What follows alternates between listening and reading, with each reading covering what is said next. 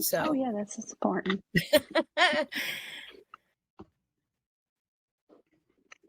Yes, it's recording now. Thank you so much. Okay. All right. Next thing. Here I'm going to talk a little bit about the applied dissertation.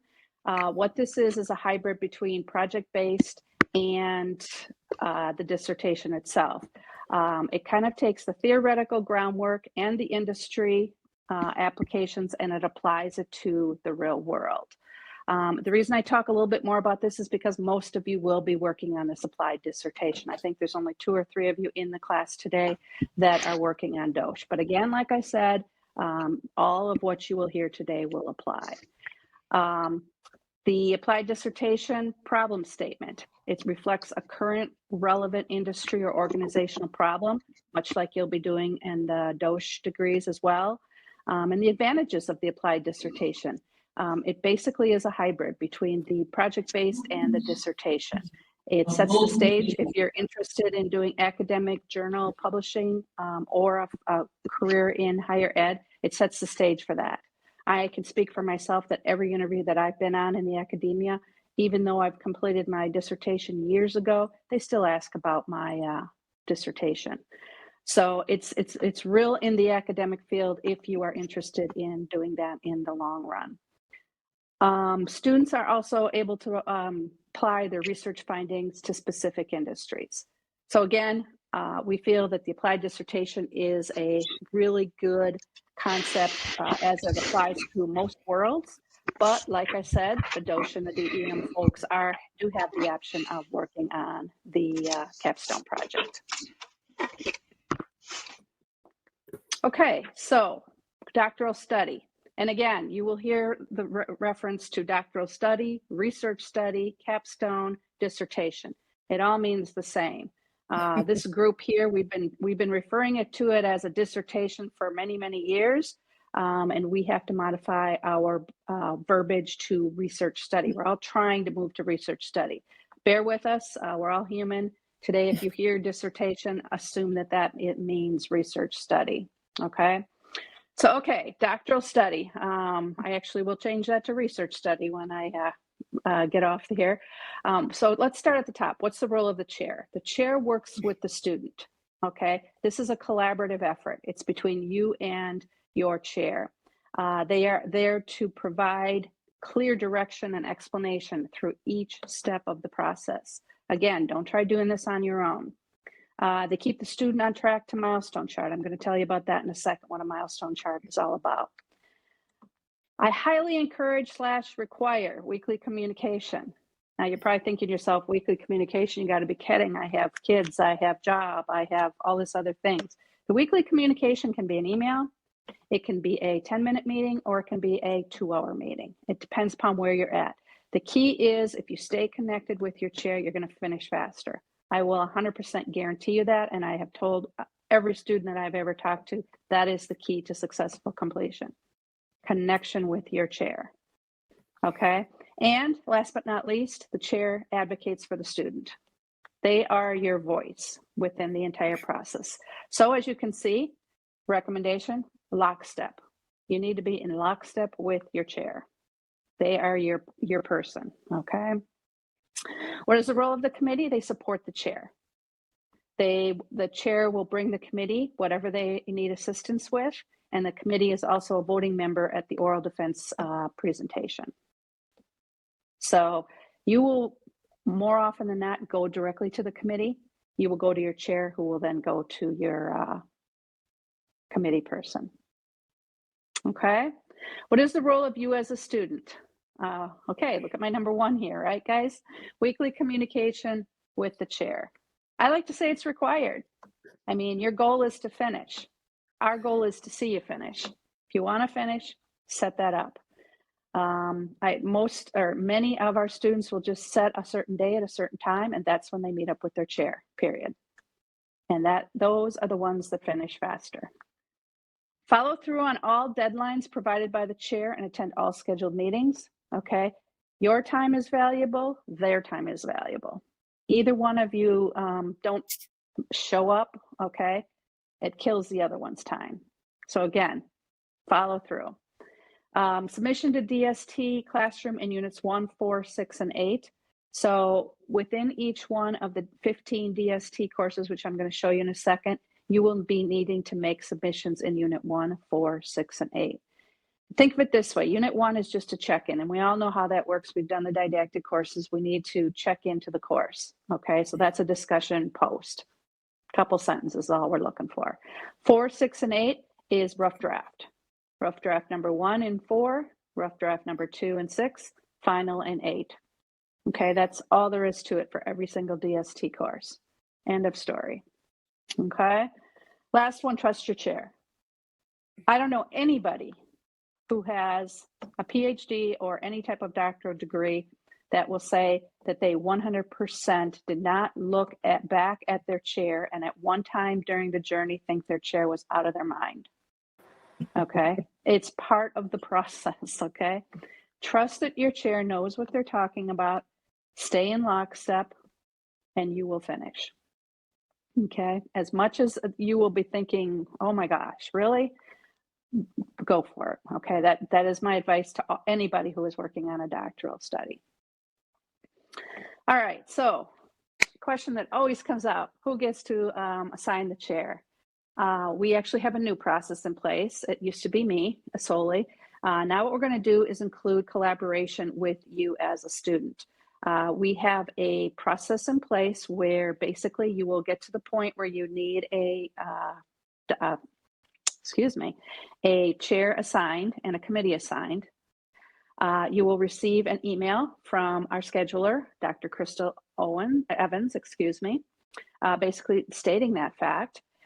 She will be providing you with bios of chairs within your program that have workload availability. Okay, that's the key word there, that have workload availability. You may look at this and go, well, I like Dr. Burchell and I want her. Well, Dr. Burchell might be completely full. And as a supervisor, as many of you are, we know we can't load up one person more than our other people that work for us. So I'm very cognizant that work-life balance is important here, and we need to make sure that all of our chairs have equal workload. So that's the key. We want to give you choice. We want you to have somebody that has the background and the research interests that you do. 100% we want to do that. But we also want to make sure that our chairs are not overloaded. So you will receive this. You will make a choice. Dr. Evans might look at it and have a recommendation, which you can take or not take. The key to this is getting back to Dr. Evans right away, because she's working with other students. And if they get back faster than you do and the workload fills up, you know, that is what it is. And she explains all that in the email. So then you'll get back to her and voila, you will receive an email probably within 24 hours with your chair assignment. Any questions on that before I go further? Excuse me. Yeah.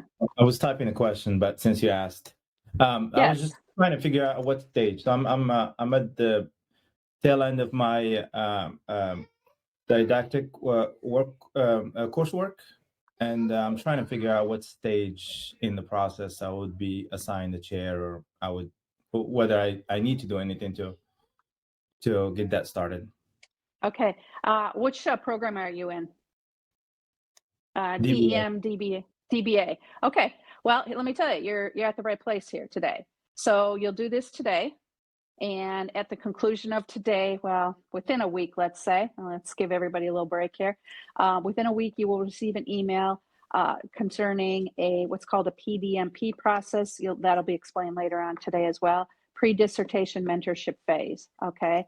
And what that does is that puts you into a program for 8 weeks where you will work one-on-one with 2 faculty that gets you started in the next preliminary stages of your research study. Ooh, look at that. I called it a research study, everybody, not a dissertation. So you will start that process. You will work with the PDMP coordinator, okay? And then once the PDMP coordinator sees that you have made sufficient progress on your prospectus, you will be assigned a chair. You being here today and your attendance, make sure that you put your email into the chat box so that you are in the loop. You've started the process that will take you straight into being assigned a dissertation chair. Thank you. You're welcome. Anybody else? I want to clarify. Ray Rokiki asked, does this mean I'm going to have to change my advisor? And the answer is no. No. If you already have a chair, then you're fine. Mm-hmm. Yeah. Absolutely. Yeah. Ray is one of the people that Dr. Burchell mentioned that you can come back and listen in on, different parts of this residency as many times as you want. And Ray's already has a chair and he's back to learn more about certain parts of the process or, we have a great lineup here today. You guys are going to see that. And there's no way you can absorb it all. Nobody can. So this is a great example, Ray being back in here. And actually he's advocating for our PDMP process. Thank you.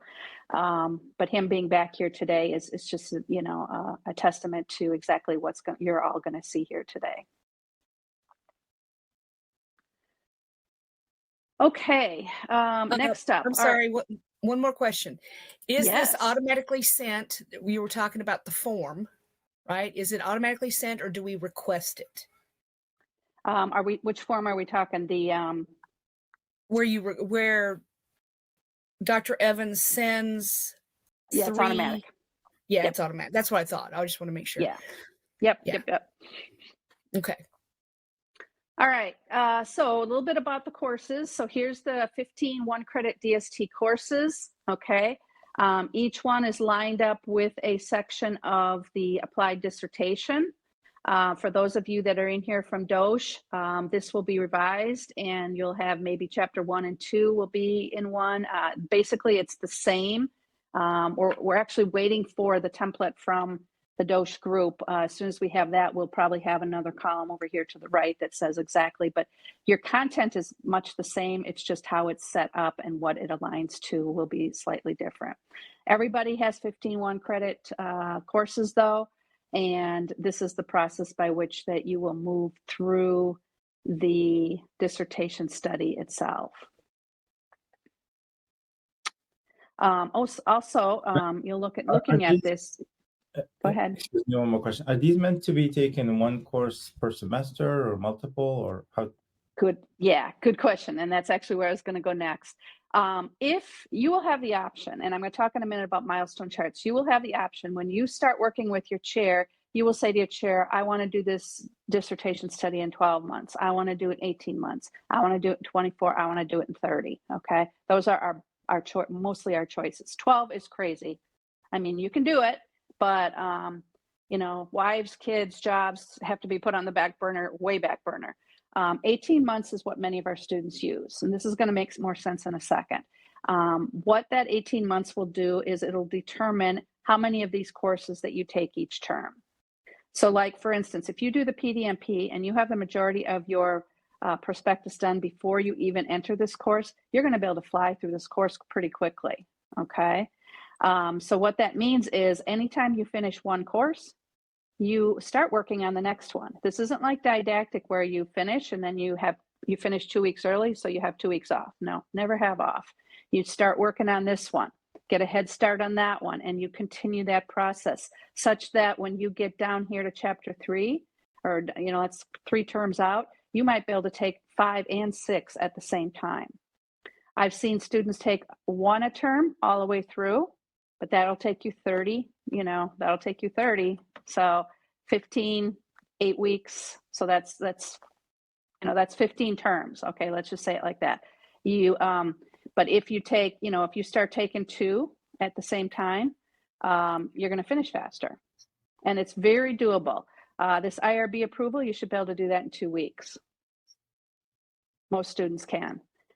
So what I see happening is students will take these 2 together.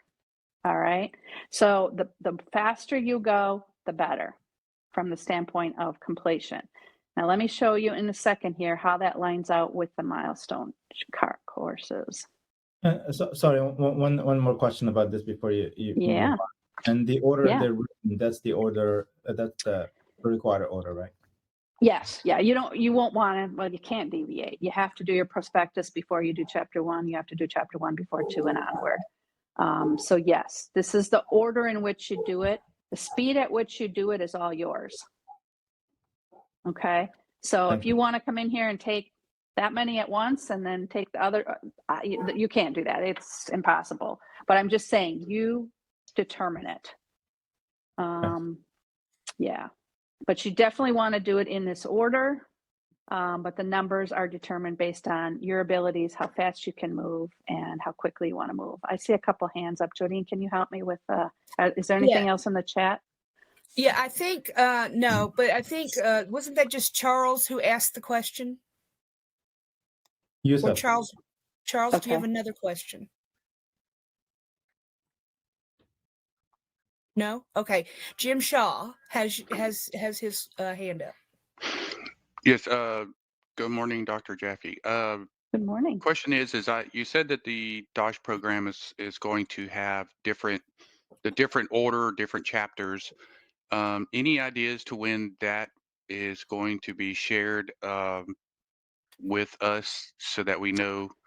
I'm assuming that it's going to follow the same process, just as you said, some might be combined or something like that. But to kind Yes. of get a mental idea as to what we're in for when we Yeah. start this. Yeah, that's a great question. And you're one of the first to go through. You do know that, right? Yes, ma'am. Yeah. Okay. So, as you are traveling through, we are revising and making things work for you. So eventually there will be a line right here and a column over here that will tell you prospectus in chapter 1 is maybe DST 9101 and chapter 2 is, we'll have all that lined out for you here. But for you, I have received word that I will get a copy of it next week. And then from there, all of us need to take a look at it, figure out if it's going to work for the doctoral students. So I'm thinking that following week is when we're going to have something, but you will be one of the first. I know you're working with Dr. Booth.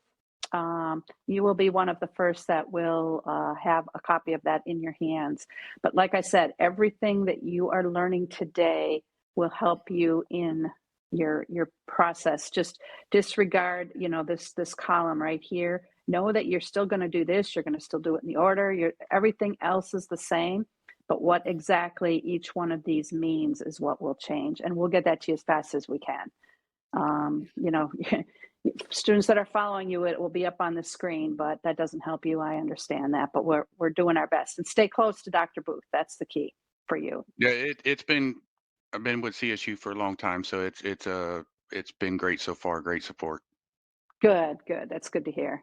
Appreciate your flexibility on this, and we're working for you. We really are. Okay, so research study courses. Let me see here. What else okay. Another thing with these research courses that is different than what you've done with didactic. Like I said, it's not like you will finish DST 9104 and stop. You will start working on chapter 3 immediately. This is a process that is kind of continuous and keeps going. The other thing that's going to happen is you will not register. You will not go and register for these courses. Basically, your chair will be the one that will register you.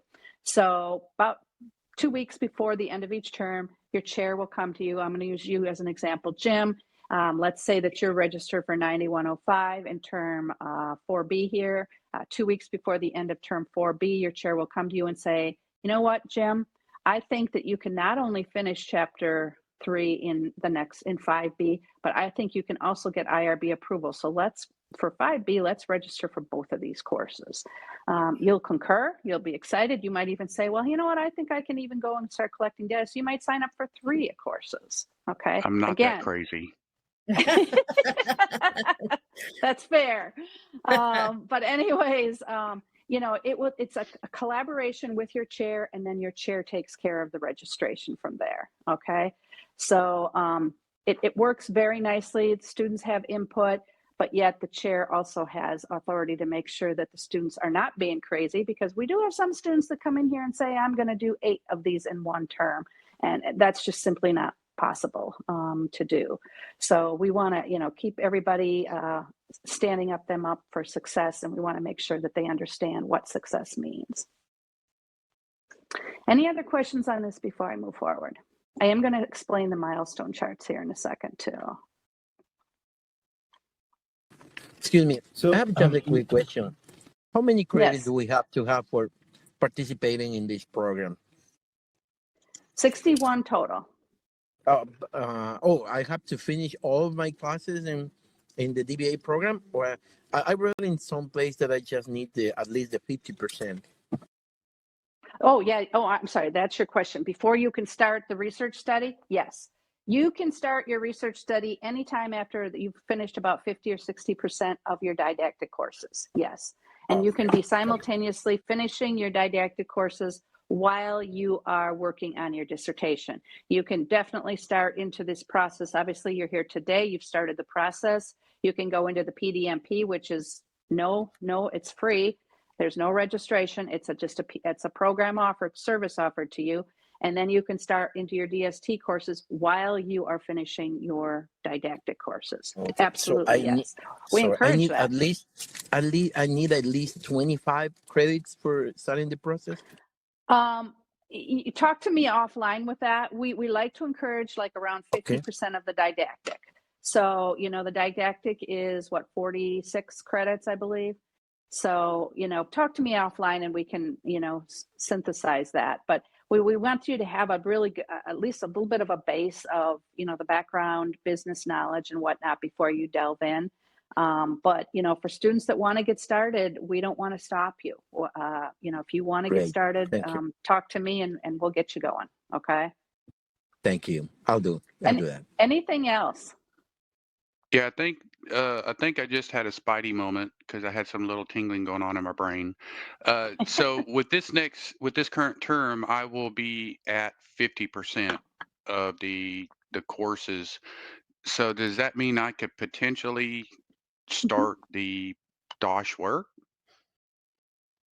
the actual dissertation portion of it?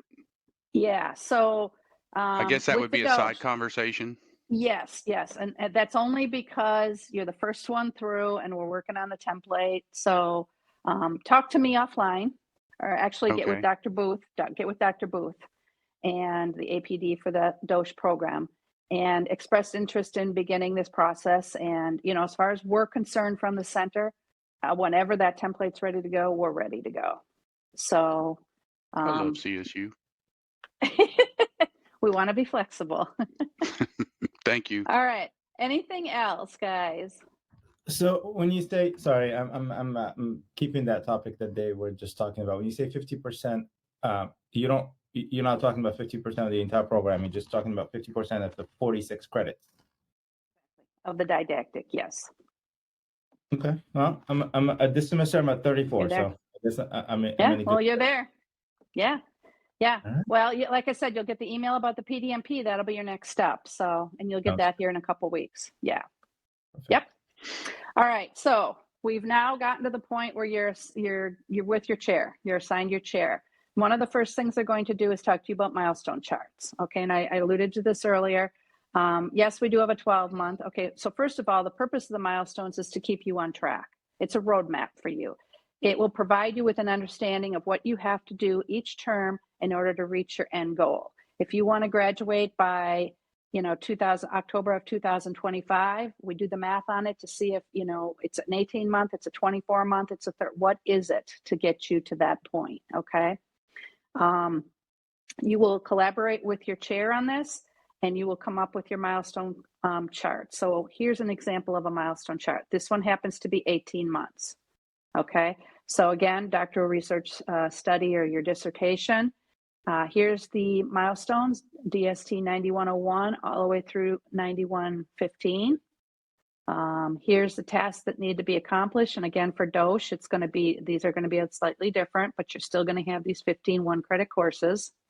Okay. In order to accomplish your research study in 18 months, what'll happen is this is what you need to do. So you need to do this in one term, this in one term. And look at here, when you get here, you need to do both of these in one term because one term is 2 months. So you need to do both of these. When you get to this point, you need to do 2 again in 2 months. And you can see that all the way through. Here's 1, but here we're back to 2 in 2 months. And here's 2 and 2 and 2. So what you'll do is if you say to your chair, I want to do this in 18 months, he or she will put on here 5B, 6B, 1B, 25, 2B, and all the way across, and you'll be able to see exactly when you will graduate. Okay. let's say you get halfway through the program. So that's your mission, that's your goal. And we set this up, we set up your parameters, and you know what you need to do. Your chair knows what you need to do. Everything's aligned. Okay, that's the perfect world, right? But we all know life happens. Let's say you get through here, or let's say you get to here, you're going along, you perfectly have met all your milestones, decide to have a baby. I love that example, okay? That disrupts the entire household, okay? So now, instead of taking 2 for a couple terms, you might only be able to take 1. We get it, life happens, okay? We also, though, are gonna change this end date. So because of that wonderful joy of babyhood, you also are going to probably graduate 6 months later or whatever. And we're fine with that, but we just want you to be in the know of, okay, that means that you're gonna set your graduation back. We're fine, you're fine. This is all about communication, really. Okay, it resets the milestone clock per se.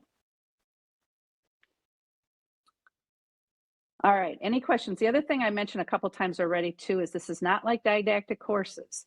If you finish DST 9102, you don't stop. You got 3 weeks left in your term, don't stop. Don't take a break. You want to continue to work on the next step of the next term. Some of these are tough to get done in one term. Some are easier. I mentioned IRB, being able to do that in just a couple weeks. You should be able to do that. But some of these other ones, right in here, there's some of these are a little bit more tougher to get done in 8 weeks. Over here, collecting data, usually not so much. Again, it depends upon the research study as well. Any questions on this? No, ma'am. That make sense? These milestones have been revolutionary for our students. They're highly motivational. You know, you're being held accountable to finish chapter 2, and it's not your chair harping on you to do it, it's your milestone chart, which, by the way, you have established. So it's kind of it works really, really well for students. Okay, finally, my summary slide here, and then you get to listen to some more people. Follow your milestones. That's my communication to you. It provides accountability, responsibility, and last but not least, motivation. This is a long journey. This is a tough journey, but it is so worth it. You wouldn't be here if you didn't think it was going to be worth it. Our goal is your completion. We want you to complete. So we are here to help you to do that. We have so many resources, so many tools in this program. That is one of the things that differentiates CSU from many of the other doctoral programs, is all those resources, all those tools. I honestly do not know any other program in the industry that offers something like the PDMP, free of charge to their students. So you will be exposed to a lot of help and assistance. The best research study is the done research study, okay? So go into this with the idea that you're going to do a study, you're going to get it done, and if you want to go change the world afterwards, please do that, okay? So set your sights on completion, finishing, and then, you know, the secondary research and the follow-up research, I absolutely encourage. But don't try to do that after you get you walk across the stage with your hat and you get your diploma, okay? Set your expectations at the right spot. Okay, any other questions? You guys have been great about asking questions all the way through, and I probably threw off the timing here for Dr. Burchill, but if you guys have any other questions, I'm available. If you can think of anything right now, I'm here for you.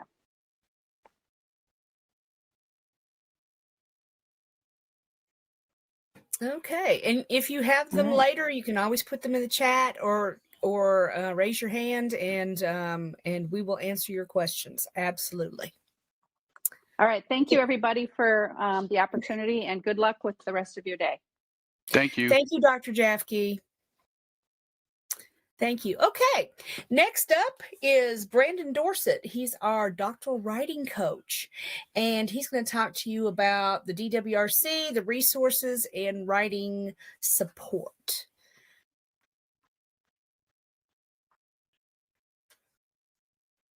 All right, let me get unmuted here. Everything shared.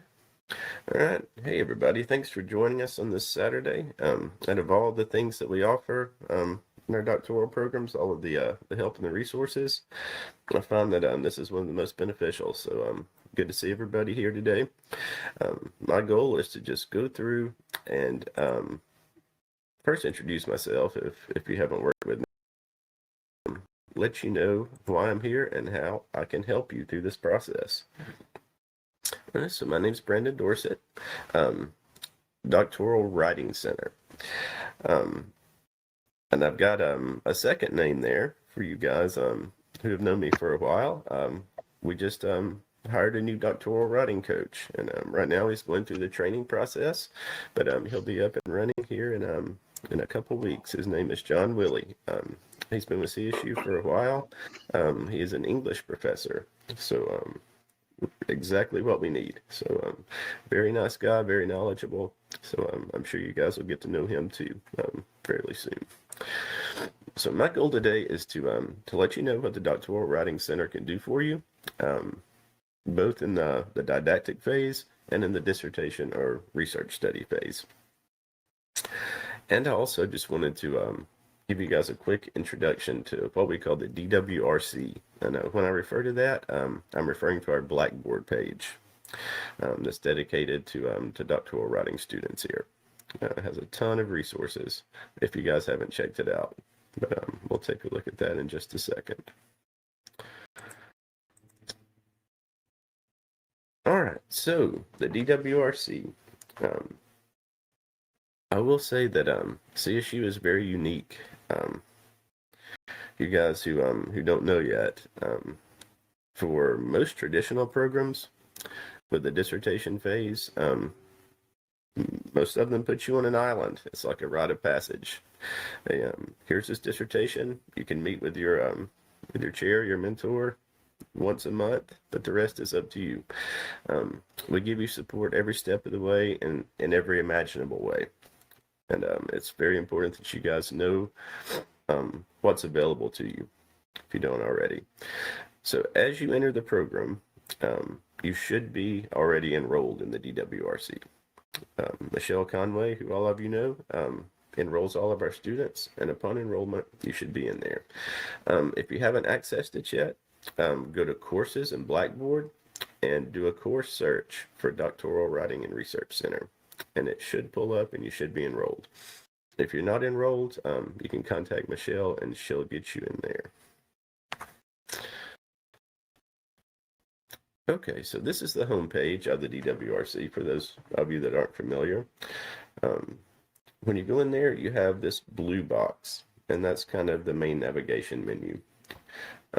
So it has information on residencies, which you're in now, obviously, the dissertation milestones, which Dr. Jafke just went over, and research-owned sessions, which we'll talk about in just a moment. And then for connections, that's what the DWRC is about. It's, for one, of course, it's resources that you can use, people who can help you, but it's also staying connected, especially in an online environment. It's easy to feel like you're alone sometimes, especially through the research study phase. So this is ways that you can connect with fellow students and faculty. For one, we print a newsletter every month called Doctorate Rising. I always contribute an article in it to do with scholarly writing, and we have various faculty members who also contribute to that. And it also just gives you news and lets you know what's going on, let you stay plugged in. And we have several different ways you can connect on social media. Our Facebook group has been around for a while, very active, a lot of people in there, a lot of engagement. So if you do Facebook, sign up for that. We also now have a LinkedIn and Discord group. So if you're interested in any of that, that's a good way to stay connected, ask questions, and stay up to date on everything that's going on.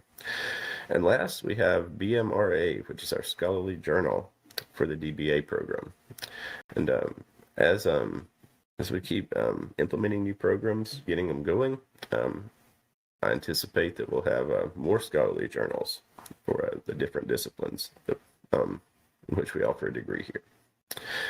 Okay, so the main navigation of the DWRC, you have three major categories, if you will. The first is writing. That has everything to do with Doctoral Writing Center, which I'm a part. It has a lot of resources there, has information about myself and John. And if you go to the page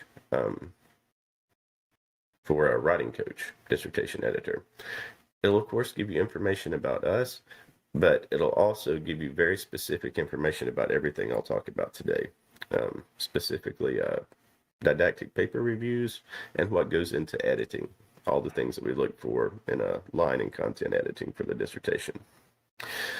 Next is research. So quantitative and qualitative. We have a ton of resources in there. Dr. Wyke and Dr. Boyd have contributed a lot of their time and know-how to get us some great resources in there.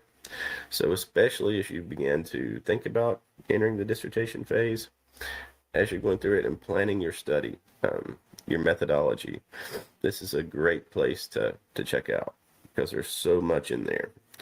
Not just about methodology, but also about all these software programs you have to use. JASP. For qualitative, it has all kinds of things about coding, software programs you can use to help you with that process. So almost anything that you can imagine is in there. And last, the applied dissertation. So this is a treasure trove as you begin thinking about the dissertation process and as you're writing it. We have resources for every chapter. Everything from pre-dissertation, prospectus information, all the way to chapter 5, and your slide decks for the oral defense. So every step of the way, you have guides and templates, and all kinds of stuff there. Okay, next, research on. So this is an awesome thing that we started. We have both quantitative and qualitative. They're held on Wednesday nights. Quant from 6 to 7, that's Central Time, and qual follows that at 7 to 8. And what happens there is you come in and Dr. Wyke or Dr. Boyd will have something to present to you on a specific topic. But also it's more of an open forum. So if you have any questions at all about your study, about framing your methodology, they'll help you think through that. Them and students. It's very interactive, very helpful. Okay, so please check that out. If you're in the early stages of the research study process, this is a great thing to be a part of.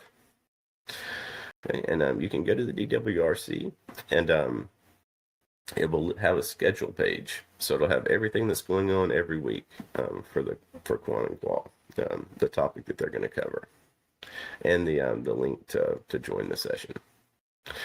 And last, for me, we do writing seminars on a quarterly basis. We've done 3 so far. How to write a comprehensive case study, how to write a lit review, everything to do with that process.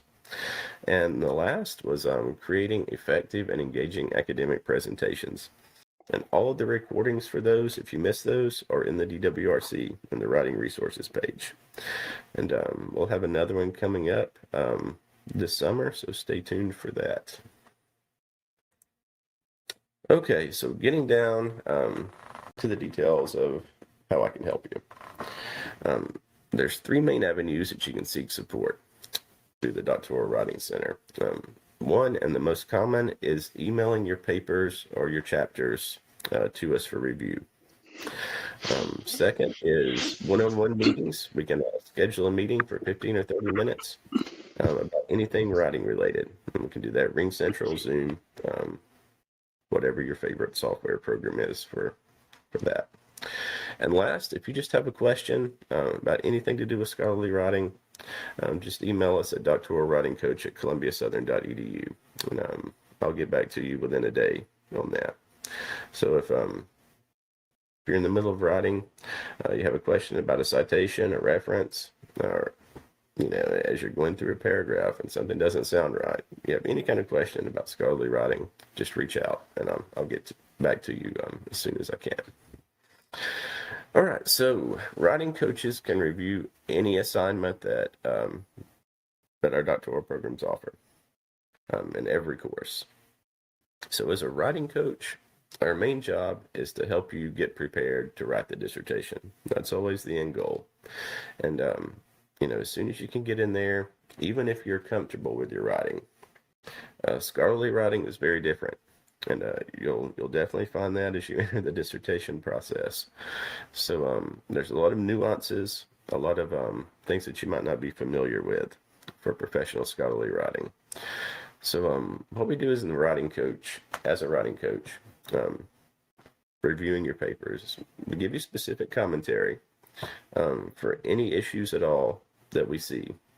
And we have a lot of resources, many of which are in the DWRC.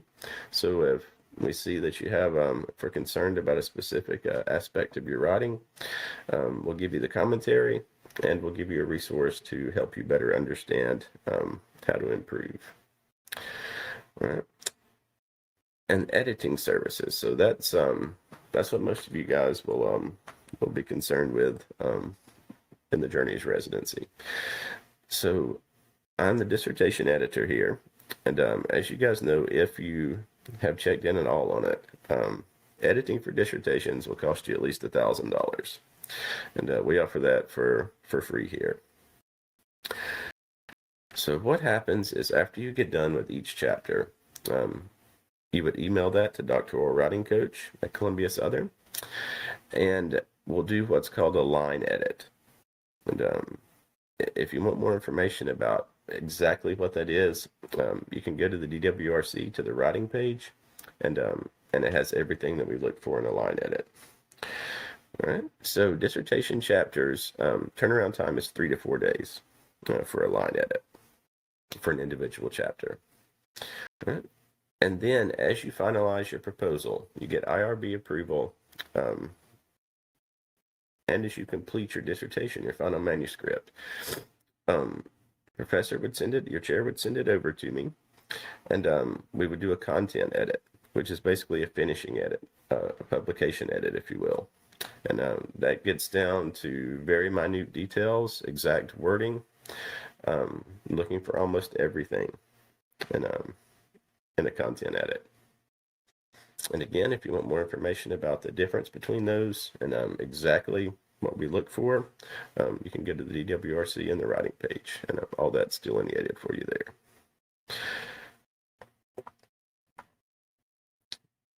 there. Right. And last, like I mentioned before, as we look at DWRC, stay in touch. We have lots of ways to stay connected, keep you plugged in with what's going on and everything that we're offering to help you guys, which is a lot. So always pop in, at least look at the announcements. Stay in touch through social media. Make sure that you're looking at the newsletter, because like I said, there's great articles from a lot of faculty in there, and it has any news, any goings on within the departments. All right, that's it for me, guys. Do you have any questions at all?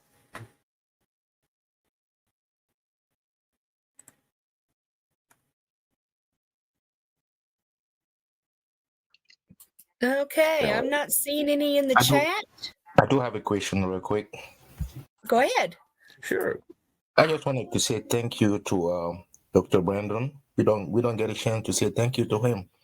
He has been really helpful. And then I do It's good to appreciate see it. you. Yeah. Thank you so much. Thank you for saying that. Yeah, it's good to see you. Yeah, and You the thing guys about ready for Brandon that? is he is absolutely swamped with, that's why we had to get a second person, is because he's swamped. He's so good and students love him. So now he has so now he has a lot of work, and we had to get more people to help. Thank you, Brandon. Yeah, so and we'll be talking soon. thank you. All right, Thank sounds you. good. You guys have a great rest of your day. Thanks again. Okay, next up is Laura. what's your last name, Laura? I'm sorry. Roden, good Ronan. morning. I kept thinking Laura Brandon. I'm like, no, that's not right. From the library. And you're going to love this. So thank you, Laura. Thank you. Thank you for having me. Yeah, let's see. Let me see if I can share my screen. I think the other screen's still sharing at the moment. I'm not sure if that's Brandon's screen or let's see. There we go. Okay, let me see if I can get mine up. Thank you. All right, so you all should be seeing my screen now. And so it's so nice to be here with you this morning. Welcome to the research study phase of your doctoral journey. Again, I'm Laura Roden, and I'm a distance and instruction librarian here at CSU, and I'm also the librarian liaison to the doctoral program. So many of you I may have already met with or talked with, and so, or if I haven't, I will. So it's so nice to be here with you today. Today I'm going to share some of the library tools that can be helpful to you as doctoral students as you travel on your research journey. So let's start by just taking a list looking at a list of what we're going to go over today. We're going to start off by talking about the CSU library. We're going to discover how to access the library. We're going to take a quick tour and learn how to contact a librarian for help. Next, we'll go over the library's doctoral resources specifically, which offer tools and tips that you may need on your travels.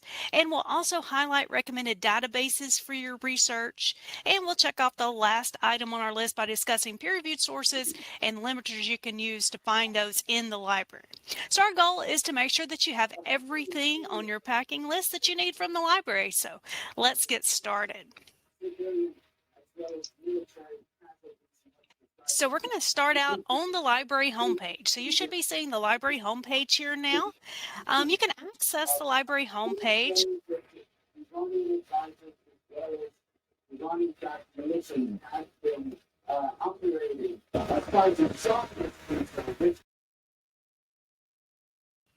Can you hear me? I'm sorry. I think I was muted there for a second. Can everyone hear me? Yes, I apologize. I was trying to mute somebody and I muted you accidentally. I'm sorry. I thought I muted myself, so I'm glad. No, sorry about that. Go right ahead.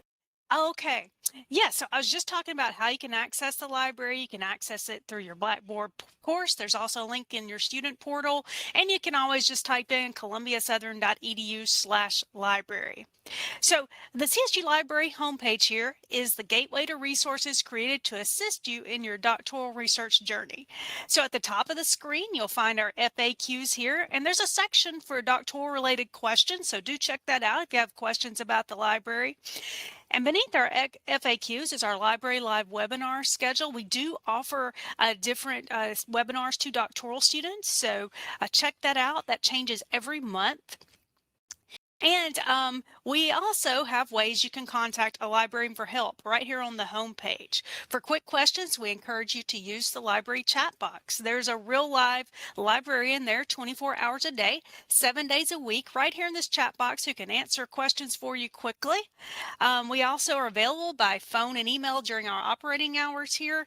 But for doctoral students, we do encourage you to request a research appointment. It may be most helpful for you to have a research appointment where you can meet one-on-one with the librarian and discuss your research. So we encourage you to do that if you have time there.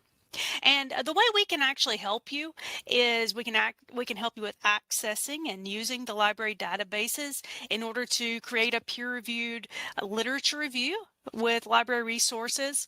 We can help you use the free personalized database folders that are available within the databases to organize your research. We can also help you brainstorm keywords and recommend search limiters to use when you're searching in the library. We can also help you locate dissertations in the library that may support and inform your research process. Now, our resources that we've created especially for doctoral students can be found through this box here, the doctoral resources button. So we're going to click on this. If you click on this and then click on that link that pops out, that will take you to the doctoral resources guide. And if any of you have been working in the library a lot, you've noticed that this has changed. So we have updated this recently. So it looks a little different, but it still has all the same things it had before. They're just arranged a little differently, hopefully more conveniently is our goal. So this guide is our most important guide for doctoral students, as it includes a vast amount of information and links to all the library's resources designed just for you. So consider its introduction page that you see here as its lobby, from which you can reach all of the library's doctoral resources quickly and easily. From guides to tutorials to help you with your research, to databases where you can search for information. So when you first visit this guide, it'd be helpful to watch this little quick tour here. This tour tells you about this guide and goes over all the things that it's contained here in this guide, so it can help you just to get familiar with it. Then you may want to explore the links up here at the top. And this includes some of our most beneficial resources for doctoral students, including the advanced search button here. This actually links to the discovery search box that we're going to talk about a little more in a moment, back from the library homepage. And it goes directly into its advanced search option. This section here is information on APA. That actually links to the Success Center's information on citations, so that can be helpful just to be able to reference that quickly. This section right here links to abstracts for dissertations that past CSU doctoral students have written, so that can be helpful for you to look at as well. The databases button here, it links to all the databases that we have in the library, and we do have over 80 of those now. This next section is the research tools section, and this can be really helpful as you delve into your dissertation research. We're just going to take a quick look and see what those are. So when you click on that, it links over to this page, which gives you 4 different guides that we have. And the first one on the list is the Doctoral Research Toolkit. Now, this toolkit includes information on finding dissertations in the library and beyond. It also can help you find ebooks and research methods, as well as journal articles. It also provides you with lots of different tools that you can use to document your library searches. It also has information on finding DOIs. If you don't have one, if you have an article that doesn't have a DOI, it can help you try to find that. It also has information on using the library's publication finder to locate specific journals in the library, as well as organizing your research using the library databases. So this is a great resource that is chock full of tools to really help you as you're delving into that dissertation research.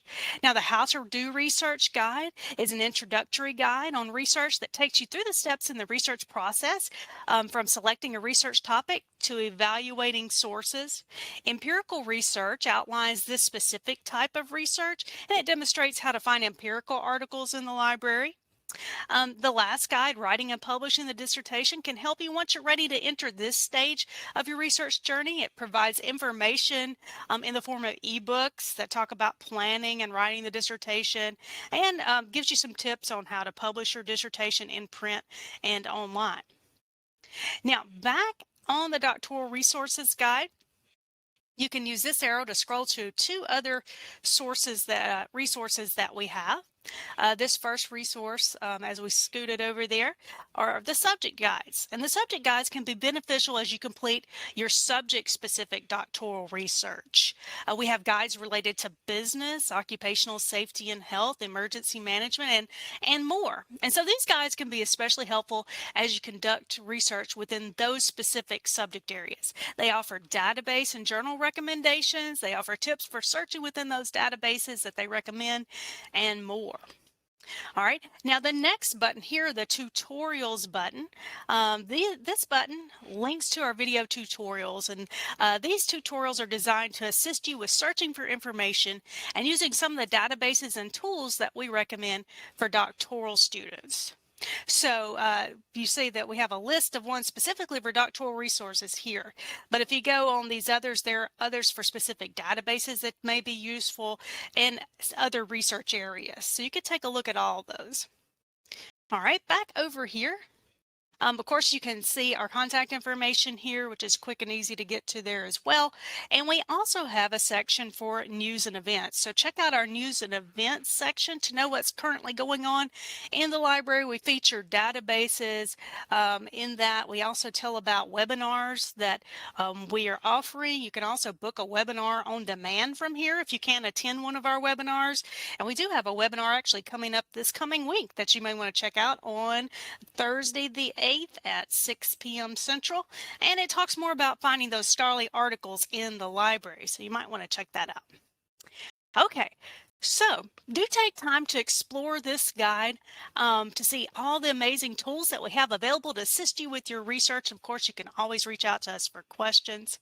And when you're ready to search for information in the library, you can either start your search from here using our advanced search or using our databases box, or you can go back to the library homepage. You can start from the library homepage. So we're actually going to go back to the library homepage for just a couple minutes and look at the resources there in a little more detail.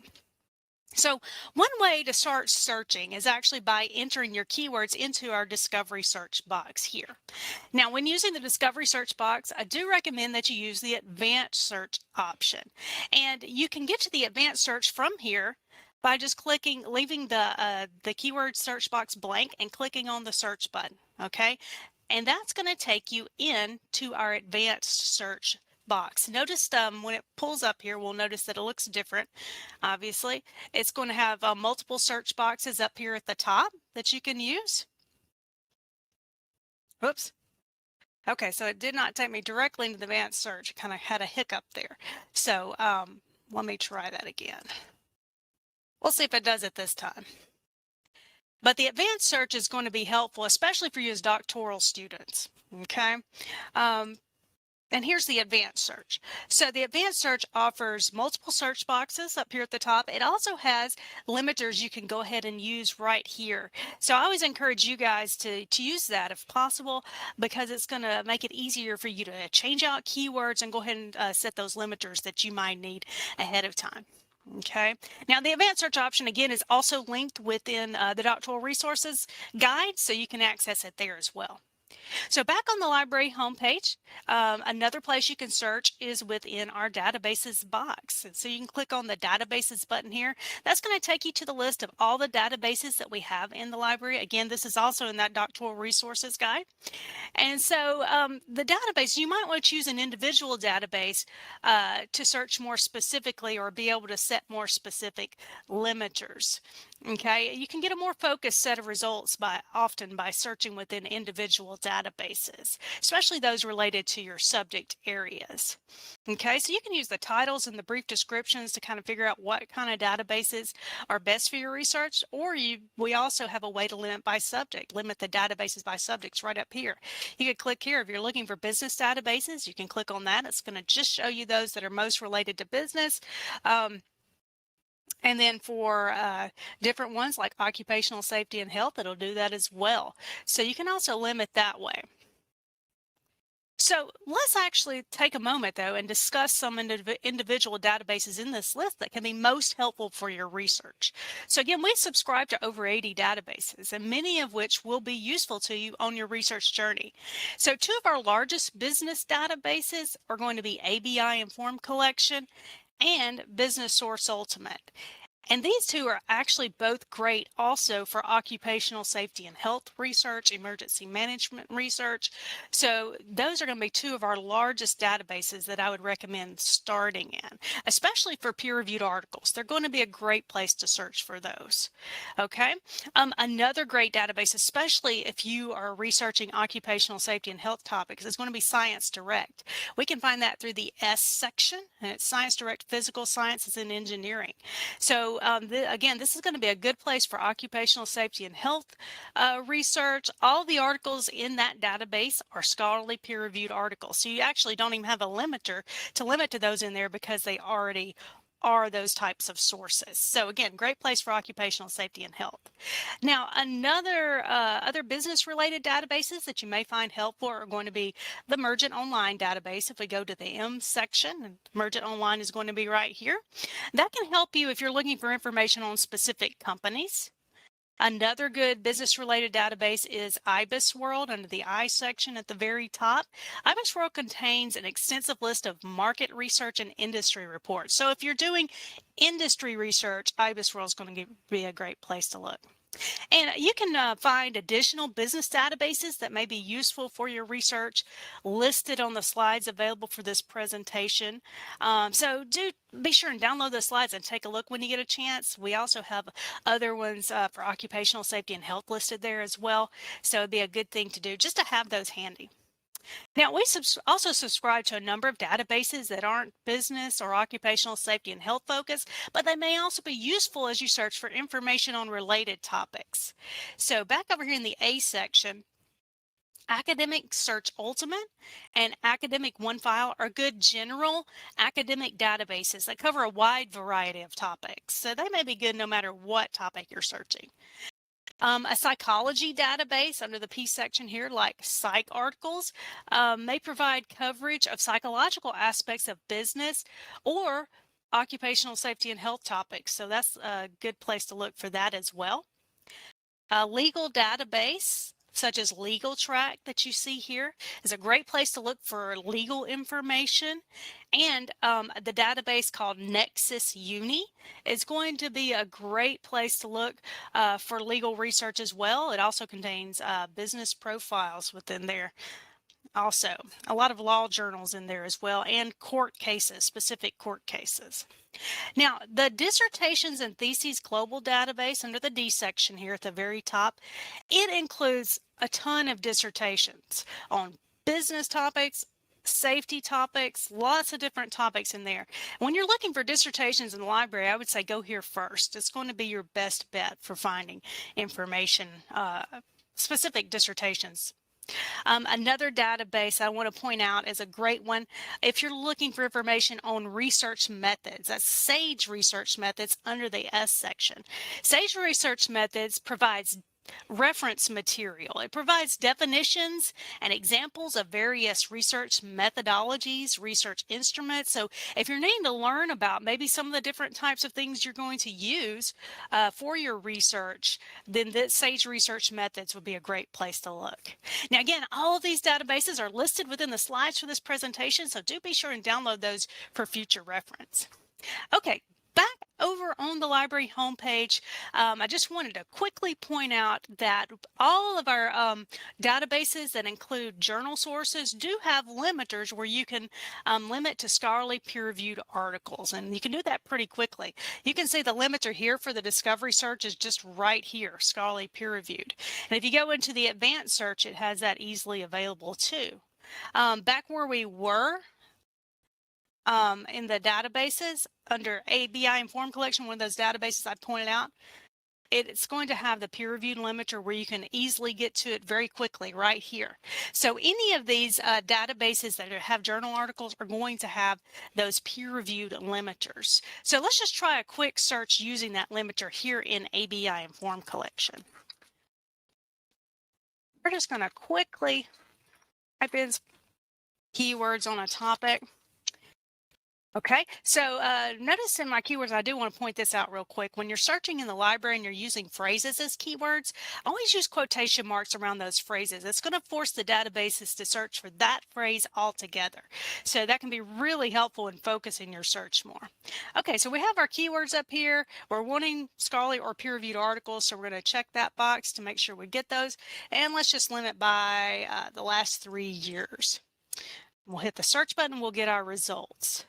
Okay, now notice that all these are scholarly journals. Okay, now one thing to remember when you do use the limiters, the peer-reviewed or scholarly limiters within the databases, it's actually limiting to the entire journal, not the individual article. And those peer-reviewed or scholarly journals do sometimes contain other types of articles like editorials or book reviews, things like that. So when you select articles for your research, you'll just want to double check and make sure what you're selecting, even if you've used the peer-reviewed limiter, is actually a research-based study. So just do double check that. Now, one thing while we're in here in our search results that I wanted to point out real quick is the full text limiter. Now, in the library, when you're searching, the library defaults to full text. That means that it's going to pull up articles that are going to be in full text, ones that you can see in full. So if you find you're getting articles and they don't have the full text with those, you might want to just double check and make sure the full text is checked. And sometimes that is called, instead of full text, it may be called at my library. So just double check and make sure that's checked. But also at the doctoral level, it's a good practice to try a search without the full text selected. And this allows you to browse titles and abstracts of articles that have been written on the topic you're researching. And even though you may not be able to read that complete article, you can look at the titles and abstracts to maybe help you identify gaps in your research area. It just helps to see what all is out there. Okay.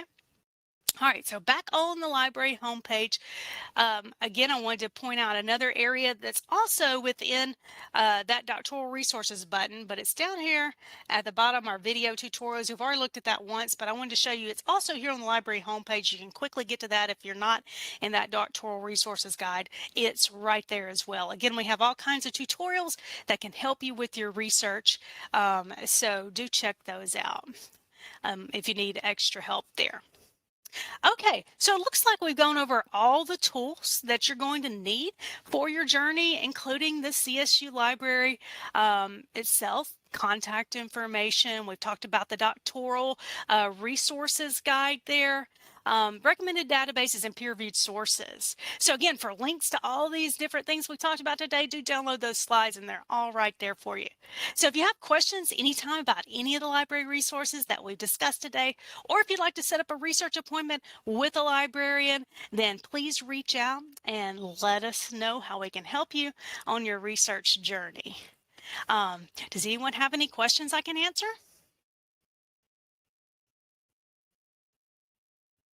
I have a question. Sure. Hi. Hi. First off, thanks very much for your presentation. I really liked it. You're welcome. Okay. I also wanted to ask. I understand that this isn't. Sorry. I understand that this isn't the right. Hello. Yes, I can hear you. Yes. Hello. Hello, Yes, can you I hear can me? hear you. I can hear you. Okay, I lost connection for just a second. So thank you, Laura, for presenting today. It's always very informational. I think there was a question, Jodine. Oh, there is? Yeah. Okay. Yeah, somebody was asking a question. Okay, I'm sorry. Go ahead. No, that's okay. Go ahead, Hi. sir. Oh, thank you very much. I just want to ask really quickly.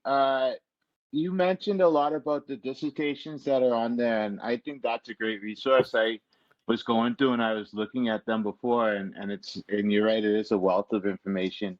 But I am curious, are dissertations just as citation worthy as a journal article?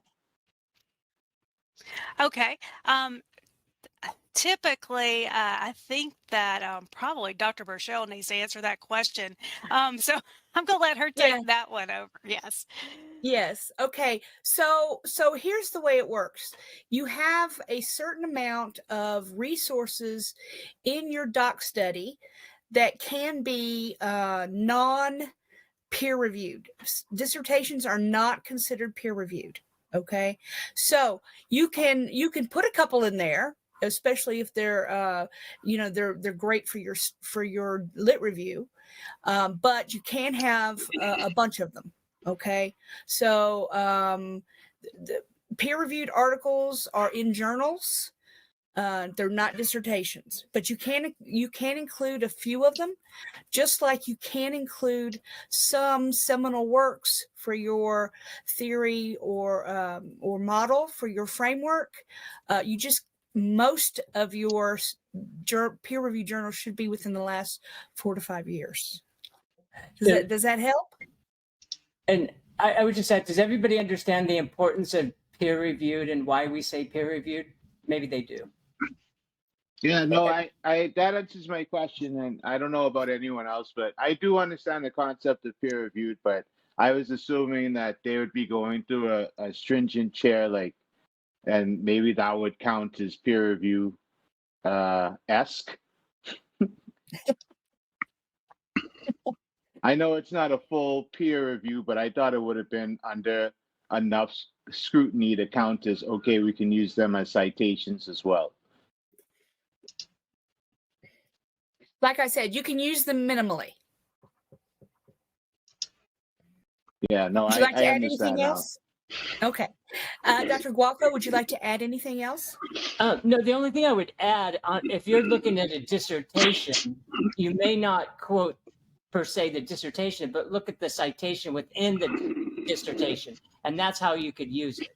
So unless you're quoting a finding, which is original, but always look for the citing within the dissertation. So if you go to a dissertation and you like some of the stuff, if it's cited, use their citation. All right, that's Absolutely. perfect. Thank you very much. Also, again, thank you again, Dr. Oden. Thank Any you. other questions? Oh, I don't think so. So All right. what we're going to do now is take a break. Before we go on break, though, if you have not put your full name and your email address in the chat box, please do so we can record you and we can do the PDMP thing, et cetera, et cetera. So please do that. And then we're going to take a break. We'll come back in 15 minutes. Let's just say a quarter till.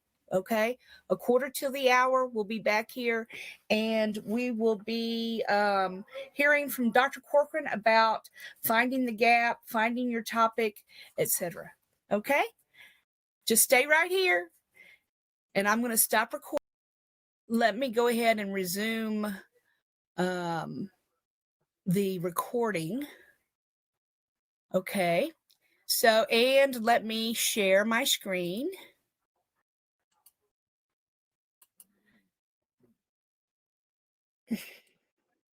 Okay. This one. Okay, can everybody see the PowerPoint?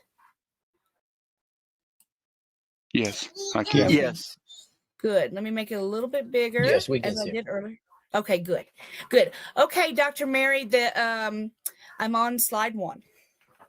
Terrific. And I've opened up my copy of it as a PowerPoint because, again, unfortunately, I cannot see the slides. But I want to greet everybody from the beautiful North Country of Flagstaff, Arizona. And what I hope to do is a little alchemy this morning to demystify Chapter 1 of the dissertation proposal for you. Next slide, please, Dr. Burchell. There you go. Thank you. And I need for you to tell me that because I can't see it. Okay. I figured.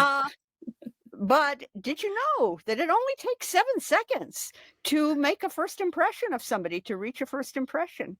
Not a lot of time, is it? And yet, how powerful those first impressions are. Will Rogers had it when he said, you never get a second chance to make a first impression. And Chapter 1 is indeed the first impression of your entire research study. Luckily, you'll have more than 7 seconds. Let's talk about what goes into Chapter 1. Next slide, please, Dr. Burchell. Okay, there you go. Thank you. Thank you. I love how you say that, so I know. I'm purposely not going to read all of this. I know it may seem a little bit overwhelming, that list of what goes in Chapter 1, but we're going to cruise that road and talk about them. Remember, inch by inch, life is a cinch. Yard by yard is when it gets hard. So let's get into it step by step. Next slide, please, Dr. Burchell. There you go. Thank you. So the purpose of Chapter 1, what is it about? You're going to have an introduction to your study, very much like a first impression. And it is going to preview for you 4 key components of Chapter 1. And we'll talk about these 4 in a little bit more detail. Why you're doing the study, the problem statement, what you are going to do to hopefully attack that problem, the purpose of the study, research questions, and any hypotheses, the how of the study, methodology, and design. I know you'll talk more about this afternoon, but I hope to preview those for you at least. And finally, I am reminded of my own dissertation chair who said, the so what? There has to be some value added from your study, other than, of course, you're getting your doctorate. That's valuable, but there has to be some general value, and that is the significance of the study. So those 4 sections are previewed in the introduction. Next slide, please, Dr. Burchell. There you go. Thank you. The problem, just like it says, I had to be redundant. You need to identify a current concern. Why are we doing this study? For example, first year K-12 teachers in a rural school district in a southeastern state are leaving the profession at twice the rate after the first year of all teachers. It's a problem, isn't it? You identify the concern. You also want to identify that there is a current gap in what we know about it. If we knew how to solve the problem, we would have solved it, right? We obviously need more information to solve that problem. So it becomes the rationale why you are doing this study. And it's very helpful if you can also cite another source. Smith in 2024 also found this high attrition rate of first year K-12 teachers in rural school districts. So you're making your case to your reader. Why do I need to do this study to step in and solve that problem? You want to use words like need, we need information, we should, we must. Those are important words in making your case. Next slide, please, Dr. Burchell. There you go. Thank you. So that then leads us into what you are going to do, the what of your study, the driving force, curiosity itself. What are you going to investigate to hopefully solve that problem? So you start with a lead in. The purpose of the study is to, here are just some keywords that I know you'll talk about this afternoon. Explore, understand, identify. Those are classic qualitative keywords. If you're doing a quantitative study, you might be looking at a relationship, an association, a prediction, a between group difference on something. Again, I won't spend a lot of time. You'll talk more about when we use each keyword, but that sets up what you will do. Now, I always like to say, I don't know about you all, but I learn as much from what not to do as what to do.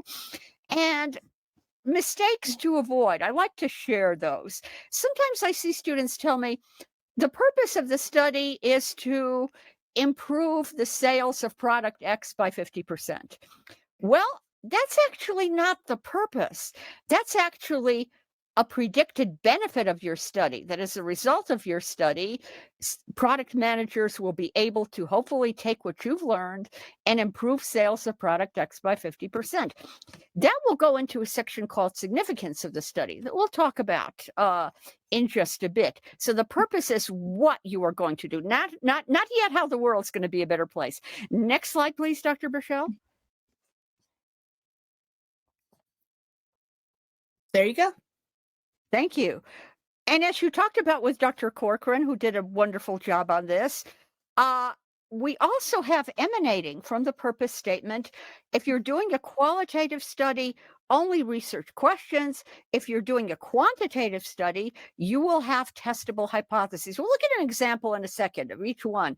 But my point here on this slide is just like the graphic is showing you, you want tight alignment of all of the key concepts across those pieces. What do I mean?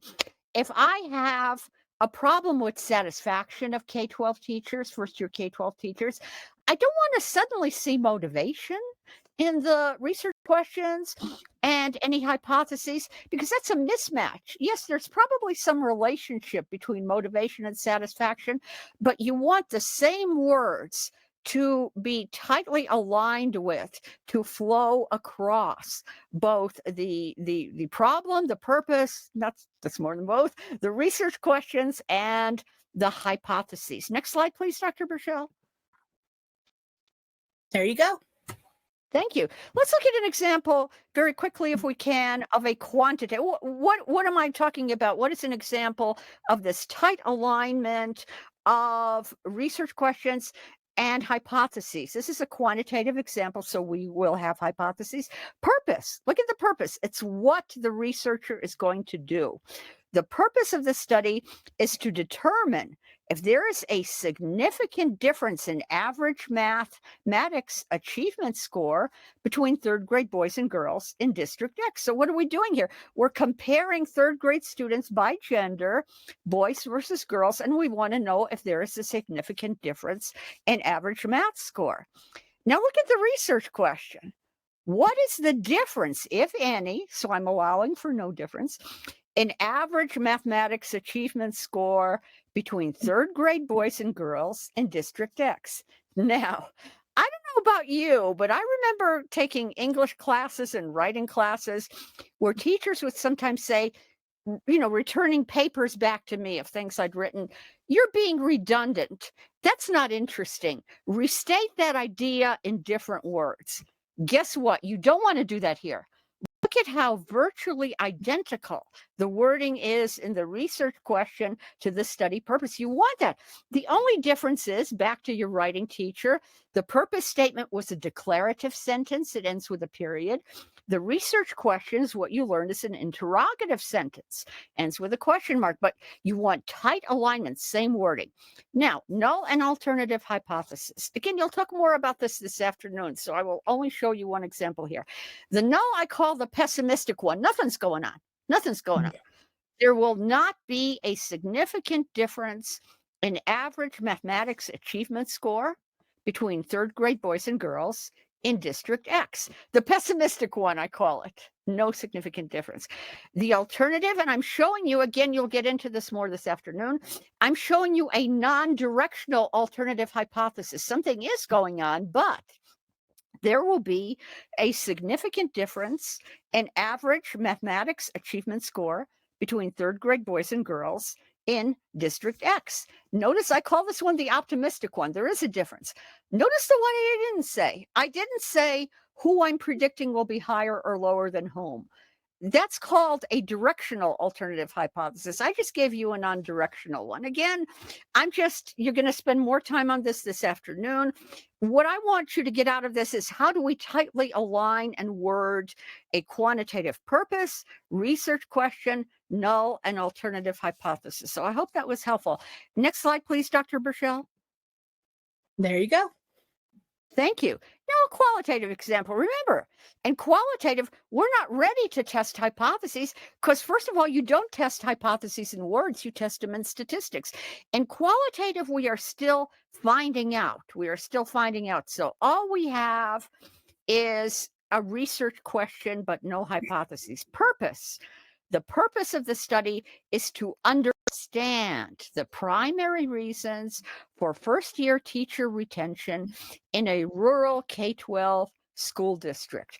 Again, what am I doing? I'm looking to understand. Look how I aligned the word understand with a qualitative study. I want to know more about it in depth. And again, research question. Look, same ideas, but just this one is interrogative, ends with a question. What are the primary reasons for first-year teacher retention in a rural K-12 school district? Again, tight alignment. K-12 teachers understand retention. Again, no hypothesis because this one is in words. Hope that was helpful. Next slide, please, Dr. Burchell. There you go.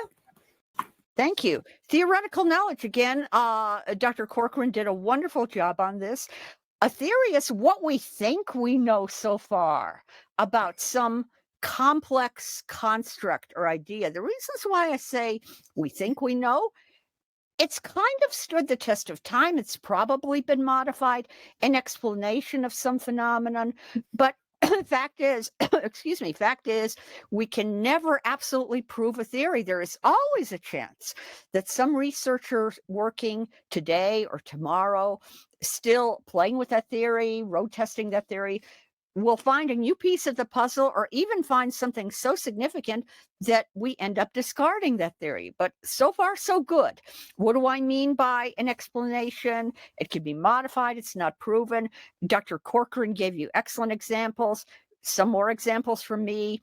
If you're doing a study on adult learning, you will probably want to cite Malcolm Knowles' theory of andragogy, how adults learn. Motivation, there are many, and this can happen. There could be more than one explanation model in the literature of some phenomenon. Maslow, Vroom, McClelland, and that's not even all of them. But what you want to do, you want to cite both the original author or theorist and the year of origin or development. For example, again, what not to do. If a student tells me in a theoretical section, well, Maslow's theory, Smith, 2024. Smith may have done a good job restating Maslow, but that theory existed before 2024. I know because I had to apply it in my doctoral study, so there's your proof. You want to cite the original author or theorist and the years of origin or development of each of those explanations of your complex constructs, whatever you're studying, motivation, satisfaction, adult learning, etc. Next slide, please, Dr. Burchell. There you go. Thank you. I'll talk more about this idea in the next slide, but now we're moving into, remember I said, don't tell me yet and purpose the benefits of your study. Sales of product X is to improve by 50%. Now we're ready to do that. You want to think about the value added, the application of your research to business administration. How can a practitioner put those results directly to work in his or her job duties? Next slide, please, Dr. Burchell. There you go. Thank you.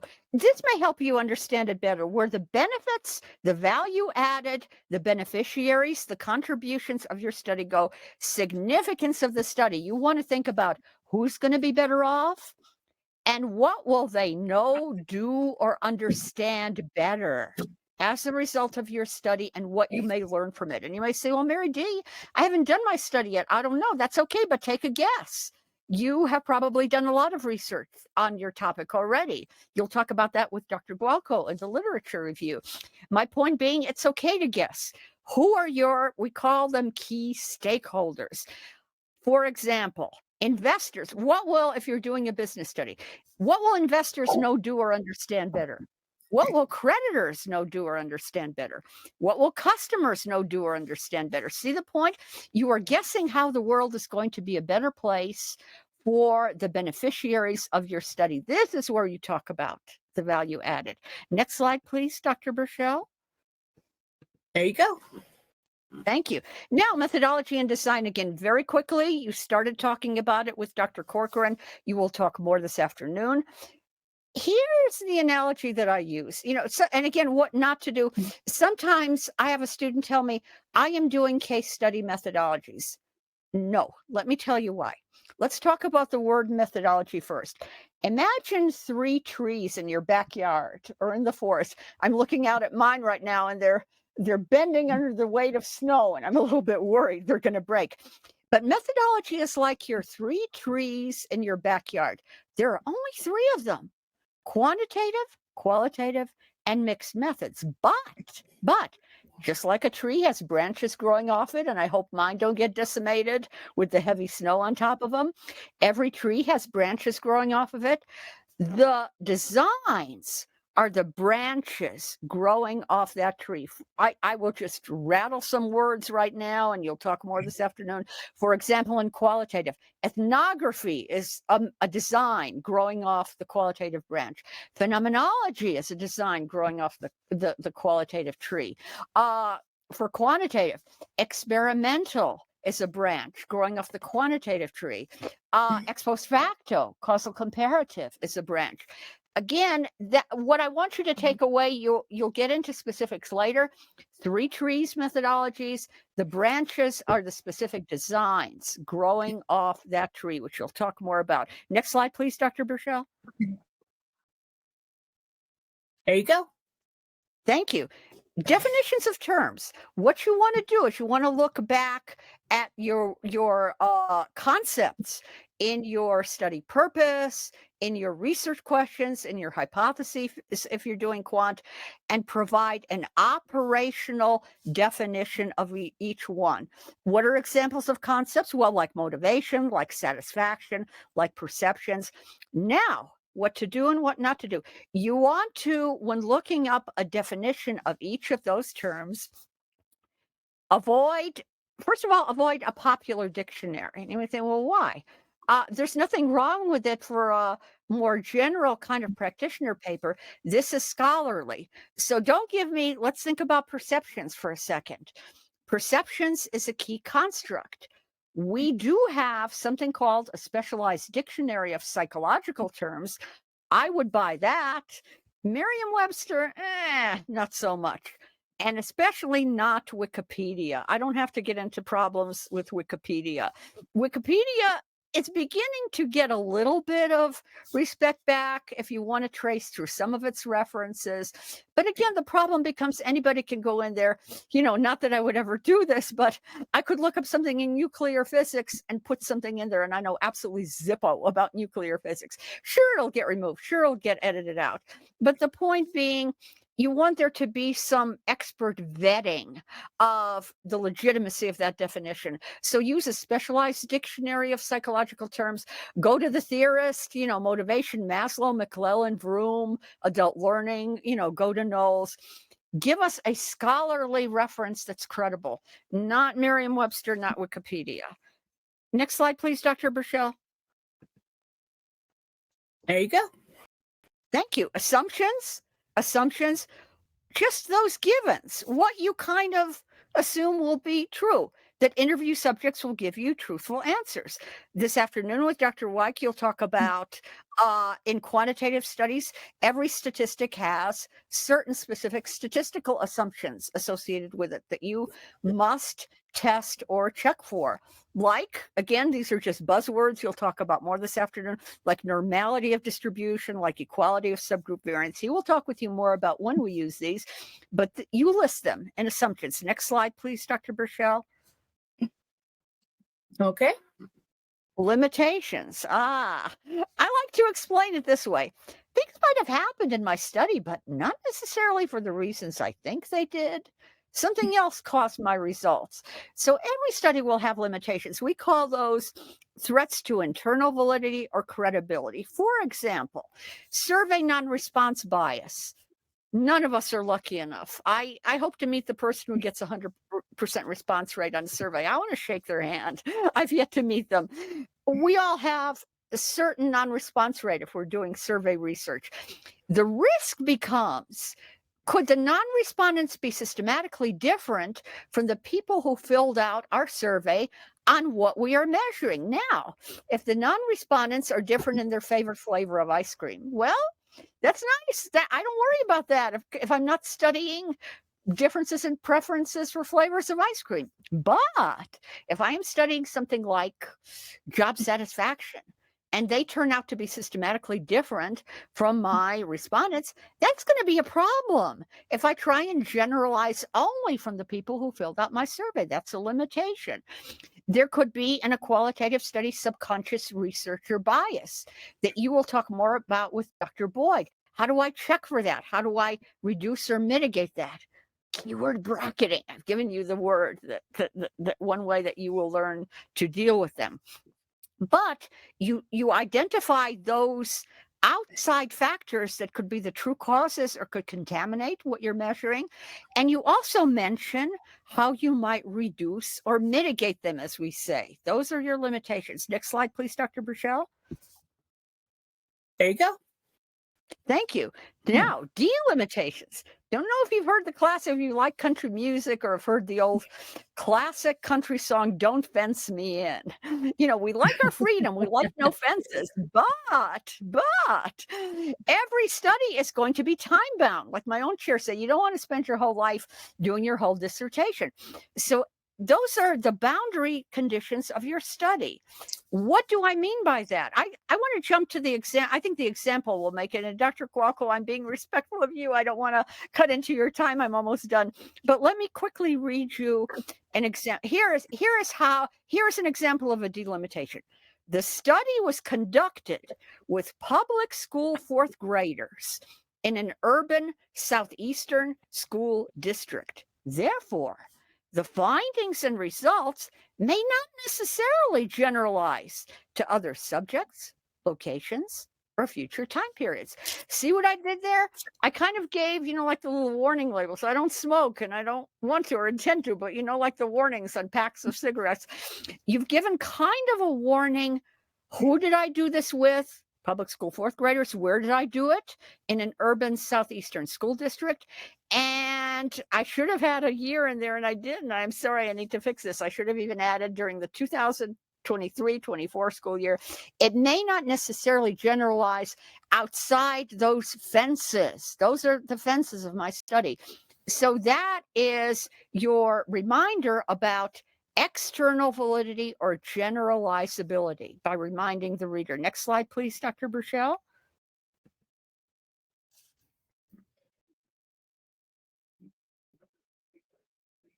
Oh, it's there. Oh, good. No, I wasn't gonna rush you. I'm just grateful you're willing to do this for me. So we've come to the end, but is it really the end or is it the beginning? Just like I'm going to be bridging now to Dr. Gualco in chapter 2. You know that old saying from journalism school or journalism class? First, you tell them what you're going to tell them, then you tell them, then you tell them what you told them. In the summary, you kind of restate those key components again. Remember the 4 components, important components of chapter 1 that we started with. And then you briefly preview the upcoming chapter 2. That's the bridge then to your literature review. Next and final slide, please, Dr. Burchell. There you go. Thank you. And in closing, I started with what I think is a startling statistic to you, only 7 seconds to make a positive first impression. Again, I hope I've convinced you. You're going to have more than that, but I hope I've convinced you. Chapter 1 is your first impression to your readers of the key components of your study. But now I want to talk to you, just like this turtle is extending its arms. I want to say, just like Robert Cheek did, now go out of your way to make an outstanding first impression, which I know every one of you will do with your dissertation study. Thank you for being a fantastic audience. Dr. Burchell, Dr. Gualco, my apologies, I'm 3 minutes over. If Dr. Burchell, if anybody has any questions, I'll need to depend on you to read those to me. Thank you. Okay, so let me look at the chat because I couldn't see it. I may be able to pull it. I'm going to be a daredevil. I just pulled it up. I am Gonzalo. Let's see. When I registered, I chose what was DBA based on a project. Okay, so in the past, we had 2 tracks. One was dissertation and one was a project track. Okay. Most of our students went with the dissertation. So at some point in there, about 3 years ago, we got together and decided on an applied dissertation. This is for DBA. Okay, so this is what we have, and it's a combination of a theoretical dissertation and a project put together in an applied dissertation. Okay, so so I hope that answers your question, Gonzalo. Yes, thank you. So we have no longer just project-based dissertation, right? That's right. We're talking about DBA because we know that in DOSH and maybe other programs that they may have choices. They may have an applied dissertation versus a capstone, etc. But in the DBA program, we only have the applied dissertation. All right. Thank you. Thank you. You're welcome. Any other questions real quick for Dr. Mary?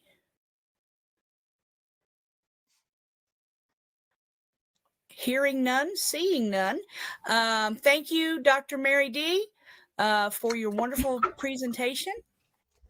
And we hope that you have a great rest of your weekend. Thank you. I will continue digging out from the snow, and I wish everybody a continued wonderful residency. You're in great hands with Dr. Gualco. Bye-bye, everybody. Bye-bye. Okay, next up, before we go to lunch, Yes. Dr. Gualco is going to talk about Chapter 2, the Lit Review. Pleasure to be here, and it's always nice to follow Dr. Mary, so it's perfect. Welcome, everybody. I see some people that are students, and so it's great to have you here, too, on this great Saturday morning. And it is a good Saturday morning. It's a nice way to spend a Saturday. So I will tell you that I really don't like Chapter 1, but I love Chapter 2. Chapter 1 is difficult, and Mary did a great job. I think it's the most difficult chapter. And it's unfortunate it starts first with the most difficult chapter. It'd be great if we ease you into it, for me at least, and the others on here can certainly add their thoughts, but I think it's the most challenging one. It's the one that you spend the most time. It's the most complex, and it's the most original, because you're coming up with a new problem statement, a new purpose statement. The literature review is kind of like you're on the downslope. And that's because it really is based on the research that has been published thus far on your subject. So it's a matter of time, an investment of time, but I think it's kind of like the after you finish Chapter 1. So as you get with your chair and you start working on your dissertation, just recognize that it starts you up absolutely uphill, almost like a straight uphill. But once you get through Chapter 1, I just really think that the rest of it flows pretty well. Chapter 3 is pretty formulaic, so I don't think it's too challenging. Chapter 4 is very interesting because you're actually doing your research, which is what you're really wanting to do. And Chapter 5 is where you summarize it and make your findings. So get through Chapter 1, and then it's somewhat downhill from there. Let me just say one other thing too. And with all respect to people in this class who have their dissertations, everybody can get a dissertation. It is not difficult. It's really a matter of persistence.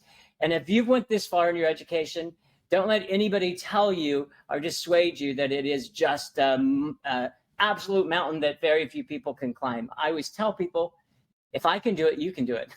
And so, I got mine years ago, 20-something years ago.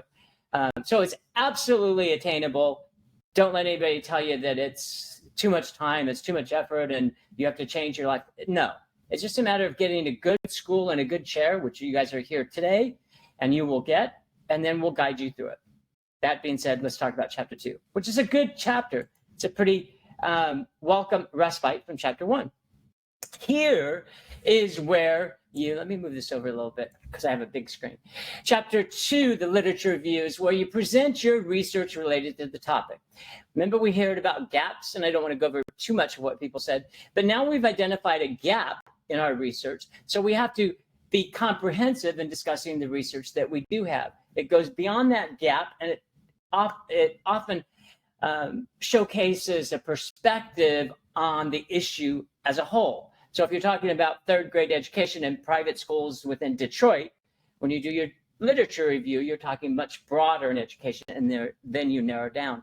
If you want a visual, often when we do a dissertation, it's like a funnel, and you start way out here, and your dissertation is at the bottom. So if you're talking about education at the fourth grade in Detroit and public schools, that's at the bottom of the funnel, and you're going to be talking about education, fourth grade, all kinds of things way up here. That's your literature review. The intent is to present the historical information, literature's information, associated with your dissertation. It provides your readers with the necessary background to understand the importance, the issues, the problems, and the possible solutions to the problem at hand. Winslow said, it details what other researchers, experts, and theorists have opined on the subject. That's kind of a good sentence, isn't it? I like the way he wrote that. Anyway, it tells people a little bit about the general nature of your subject. Not specific, because you wouldn't be doing a dissertation if it was specific to exactly what you're studying. The goal is to include all the research What we don't want to do, and which you won't, is to do a dissertation and at the end you say, oh my gosh, that's already been studied. That's not going to happen. The research that chapter 2 says, here's the general information about my topic, and you can see what I'm specifically studying has not been studied. And so that is what we're trying to get out of the research in chapter 2. Here's another way to think about it. If you're the president of the United States, or if you're an executive of some sort, or even if you own a business and you want to make a decision, then you want somebody to go out and get all the available information that you have about that decision, all of the parameters and those things that may impact that decision. And you want to gather all that information, and then you want to say, okay, now I have all the information, including what's influencing the decision, what's the repercussions of my decision, what's the consequence of my decision, all of that. And then now you can say, I'm fully informed, now I can make a decision. Hence, chapter 2. So it's very much a research-based. It's kind of fun in a way because you're going out and investigating. It's almost like a Sherlock Holmes or Nancy Drew, whoever is your favorite out there. So that's what a literature review is. Let's talk about some specific. These are general guidelines. Your chair will work with you on this. It's usually 25 pages. It's not a numbers game, but this is kind of some general things. 25 pages, 50 references. Some people say that's about 2 per page. And sometimes it's 3. This is a document that is different than what you may have written in your undergraduate and graduate days. There, you may have 1 citation per page. We didn't want you to lose your voice in obtaining information and then explaining it. The dissertation, chapter 2, is different because you're relying on published research. So we expect more references. 75% in the last 5 years. People often ask, why is it that number? It's because if it's older than 5 years, odds are there's probably new or better research, or conditions would have changed to the point that that research, which may have been perfectly valid 10 years ago, is no longer applicable in the environment in which we live today. The example I often get is if you're getting research about fax machines, really who uses fax machines today? So although it may have been a very valid reference some years ago, probably not much of a reference today. We're going to synthesize and have some critical analysis. It is already published by scholars and researchers. We use peer-reviewed. I mentioned this earlier. We use peer-reviewed because peer-reviewed means experts in the field have read that information and are willing to sign their name saying that that person is right.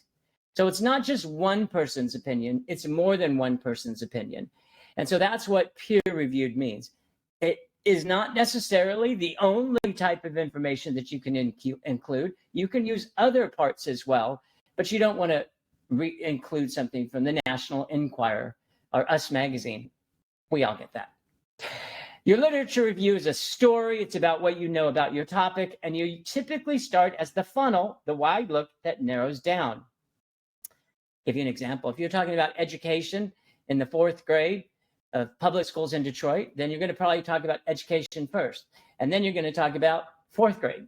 And then you're going to talk about public versus private. And see, by the time you get down there, you're going to have so many sections, then you're actually talking about specific to that. And then whatever your topic is. But so you start broad. The easiest way is if you're talking about some marketing, you're probably going to start international, and then you're going to go national, and then you may go regional. So there's a good way to think about it that way. So you narrow down your topic. But that way people get that wide perspective. It's not an annotated bibliography. In other words, you don't list a site and then you give a summary. That's not what it is.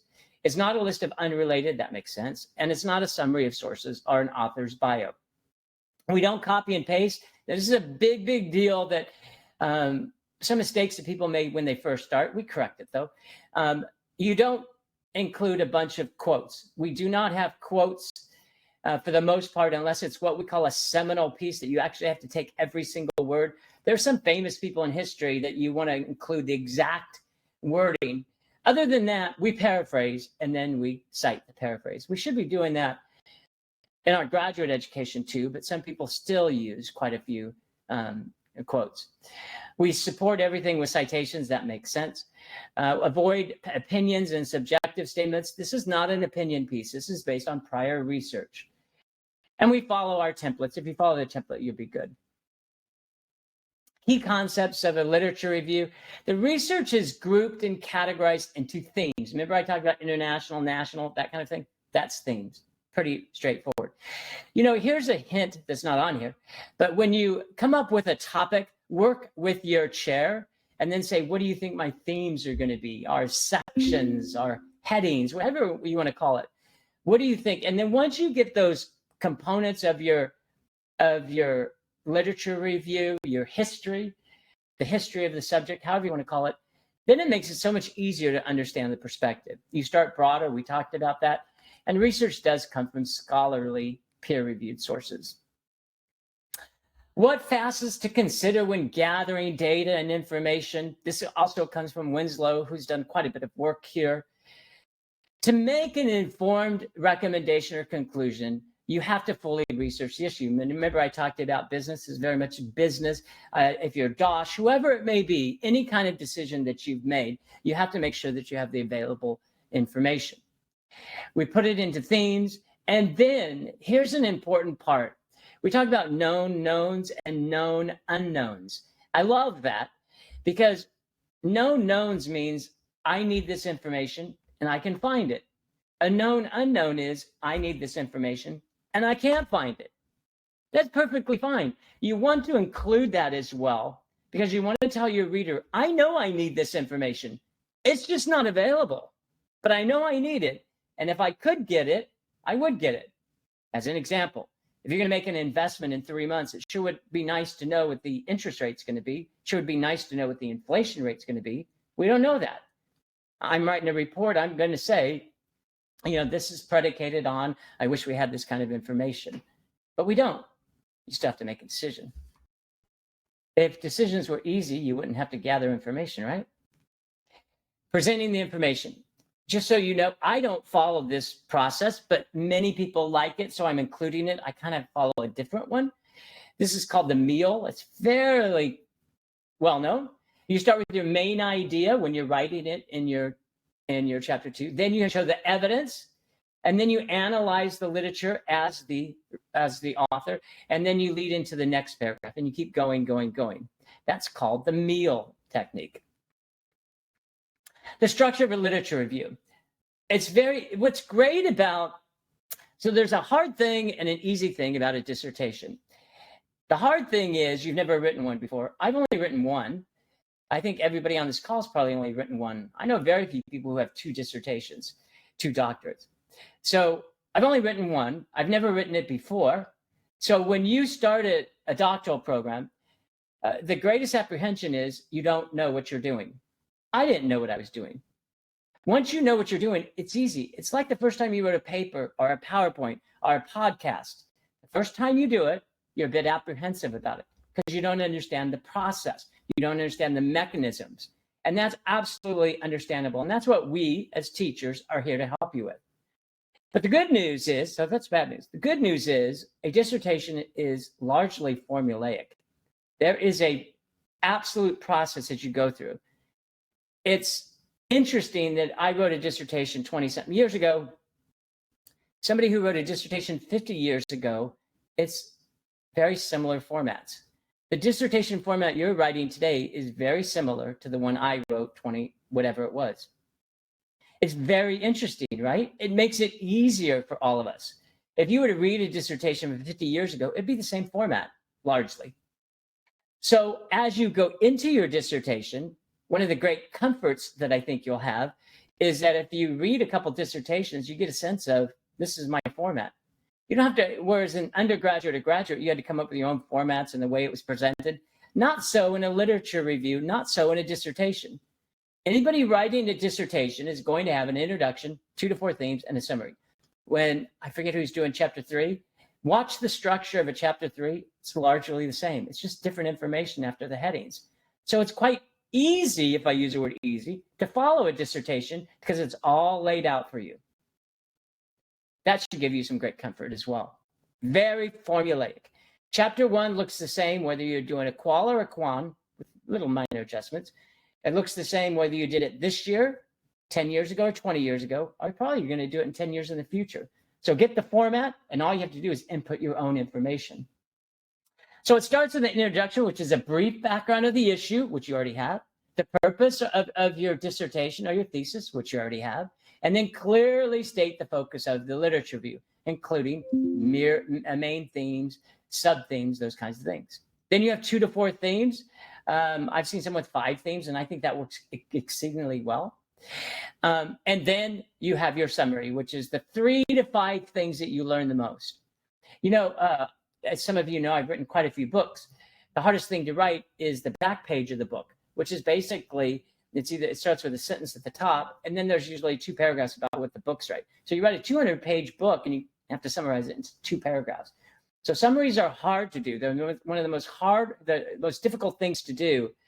But it tells everybody what you learned. And then if they want to get the information, the facts, the statistics, or the citations to prove these 3 to 5, they can read the whole dissertation or the whole literature review. Key points, and this is our last slide. The key points is write first, edit later. It's the best lesson I've ever learned in writing. As again, I mentioned the books I've written. I always tell people, just keep writing. Don't go back and edit. And here's the main reason why in a dissertation. I'm working on 5 dissertations right now, something like that. And 3 of the people have had to change parts of their dissertation. And the other 2 were, in the process. The issue is if you get something absolutely perfect in chapter 1 or in this section, and then you have to change it, you've wasted so much time getting it perfect. None of that stuff can be used. A dissertation is iterative. It's not like an undergraduate or graduate degree. It absolutely is not, which means that you're not going to get something back from a teacher that says, change all of this stuff and these lines. We're not that detailed. So much of it is based on you. You have to think through this process.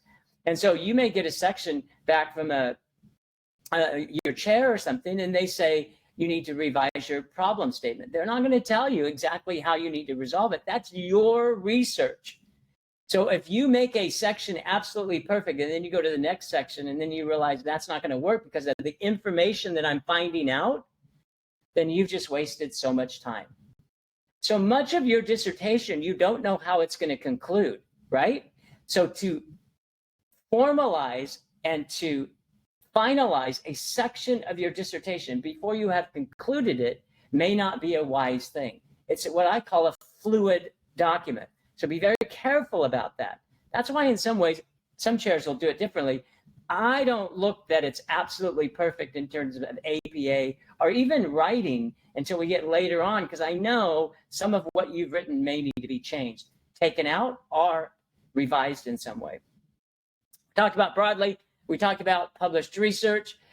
We talked about what's done. We talked about what research is missing, known unknowns. What's missing is the reason for the dissertation. We know that. And then we know that readers should fully comprehend the issue. So those are the key points, everybody. Dr. Burchell, I'd be happy to answer any questions. I haven't been following the chat, so if I've missed anything or if anybody has any questions, I would be more than happy to do that. Can you hear me okay? Yeah, you're perfect. Yeah. Okay. There's no additional questions except, and I think I've handled it, but perhaps you could put your opinion in there. James Kelly asks, does the literature review need to be in alphabetical order like the reference page? So Dr. Gualco, how would you advise students to order their themes? I hope I'm not misinterpreting, but I would say no. And the reason is because you're going from the broadest to the narrowest. So that's not necessarily alphabetical. So I think the best example is the thing, if you're going from international, national, regional, local, that would be an example. It's not in alphabetical, but it's by nature of narrowing down the issue. I'm not sure if I'm answering that right, but my first answer is like you said, no, but that it's because of the way you have to narrow down your subject. The whole reason there's a gap, we talk about it a lot, if you have no gap, there's no reason to write a dissertation. So your chapter 2 in some ways kind of ends with the discussion of the gap. There's not information here. We need to study this here. We have the rest of the information, which forms the perspective. But when we get down here, there's no information specific to what I want to study. So it would not be alphabetical. James, if I answered that incorrectly, if I didn't answer your question, let me know. But Thank you, Dr. Guaco. Yeah. Anybody else have any questions for Dr. Guaco before we go to lunch? I'm not seeing any or hearing any. So thank you. I have just a quick question. Good. If you don't mind. We're talking about not making a chapter perfect. At what stage do you formalize and finalize your chapters and call it done? That's a great question, because I think it varies by chair, and maybe Dr. Michelle can opine in too. I tend to be much more fluid. I'm not. I don't really look at grammar and APA until it gets towards the end, and I guess it's just the years of experience where things have changed. I'm working with somebody now who started their chapter 4, and they're realizing, which we kind of pointed out, we're realizing that there's not as much research that they thought they would be, and some people would not participate, and they're having to modify some parts of their chapter 1. Had they spent a lot of time and locked it down or closed it down, I think that it would have been time not well spent. So I don't spend a lot of time on the grammar and some of that until they have some comfort that this thing is going to work pretty well. And then at the end, if either you get an editor or you spend time doing it. I mean, APA, don't throw anything at me. APA is one of the easiest things to do. All you have to do at the end is we give you the format, you pull it up on one side of the screen, you pull up yours on the other, and you just copy over all of the formats. And so I think that shouldn't be a stumbling block. As far as writing, I always tell people, get a buddy, make a friend, a spouse or a child or something who's really good in English. Somebody knows somebody like that. And then say, hey, can you just read this to make sure it looks good? And then for me, as a chair, I'll read it towards the end, and then I'll start to make my comments there too. When we know we've got, hey, this is pretty good, let's go ahead and clean it up. It's almost like the example I use is a polish. So when you go to the dentist and at the very, very end, they polish your teeth. Or if you wash your car at the very, very end, you polish it up. To me, the polish where you spend time to make sure everything's just perfect, I think that's something that you do towards the end. As long as your writing doesn't affect the content and the readability of it and the APA, then I think you wait towards the end. But Dr. Michelle or anybody else, feel free to offer your opinion. I would be more than happy to. I tend to pay more attention to APA and grammar and stuff beforehand.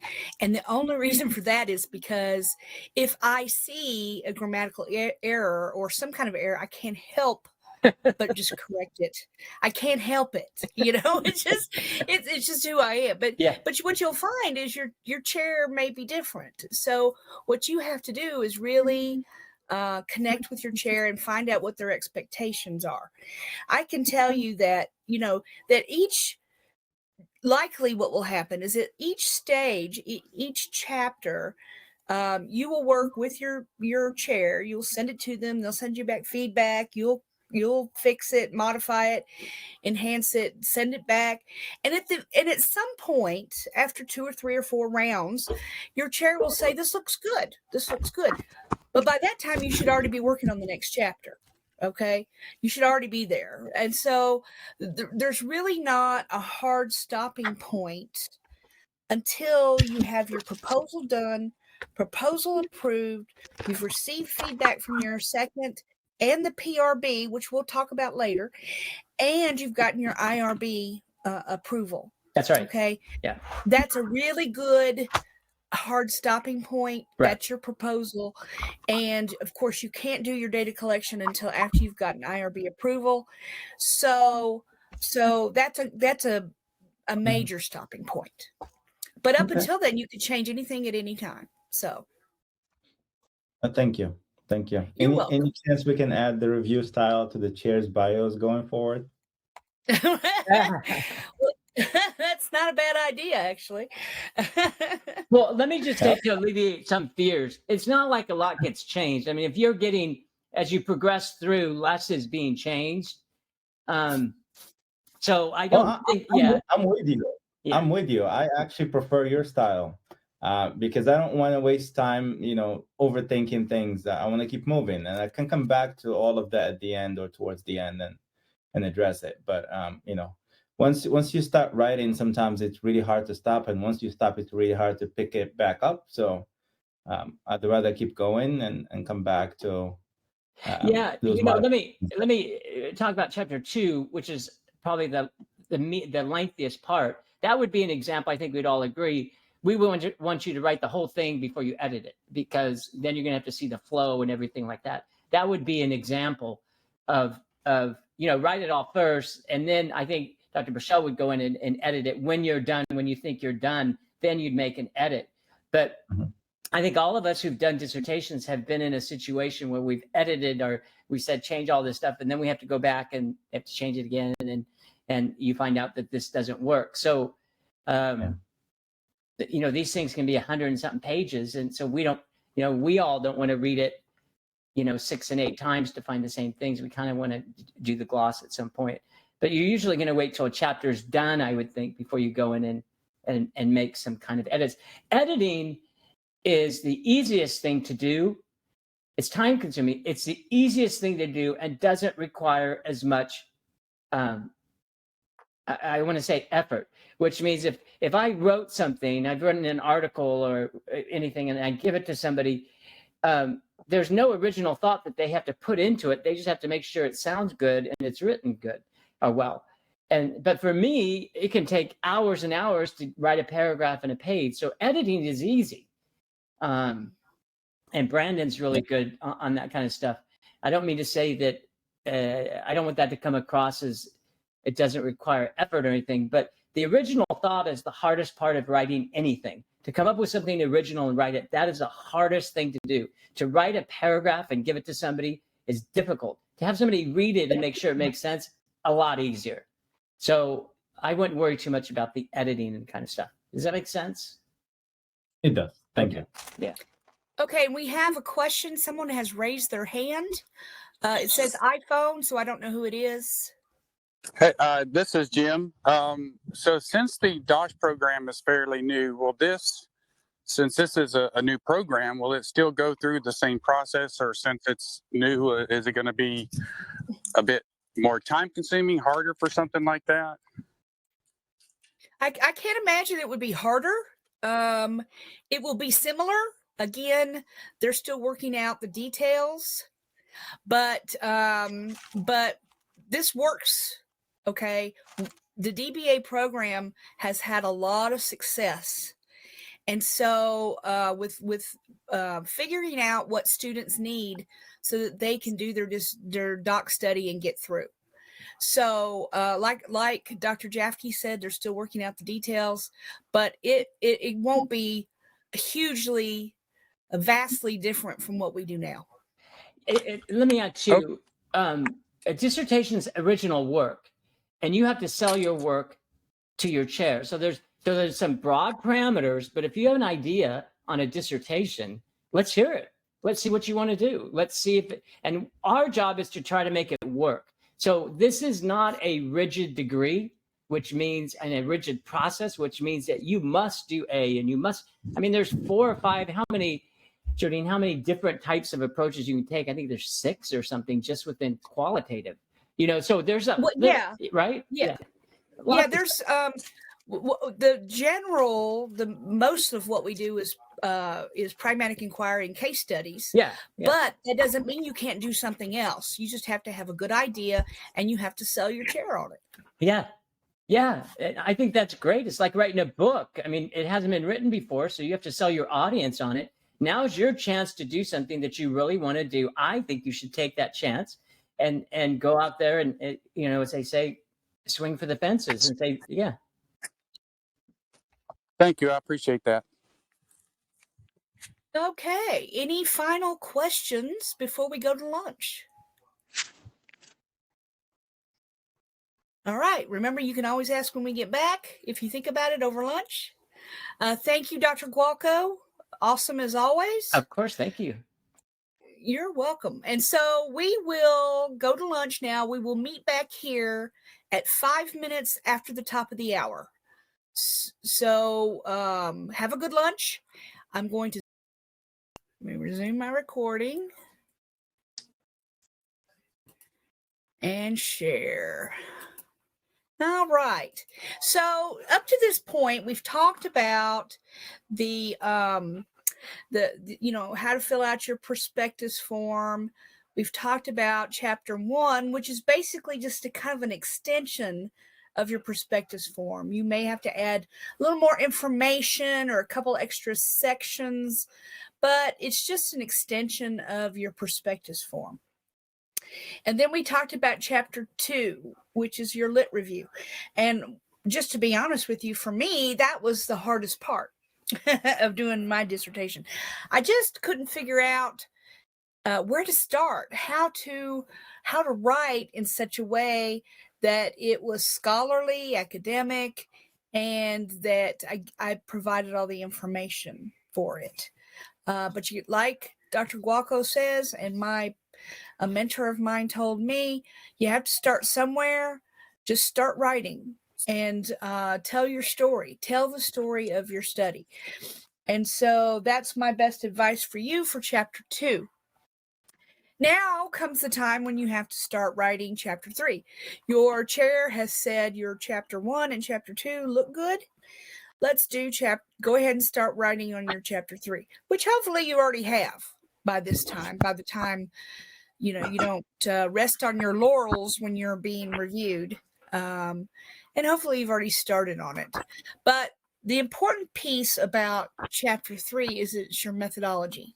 Okay, the methodology is the guts of your study. It's what you plan to do in your study. Okay, and because of this, I should be able to read your chapter 3 and replicate your study exactly. Okay, it should have that much detail that I know exactly what you did. Okay, and having said that, you may write what you're going to do, but you have to really comprehend and understand what you want to do. Okay, because you may be asked about it when you're doing your oral defense. You know, why did you do this? Why did you do that? And so you should know why you did what you did. Okay. So, what we're really talking about here, though, is in your research study. Okay. Regardless of which one it is, every chapter starts with an introduction. You don't have to say it's the introduction. You don't have to put the word introduction in there, because if it's the first paragraph, we know it's the introduction. Okay.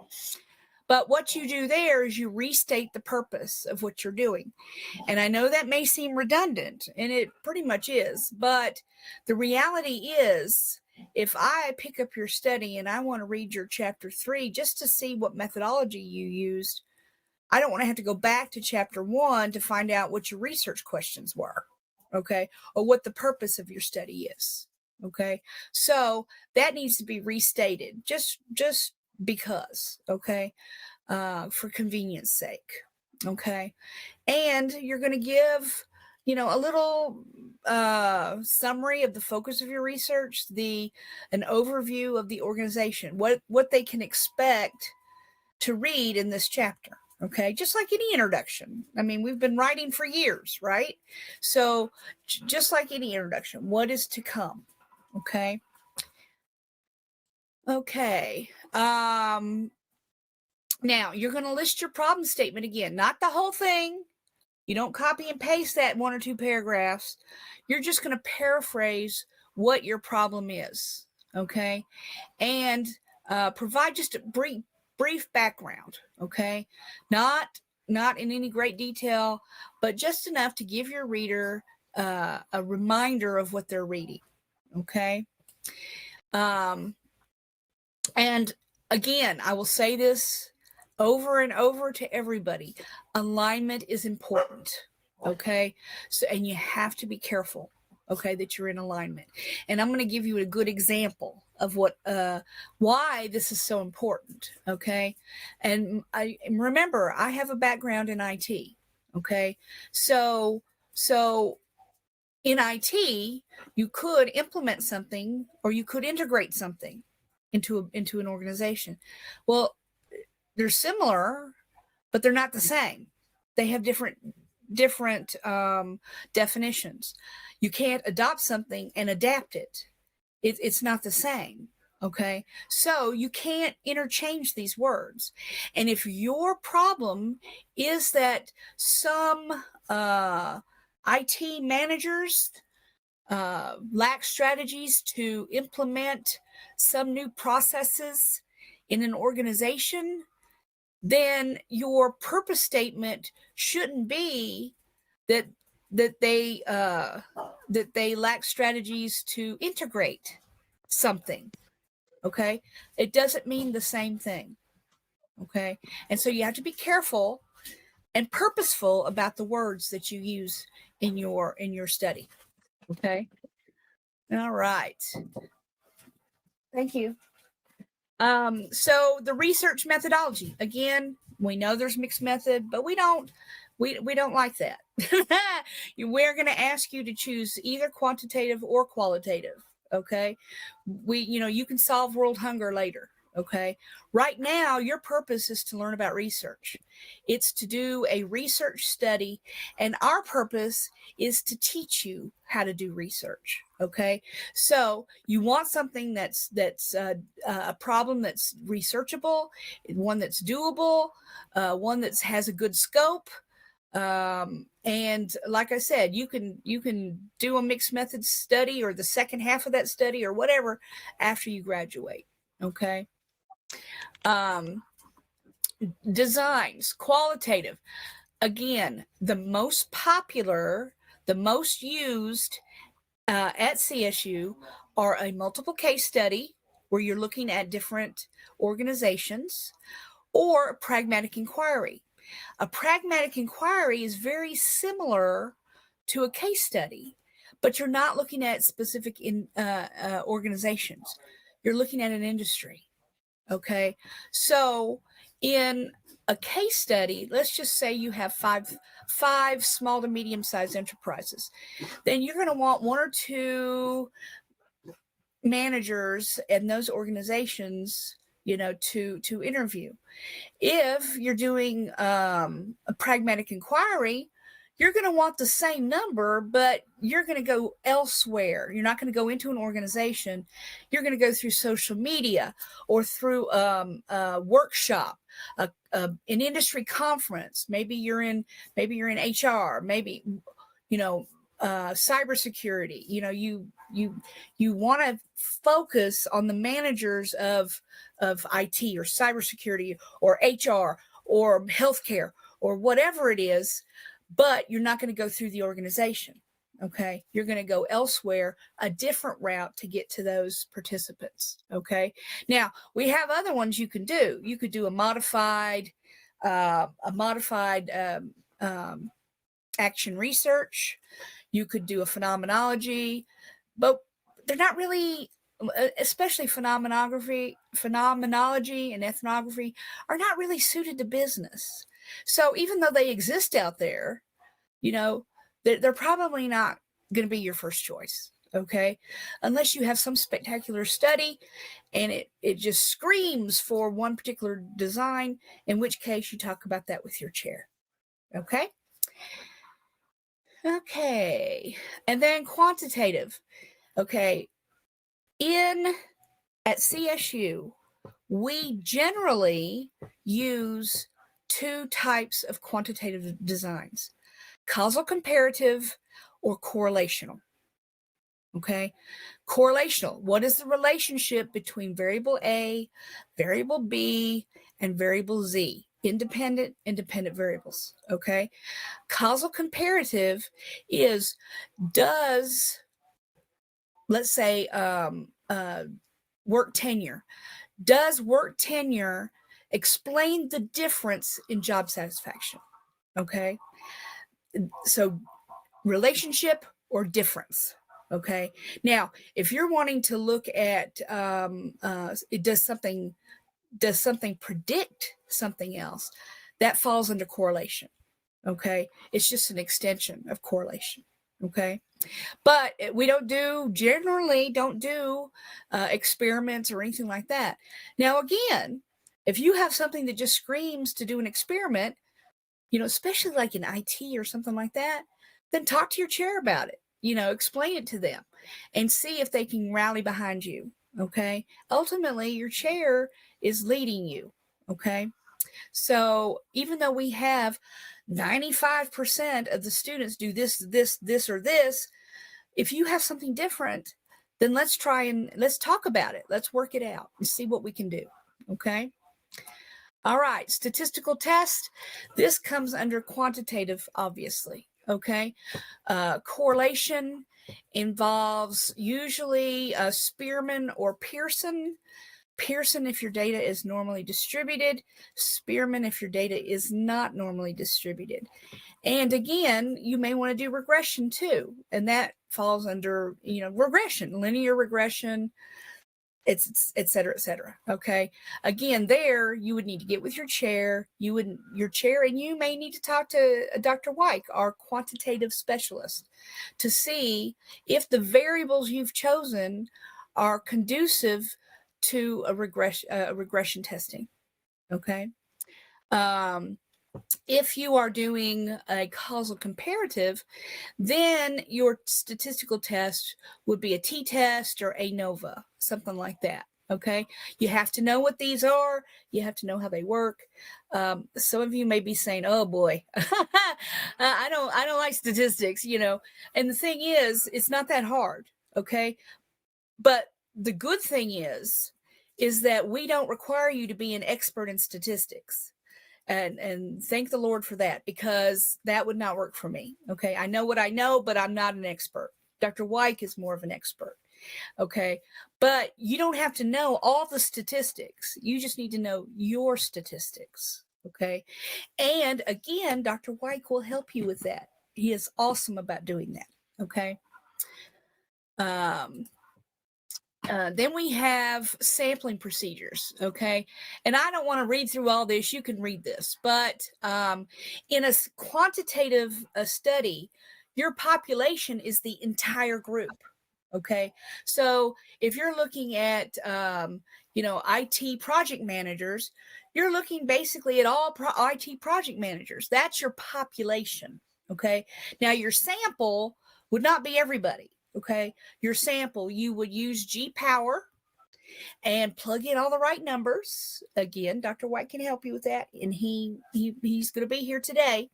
So you would plug in all the numbers, hit the button, and it would tell you something like you need at least, 95 IT project managers.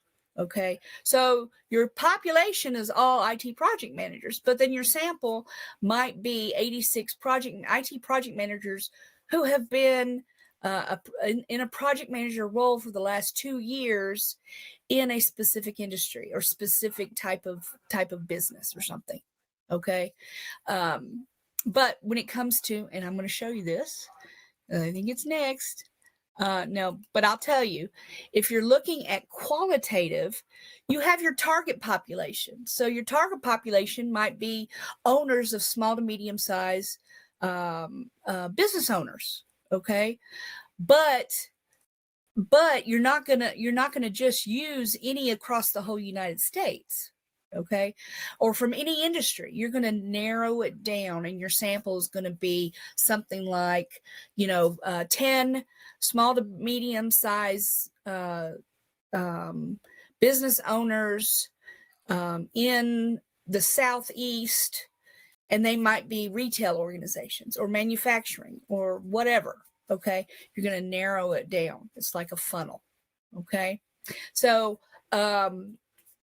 So that's enough for that for now, because Dr. Wyke is going to be talking about it later. And so I will just move on.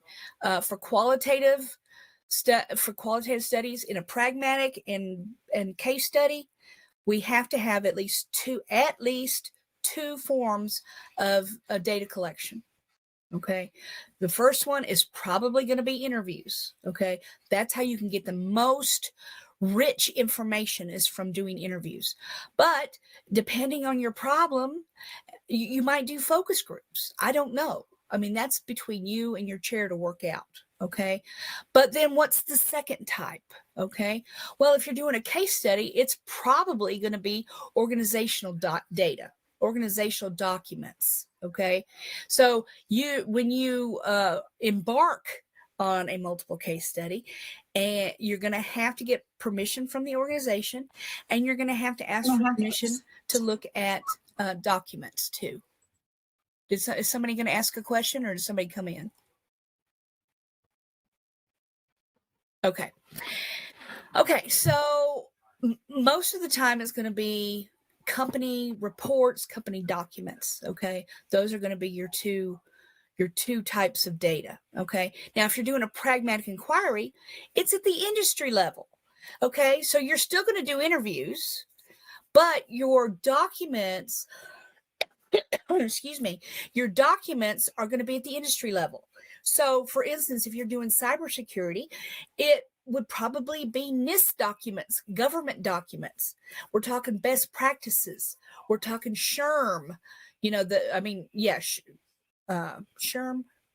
the HR organization. We're talking about governance, policies, procedures, best practices. Okay. That is what you're going to incorporate into your study if you're doing a pragmatic inquiry. Okay. And again, you can talk to your chair and find out the best path for you. Okay. And for your study. All right. Quantitative validity versus reliability. Okay. In a quantitative study, again, we mentioned earlier that you cannot do your own survey. You have to use existing survey instruments that have been validity and reliability tested. Okay. You have to.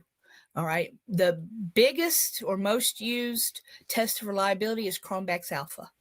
Okay.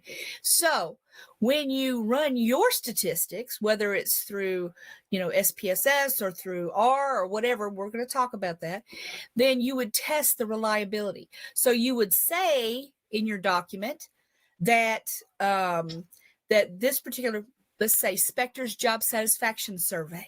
Okay. It's based on Spector's theory of job satisfaction. The reliability on that instrument is pretty high. Let's just say it's 0.90. I don't know what it is. I don't remember. But then what you're going to do is when you run your test, you're going to see what your reliability ends up being for that data.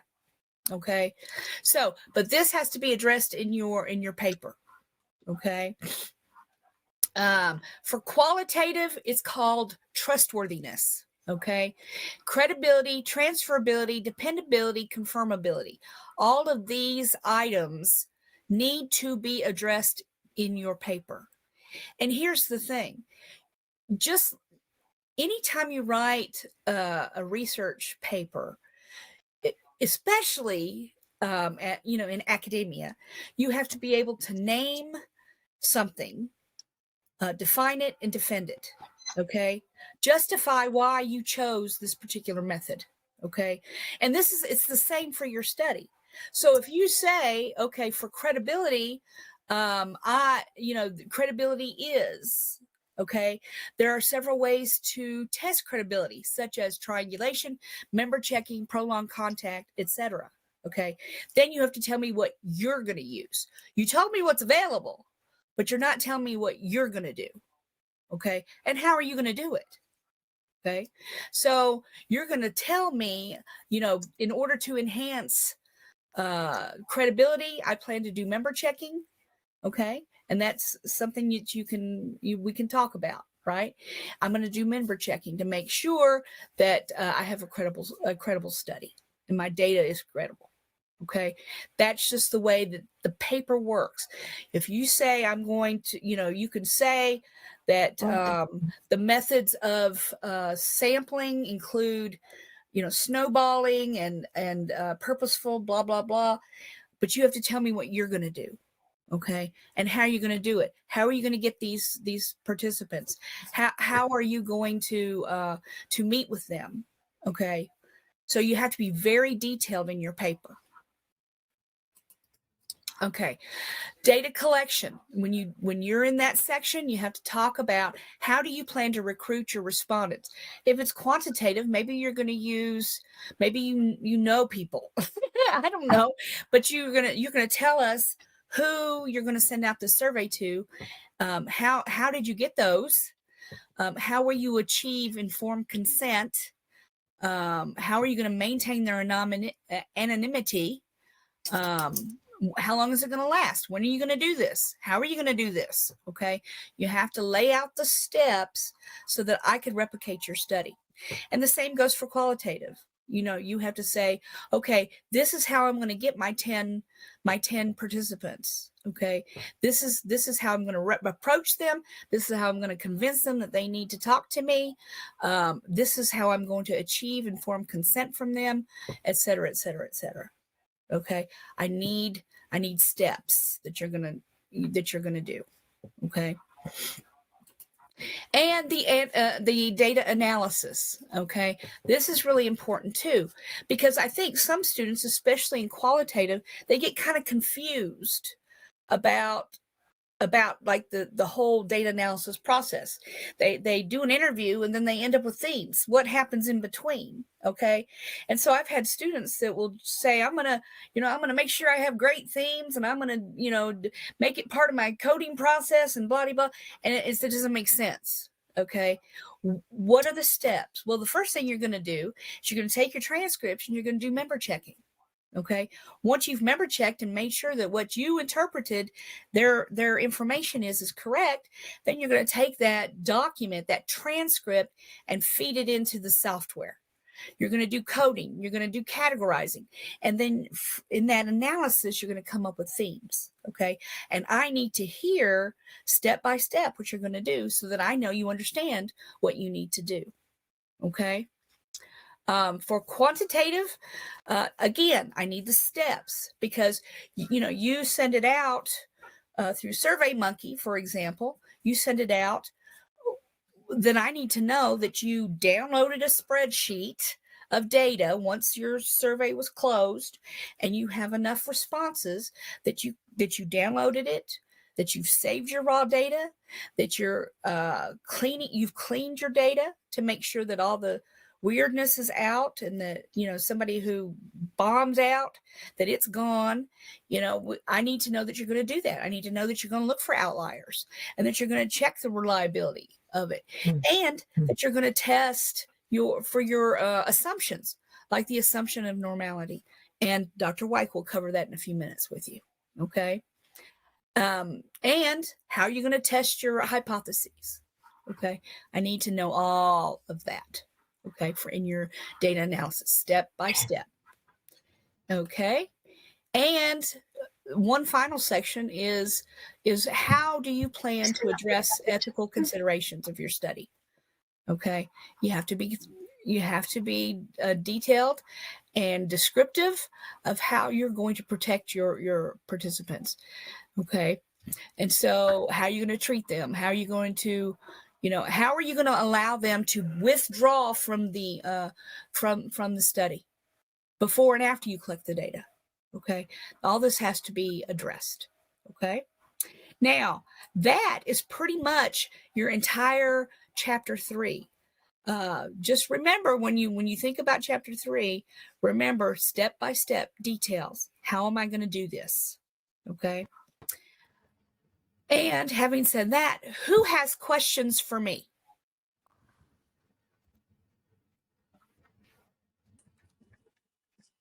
Anybody? I'm going to stop sharing so I can see you.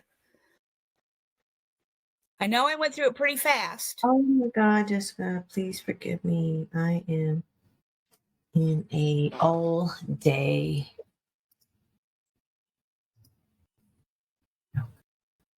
Hi, Jim. Do you have a question?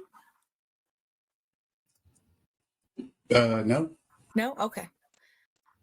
All right. I don't see any questions. If you have any after this, you can always reach out to me and I will be more than happy to answer. Right now, Dr. Jesse J.B. Boyd he's our qualitative specialist, Oh my goodness. and he's going to talk to you about qualitative research methods. All right. Good afternoon, everybody. I am Dr. Jesse J.B. Boyd coming to you live from Dallas, Texas. I am one of the chairs here and your qualitative dude. And also, I'm retired Air Force, 21 years, 2 months, and 15 days. Excuse me? That's very exact, and I like Down to the hours. For some Thank you very reason, I much. was thinking you're. So if you're not talking, please put your phones on mute, please. Thank you very much. So today our objective is to understand how researchers use the qualitative method to conduct research. And these concepts apply to any degree plan, doesn't matter what you're majoring in. So here's the agenda for today. We're going to talk about the qualitative research method, designs, qualitative terms, study alignment, triangulation, interview techniques, data analysis, data coding, and last but not least, emergent themes. So as you all know right now, there are 3 major research methods. You have qualitative, quantitative, and mixed methods. Mixed methods, of course, by its name, means that you're going to do both quantitative and qualitative. The good news is you cannot do that here at CSU. You must choose either quantitative or qualitative. So what is qualitative method, or what is it? It's when researchers use this method to understand a research phenomenon from a humanistic or idealistic approach. So what does that mean? That means that we're trying to get data from just a yes or no, a survey, those types of quantitative methods. We want to understand what people are going through. What are their thoughts, their beliefs?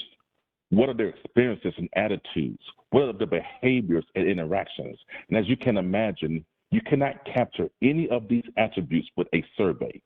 You must sit down with somebody and ask them questions to get these kind of responses. And last but not least, quantitative researchers, we give voice to the participants. So what are some designs? There are actually 5 major designs, but here at CSU we have 6. The first one is the qualitative pragmatic inquiry. This is the most basic design for any type of qualitative research. It focuses on the industry. Let me give you an example. Let's say you want to understand how teachers prepare for the end of year exams or whatever. Instead of going to an actual school or an independent school district, whatever, you can just find 12 teachers who meet the criteria and ask them questions. Again, it's the most basic design out there, but it is allowed at CSU. Phenomenology is when you're using a design to explore the everyday experiences of people. Some examples may be the impact of a particular leadership style. How do people respond to a certain type of leadership style? Or how do they respond to a certain program or process? Those types of studies will be under phenomenology. A case study is when you study a particular organization or organizations. When I was a student, I conducted a single case study. I went to one location and I chose people who met my study criteria and I interviewed them for one location. So if you want to study more than one location, it's called a multiple case study. You must have at least 2 locations to be considered a multiple case study. Some examples are nurses' work-life balance during COVID at 5 hospitals. That would be a multiple case study. If you want to do that at one hospital, it would be a single case study. Grounded theory. I was a student in 2015, in the last 9 years, I've only heard of one person who has successfully conducted a grounded theory. So leave that alone. All right, choose one of the other 5. But just to understand, so you know what it is. It is used to generate a new theory that is grounded in data to uncover social relationships. So that's what it means, but save yourself some hassle, don't choose it. Now, there are 2 designs that kind of sound the same. One is called the narrative design, and the other is called the phenomenology design. So let me give you a basic example. Let's say that I wanted to study how people live on death row. Like, what is their experiences like? Well, a narrative is when I go there, I ask this person questions, I get his or her answers, and I report what they said. It's a narrative. They told me something, I'm giving to you. This happens in the news. They report what they saw or what they heard. Phenomenology is when I go to that same prison, ask the same questions, get the same responses, but I go, well, it sounds to me what he's saying or what she's saying is this. So I'm giving you my spin on what they told me. So same thing here in qualitative research. If you chose narrative, which I would say don't choose, but if you choose phenomenology, you are taking what you're hearing and trying to put it in your own words, putting your own spin on it. So how do you come up with a problem statement? This is probably the hardest thing for students. And I'm going to tell you why. A lot of students think that the best studies are the ones where they are a subject matter expert in. So if I'm a director of so-and-so, or if I'm the principal, or if I'm the so-and-so, or the head fire guy, I'm going to do one on the fire or whatever industry. And then they want to write the study from their perspective.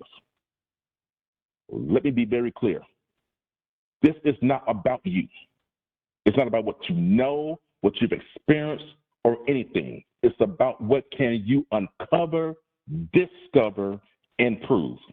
So if you don't find it in the literature, if no one told you this, it didn't happen. So here's how you come up with a problem statement. What subject interests you? So let's use me. When I was a student, I said, well, I work in the healthcare field, and I hear about a lot of healthcare employees who are, they're hard to maintain because, you know, whatever reasons are. So I chose that. How did I become aware of this interest? Well, I saw it in the news, I read it in the literature, and my boss was telling me it was really hard keeping these high-performing employees. That's how I got to know there's an actual problem. Then I had to go into the literature. Where in the literature can I find peer-reviewed, new information that supports what I'm finding? New means within the last 5 years. Do not bring us a problem statement with a 1999 citation. We need it to be at least from 2020, because the way we count it is 2024, 2023, 2022, 2021, 2020. If you want to graduate next year, then guess what? 25, 24, 23, 22, 21. So it behooves you to get done as soon as possible before your study outlives its citations. So what are you trying to solve? Well, I'm trying to figure out how can managers retain their high-performing employees? That's what I'm trying to solve. And that's a big problem with some students. We're not here to show the world how bad somebody is or how poorly they're performing. We're trying to find a way to solve those problems. Does the literature establish or support the phenomenon? If the answer is no, find a different journal. If you search for weeks and can only find 3 or 4, find a new problem statement. Trust me on that. And last but not least, how will you find people or organizations that have these strategies to solve the problem? Because you have to go and find people who, A, meet your study criteria and will agree to meet with you. That is very important. So once you get your problem statement approved, I I strongly suggest you start looking for these organizations. Don't talk to them about your study, but give them an idea of what you want to do in the future. And when you do that, try to get it in writing. You're going to need between 10 and 13-ish interviews to conduct a really good qualitative study. All right, research alignment. Yeah, I tell the story a lot. When I was younger in the Air Force, when I was broke, I had a car that was a piece of crap. And if I drove faster than 40 miles per hour, the whole car would just shake. And I was like, but why is it doing this? My friend said, well, JB, the problem is that you need an alignment. I said, what is that? He says, when you take your tires and you align them so they drive smoothly. That is the exact same thing we need in research. Whether you're doing qualitative or quantitative, you must have research alignment. So what is it? It's the degree to which the purpose of the study flows from the problem statement and the degree to which the research questions flow from the purpose. So here's an example. Let's say that I want to study how dentists, the fact that dentists are quitting, like new dentists, the ones who have been here for 4 years or fewer are going to quit. So my title may be something like Strategies to Retain Dentists with Fewer Than 4 Years of Employment in the Southwestern United States. This is telling you everything that you need to know about the study. It's telling you what you're going to study, the confines, and where it's going to be. The problem statement. The problem that will be explored in this study is that 50% of dentists with fewer than 4 years of employment in the Southwestern United States have resigned since 2020. Now, I made this up, okay? But it should look like this. I need some stats. I need some recent citations and something that, without question, confirms that there's a problem. Some students want to make up this statement and then find some offshoot citation that kind of supports it. We need to know for a fact there's a problem. Once you've done that, it's now go to the purpose statement. The purpose of this qualitative inquiry or qualitative multiple case study or qualitative phenomenology study, wherever you decide, is to explore. We explore in qualitative research. We don't examine. You examine in quantitative. You explore on this side of the table. But it's to explore the strategies that dental managers use to retain dentists with fewer than 4 years of employment in the Southwestern United States. Now, notice the italicized phrases. They are almost verbatim. That is called alignment. That's to ensure that you're going from step to step to step, and the reader can follow your method. And then the RQ, what strategies do dental managers use to retain dentists with fewer than 4 years of employment in the Southwestern United States? This is called alignment. If I get a prospectus or a chapter 1 that doesn't follow this, I'm sending it back because there's no alignment. So now it's time to do data collection and analysis. So the main steps are data triangulation, conduct interviews, member check-in, data coding, and emergent themes. Number 1, data triangulation is extremely important in qualitative research. Now, what is it? It's when you get more than one source of data to quantify or to support your standing. For instance, let's use our cell phones. If somebody of importance dies right now, I would get an update from CNN, Fox News, ABC, NBC, the local Dallas News, and God knows whoever else. So when I get that, I go, wow, that person actually died. It's from more than one reputable source. Same in research. Don't just read one article and go, you know what, since he or she said it's true for everybody. Find multiple sources, because I'm looking for that. I'm looking to make sure that it's not just one-sided. The rationale for using this method is that researchers can be more confident while conducting research, obviously. But we do it to increase the credibility and validity. Let me tell you something right now. If you conduct any study on any topic in any industry and it's not credible or valid, throw it in trash. It is worthless. It is your job to ensure that your study, whether it's quantitative or qualitative, is credible and valid. So how can you do that? Well, we need at least 2 sources, but I say 3. For instance, what I did was I needed a roster of all managers in the organization who are actual people managers who have employees for the last 2 years, and of those employees, less than 10% of them resign. That was my way of getting those sources of data. I did interviews. That's another point of data. When I got done interviews, I did what's called member check-in. I'll talk about that a little later on. And also observations. So now it's time to do interview techniques. I cannot stress this enough. Before you do any interview, before you schedule the first one, you had better do a test run. I have seen all kinds of issues. Dr. JB, I did an interview, but I can't hear what they're saying because it's recorded too low, or there's a static in the background, or I don't know what's going on. But guess what? You got to do them again. And when you redo something in research, you lose credibility because you are the professional. You are the researcher. Learn your craft. In qualitative research, we're going to use a semi-structured interview. That is an interview guide or a piece of paper that has all of your interview questions on it in order from 1 to 8 or 1 to 10 or whatever, and you're going to ask every participant the exact same question in the exact same manner. You don't get to pick which question you're going to ask her versus him, or the older person versus the younger person. They all get the exact same questions in the same manner. So you need at least 7 questions.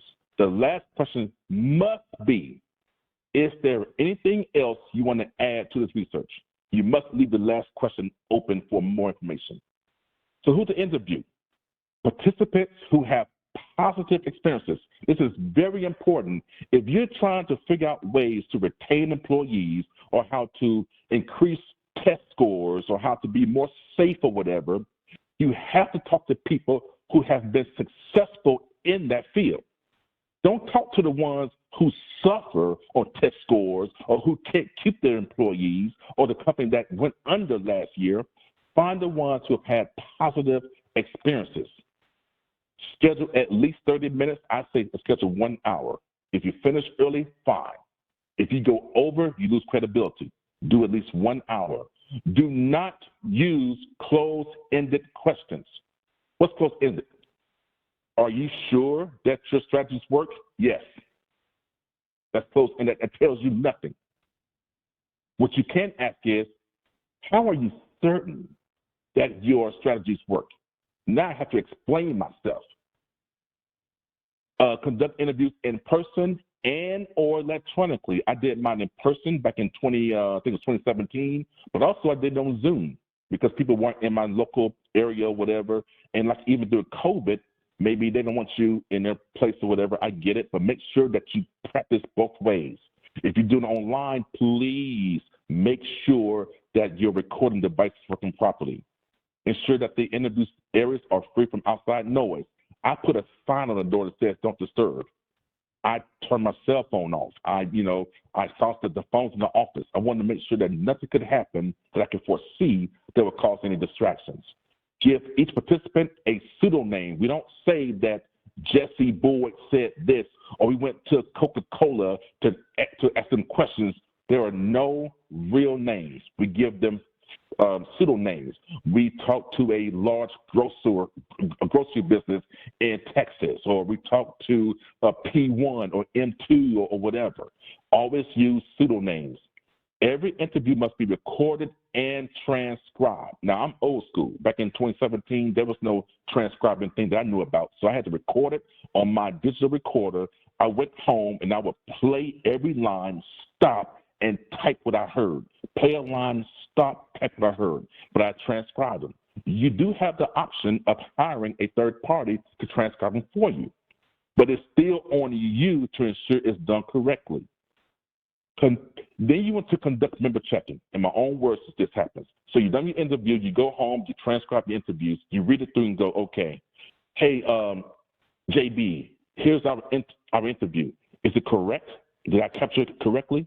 Give them a chance to go, yes, this is exactly what I said, this is what I meant, or you know, I don't want to say that. It sounds kind of horrible or whatever, but give them a chance to look over the recording. That's called member checking. Give them at least 48 hours to do this. Here's what I did. I did my interviews, transcriptions, and member checking in 5 days. Here's how I did it. On Monday, I scheduled 3 interviews. That evening, I transcribed 3 interviews. On Tuesday, I gave those interviews to those people for member check-in. I conducted 3 more interviews on Tuesday. Tuesday night, I did all the transcribing. On Wednesday, member check-in.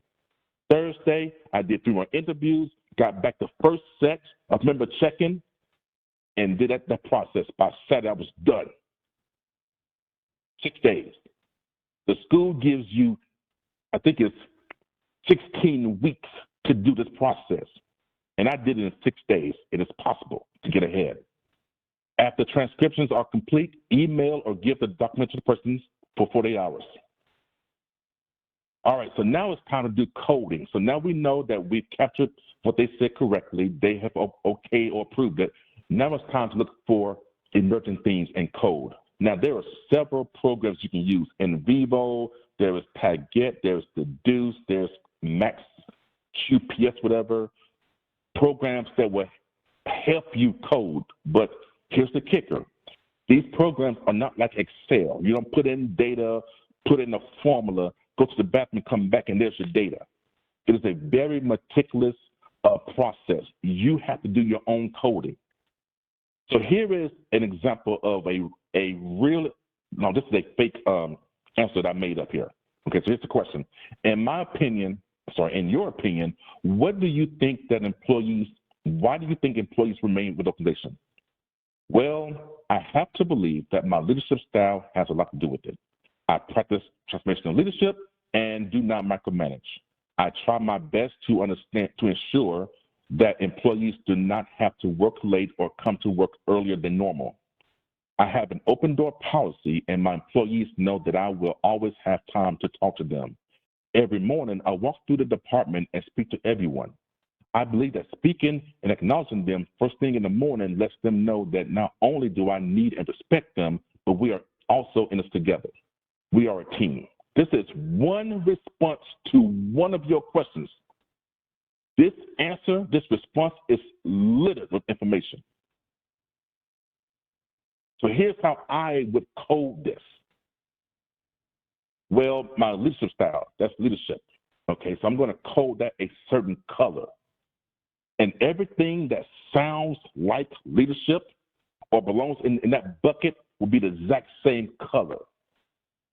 I see another leadership style. I see micromanage. Okay. Work late or come to work early than normal. That sounds like a work-life balance thing. Okay, so anything that will be in that category will be green. I have an open door policy. Open door. That sounds like what? Communication. Have time to talk. Speak to everyone, acknowledging them.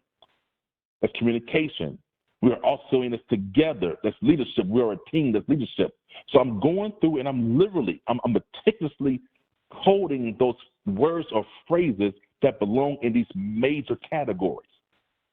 And when I'm done coding all my interviews from all of my interviewees, I'm going to have like a bucket of leadership that may be 255 hits. There may be 85 or 112 work-life balances or whatever it is. But the key is you have to discover your themes. Don't use mine. Okay, you have to use your own. Now, yours may be mine, but it may not be. Go where your data takes you. All right, so in conclusion, we talked about qualitative and the designs, in terms, alignment, triangulation, interview techniques, data analysis, coding, and emerging themes. Are there any questions?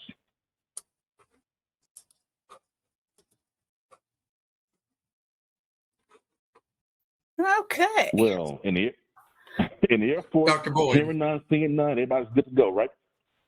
Dr. Boyd. Yes, sir.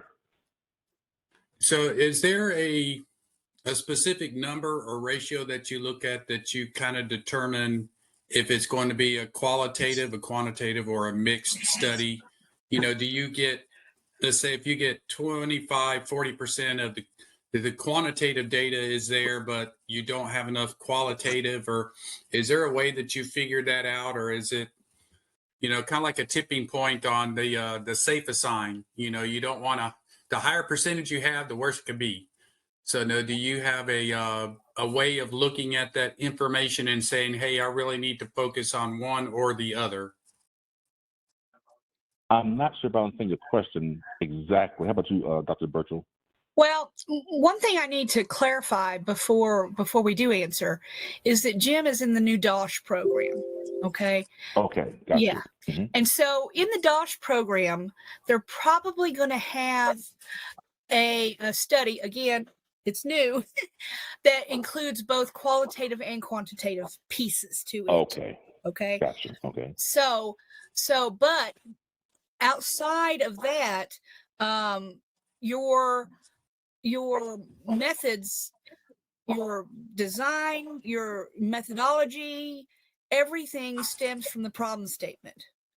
So if your problem statement calls for you to explore some phenomenon, then it's going to be qualitative. Okay. If it's going to be examining numbers, if you're going to be testing hypotheses, then it's going to be quantitative. But everything stems from that problem. Okay. And again, DOSH may be a little different. They want, what they have told us in the past is they want to be able to incorporate some statistical piece to it, but we just don't know what that looks like yet. Okay, thank you. Dr. Boyd, I had a question. Okay, no problem. Dr. Boyd? Yes, sir. Yeah, this is Tom from Massachusetts. On that Oh, sample yeah. size, I have 8 to Yes. 12. How do you know? Is it a gut feeling when you think you've heard all you're going to hear and it can become repetitious again? Oh, that's a great point. It's called data saturation. That's when you've done interviews and the new information you get, it's not new, it's the same thing. That's a great thing. Now, the problem is that when you get to, say, interview 4 or 5, and there are new things, that could be problematic because you have to keep on going until you actually reach data saturation. So instead of only having maybe 8 or 12 people to interview, maybe go get 16 and have them on the sideline in case you need them. Very good point. You must reach data saturation and put it in your study. Like I reached it at interview 5 or 3. Very good point, sir. Thank you. Okay, I have one more question on geographics. You Sure. mentioned the Southeast. You recommended I do the Northeast part of the country for my dissertation. What if the majority of my interviewees are from New England versus the Northeast, or Massachusetts versus the Northeast? Is it a problem if they're concentrated within a state versus the Northeast? Not at all. The main thing here is that we're trying to protect them from being recognized by the reader. So like for instance, I had a student who studied Coca-Cola, the company. But there's only one. It's in Atlanta. You see what I'm saying? So to say one in Georgia or the Southeast is too specific. You see what I'm saying? But in your case, doing New England or East Coast or whatever is fine, even if they're all are in Massachusetts. Thank you. And someday I want to My meet pleasure. you. I love Same your energy. here, sir. I will see you. I will see you at graduation. Okay. Thank you very much, sir. Anybody else? All right. I will see you all at graduation. Thank you, Dr. Boyd. Thank you very much.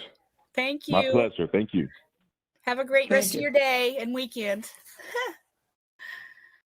Again, if you look in your chat, Dr. Jafke mentioned again that we should have the DOSH template within the next 1 to 2 weeks. So again, Dr. Booth will be able to help you with that until we have all the specifics. Okay. All right. Next is the fun stuff. Dr. Wyke is going to talk about quantitative.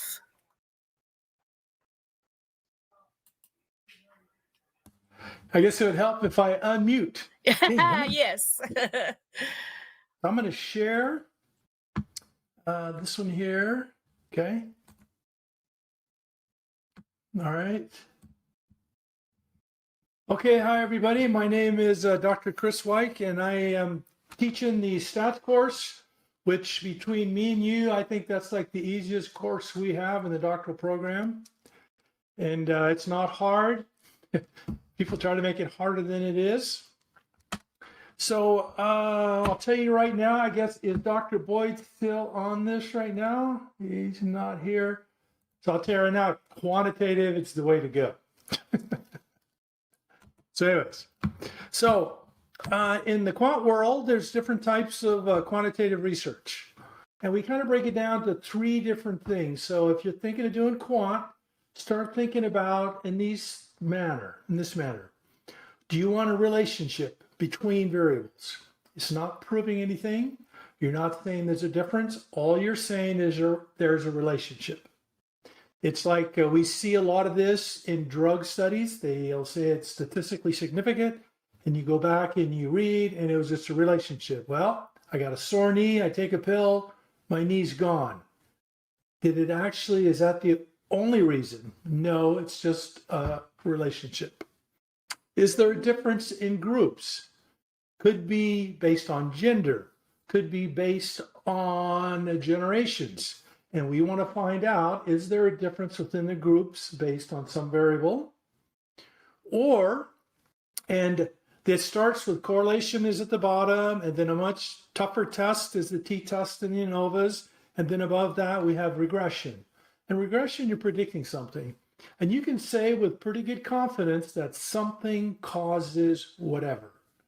So, but they're all good. And if your study takes you in this direction, that's fine. But just realize whatever you're trying to solve with your study or explore or research, you need to have something that you're going to measure. And so that comes from the problem statement. And you're going to hear that a lot from your chair, your mentors, all of that. And it's the heart of your students' research. And, you know, I hear I'm going to save the world from asteroids. Well, you can't do that. I'm going to save all the whales. Yeah, you can't do that either. So you got to find something that you could actually research and something that's within your scope. So your problem statement, you'll take that and you'll turn that into a problem statement. And a problem statement turns that into a research question. And you're going to need variables, and variables are something that we measure. And generally we use surveys. So before I go a little bit further on this, so let me get you to the DWRC. Now this here has tons of great resources. And probably one of the first resources that I think is probably one of the best resources here is this right here. Is the schedule for Research On. And this is held every Wednesday night. And I present the quantitative, and Dr. Boyd puts on the qualitative. And last Wednesday, we had a session on population sample city. We didn't quite get to the RB, but then on the 7th, next Wednesday, we're going over R Commander, JAST, Excel in your data set. And then on the 21st is a really good session on finding established surveys and theories for your theoretical framework. So if you're having some challenges finding stuff in the libraries, I'll show you what to look for.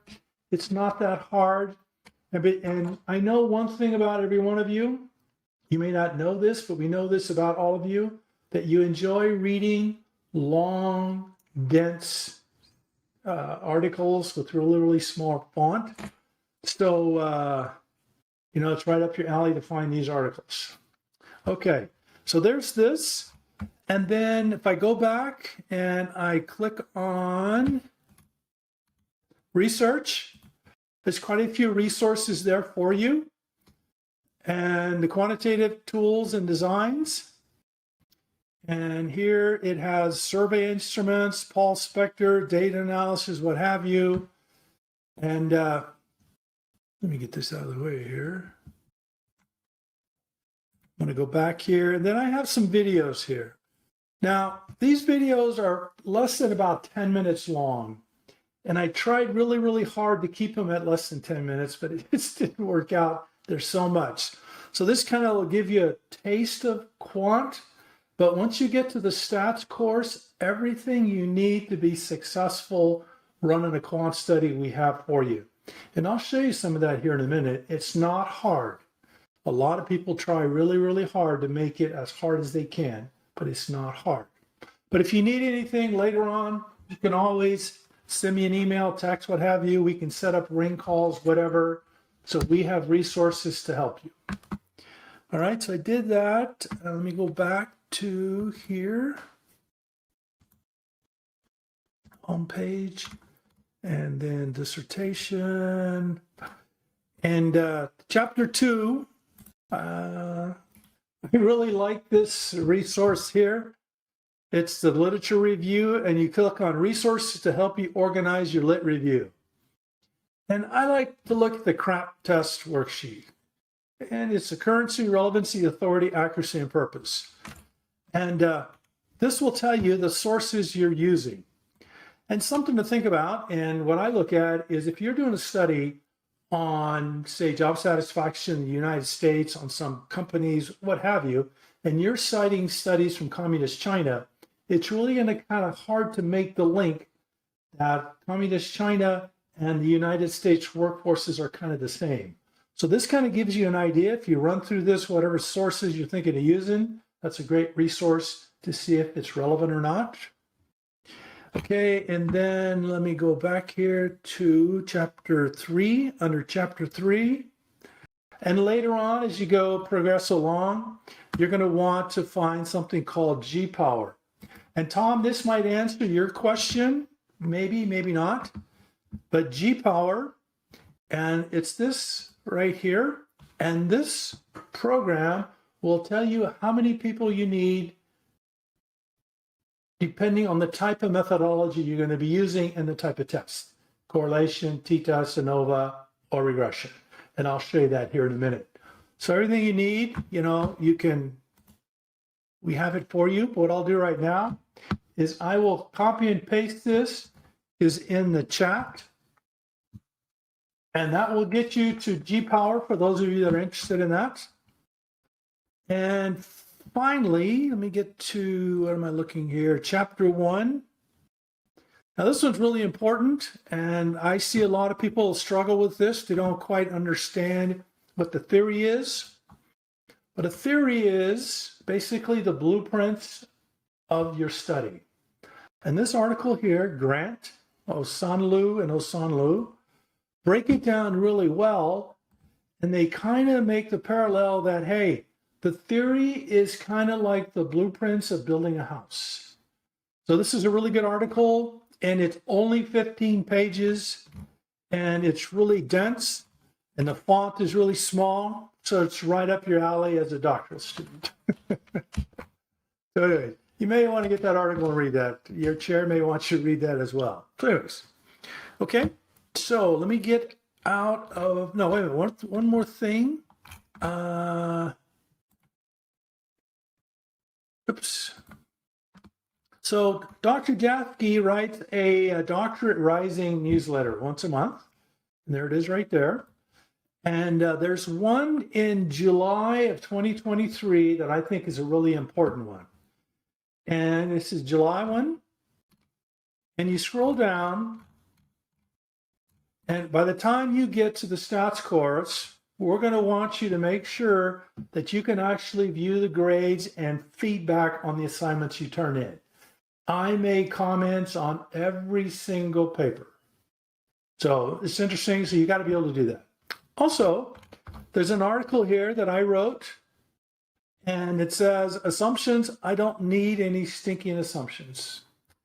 And really, there's a rules prior to actually running the statistical test, and you need to understand this. And if you read it, it's pretty easy, 3 pages, double spaced, pretty quick read. But I think the last sentence is really important. It says, if you want to ensure your study is read and adds to your topic's academic body of knowledge, some use studies that have not tested their assumptions as dubious. Dubious means questionable. We don't trust it. And you want to make sure that if your study's done, then you publish it, you want people to read it. And you're going to want to do the assumptions. In the stats course, guess what? We're going to introduce you to that. You're going to have assignments on running the assumptions, what have you. So don't worry about that, but just know there's rules and there's an article there. Okay, so let me go back to PowerPoint. And then so our first research question is correlation. And here's the scenario. Research literature notes future research is needed to determine if there is a relationship between job satisfaction and the intentions to leave. Something to think about. What is your population and sample? Who are you going to draw for this study?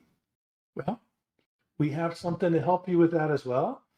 And that is, I think, one of the best courses in City. And you click on City, view courses. Now, every one of you has the DBA program, students and faculty. But I have the Essentials of Statistical Analysis, parts 1, 2, and 3. Now, I have to do this every 3 years. And it's like 27 modules, it's whatever. We don't want you to do that one unless you're game to go through those. But we want you to do part 1, part 2, and part 3 in the stats course. However, if you've never really been exposed to stats or it's been a while, you can certainly go and add it yourself. So my courses, view courses, and then scroll all the way down to the bottom, add a course, scroll down to question 6. Remember the parts 1, 2, and 3, I have to do that. It's one right after the other. And if this fails, what do you do then? Then what do you do then? That's what that course is about. That you would load part 1, submit, go back, do part 2, submit, and then go back and do part 3. And then if you're satisfied with that, you can go back and do the parts 1, 2, and 3, and all of them you did on the individual part 1, part 2, and part 3 will flow to that master course. So anyways, so it's a great course. It's free. You can do it now if you want, but in the stats course, that's part of the curriculum on that course. So what's in it? So we were talking about sample. So here's the course, part 1. And I'm looking for population and sample. And I'm looking for 1.4. And a population is the universe of cases to which your research questions and hypotheses refer. Who or what are you going to be? What is your sample? You notice it says terrified statistics students. Like I said, this is one of the easier courses in your whole program. And then 1.5. So we can't do the whole population. We're going to draw a sample from that population. And when we draw that sample, that's where we come up with inferential statistics.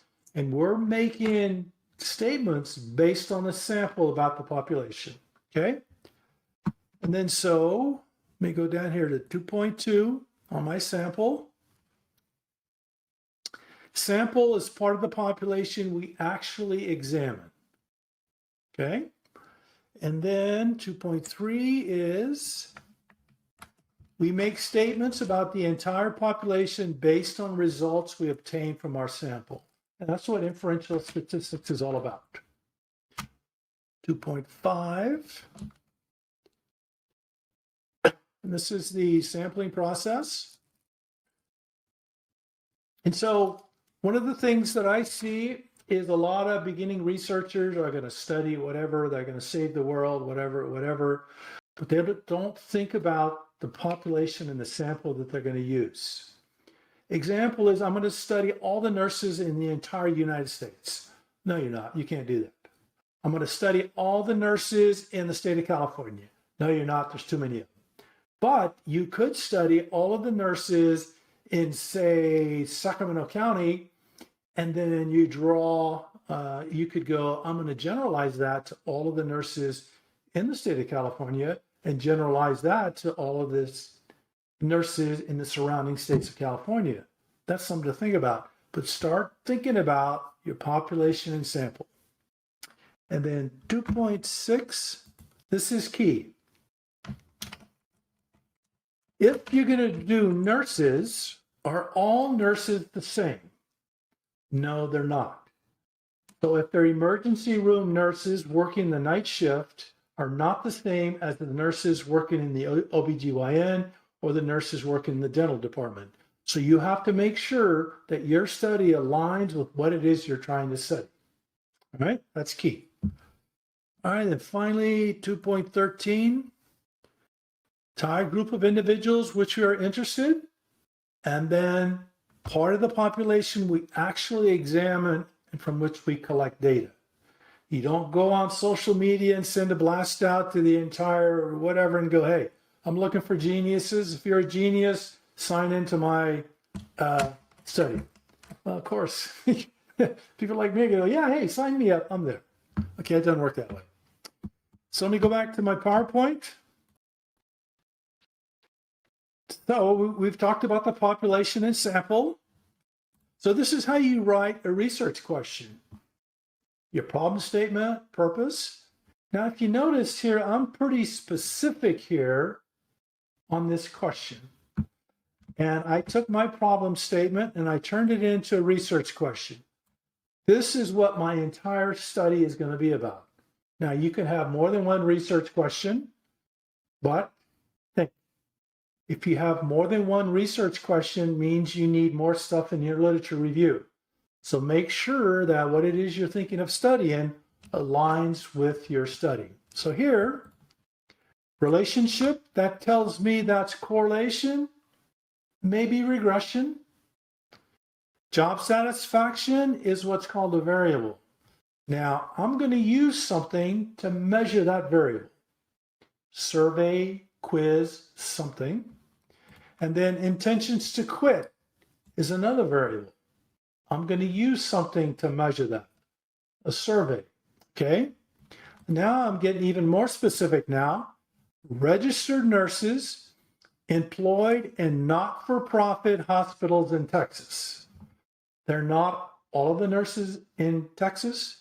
They're not all the registered nurses. They're registered nurses in not-for-profit hospitals. That kind of narrows it down. Then we have what's called, you notice a little HO1, that's called a null hypothesis. And the HA1 is the alternative hypothesis. The null hypothesis says there's no relationship. So if we run the test and we get to where it is not significant, you found nothing. Does it mean you failed? No. You went through the whole process, you did what you did, and you got what you got. Okay, you report, whatever, and you defend what you got. But we're hoping as a researcher we find something. So if our p-value is 0.05 or less, that means it's statistically significant. That means we reject the null hypothesis that we've got nothing, and we say there is a relationship. That means we've got something, we're adding to the body of knowledge, that's good. But either way, you're going through the process. So this brings me to here, nominal, ordinal, interval, and ratio. It's very, very important you understand those terms. And of course, we have resources for you to help you on that. And for those of you in the Stats course right now, you're going to get tired of hearing me say that because it's on the videos. But let me go back to the city course. And I'm going to go back to the intro to statistics one. Part 1. And so the variables, these are key. So we have dichotomous variables. So whatever it is you're going to measure, you need to figure out what type of variable is it. Is it a dichotomous variable? Only two possibilities, true or false, large or small, whatever. That's dichotomous, only two possible values, true, false, yes, no. Then you have unordered categorical variables, cars, trucks, or vans, or trucks, vans, or cars. There's no order in them, but it's a category. Then we have ordered categorical variables. Now there's an order here, and this is important. Small, medium, and large. Large is greater than medium, which is greater than small.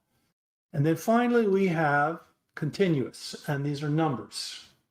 And these all mean something. It means that the type of variables or the data you're collecting means you can only use certain types of tests.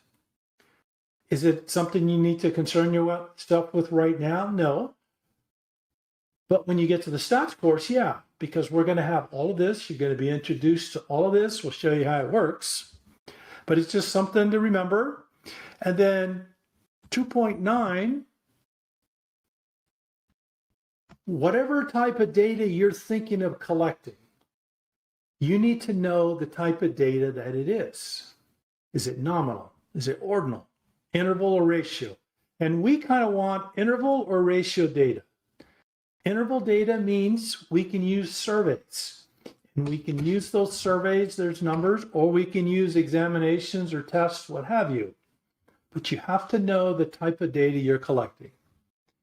And for those of you that are going to use a survey, it says here, variables based on rating scales such as 1 to 5 are generally treated as interval. That means I can use a Pearson's correlation. And I'll show you that, and you'll learn more on that in the stats course. It's not hard. And then so 2.10 is the review. Nominal, unordered, dichotomous, or categories. Ordinal, ordered, dichotomous. We look for interval, which are numbers, or ratios are numbers. Not hard to figure out, but you just have to understand that. Okay? Let me go back to I got time. Yep, I'm doing good on time. All right, so we figured out the type of data. So now this brings me to this slide, types of correlation. So if I was going to do a Pearson R, both variables are interval scaled. Spearman's, one is ordinal, one is, both variables are at least ordinal, then it's not normally distributed. Phi, both are dichotomous, point by serial. So it's important you know the type of data you're collecting because that determines the type of test that you can use. Do you need to worry about that right now? Probably not. In the stats course, we'll introduce you to that. And so, but don't worry, we got resources for all of that for you. All right. So I introduced you, let's see, run surveys. Surveys are what we use for the most part to collect our data. You get the instructions and fully understand how they're tabulated. You do not make up your surveys. You do not take other people's surveys and put them together. Surveys are tested, evaluated, and there's psychometric people that produce these and they publish them. And so right here, I have a copy of the Job Satisfaction Survey by Paul Spector. Now this survey here, a lot of people use it. Paul Spector is like the guru of job satisfaction.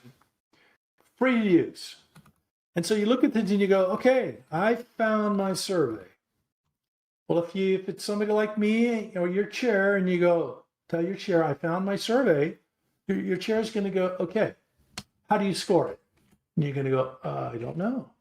So part of finding the survey means you need to find the instructions on what to do with this thing. And these are the instructions for the job satisfaction survey. And this survey is kind of unique because there's 36 questions. But his instructions say you have some negative worded ones. So on the question number 2, if the person put a 1, you got to change it to a 6 after you get the results. So it's very, very important that when you find a survey that's going to measure whatever it is you want to measure, make sure you understand what to do with that survey. And make sure it actually measures what it is you're thinking of measuring. Is that hard to do? No. It's not hard. Dr. Evans is really good at showing you how to figure these out as well. And she's good at finding the resources for those. So if you have questions, but it's super important, you figure out what to do with that survey. And sometimes how that comes into play is you collected all your data and come to find out you can't do any statistical tests with it because you didn't collect anything that you could have used. So it's very, very important. And your chair will catch that before you get that far. So anyways, so there's that. And where is here? Okay, the surveys. Okay, so it's important to understand the assumptions. And there's that article in the Doctorate Rising newsletter. And you have to understand the rules, is what I call them. And for each type of test, there's rules. You have to follow those rules. And in the stats course and in the city essential statistical analysis, they have that in there for you. And in fact, you get introduced to that early on in the course on how to use those and what they mean. So this brings us to, this could possibly answer Jim's question, not sure. But how many people do you need for your study? Well, don't know. Well, it's not hard. It's this website here that I pasted in the chat. And this is what it looks like here. And this is G-Power. I'm going to do a correlation. I've calculated all this stuff. You know what I needed? And I calculate, and it tells me I need 64 people. There you go. 64 for correlation. To get, 84. To get 84 people, you might need 200, 250 people because the response rate on surveys, 25, 30, 35%. And, if you don't get 84, but you tried your darndest to get them, you report what you got and you press on and you showed your at the defense what you did, whatever. So it's not that much to worry about as long as you follow the rules. You try to get whatever you can, you get what you get, it's not your fault. Okay? So if you're worried how many people, if you want to do correlation, if you want to do an ANOVA, if you want to do t-test, if you want to do regression, everything, we'll show you how to do that on this. And there's also on that website, there's a manual you can download. And this is the manual here, G-Power manual. And it's really easy to read if you look at it, especially for doctoral students. You're used to this kind of reading. And here's, correlation. It tells you the power, the index, effect size, what have you. We'll show you how to use all that stuff. All right, so let me see, where am I at? I did that. And we did how to write the research question. And here are the results. We'll show you how to do that. T-test. This one's here a little different. It says future research is needed to determine if there's a difference. Okay. Here's how to write a question for that. Is there a difference in job satisfaction? That's what I'm measuring, that one variable, between the male and the female registered nurses. So this is higher than correlation. This more, yes, there is a statistically significant difference. Then you would report on that. Different types of t-tests. Produces output. We'll show you exactly what that means. And then finally, the last one is regression. Regression is kind of like the higher up one. Correlation, t-test, ANOVA, regression. Here you're actually predicting something. So you could say, depending on the R-squared value you get, depending on how high that number is, how confident you are that you found something really, really important. So like here, does job satisfaction predict their organizational commitment? I would give the people something that measures job satisfaction and then something that measures their organizational commitment. I'd run it to the regression and it would tell me if there is or there isn't. Not hard to do, okay? And then let's see, this is how you write the question. So let's see, okay, I've got some time left. And then so what stats program can you use? We use R Commander. And when we wrote the course, we were using SPSS and they were charging us money. And then after the site license expired, a year later, you needed it again. Well, the students had to pay. So we got R in R Commander and it was free. And the key is you just got to download it. And if you ever have any problems downloading, contact the IT help desk.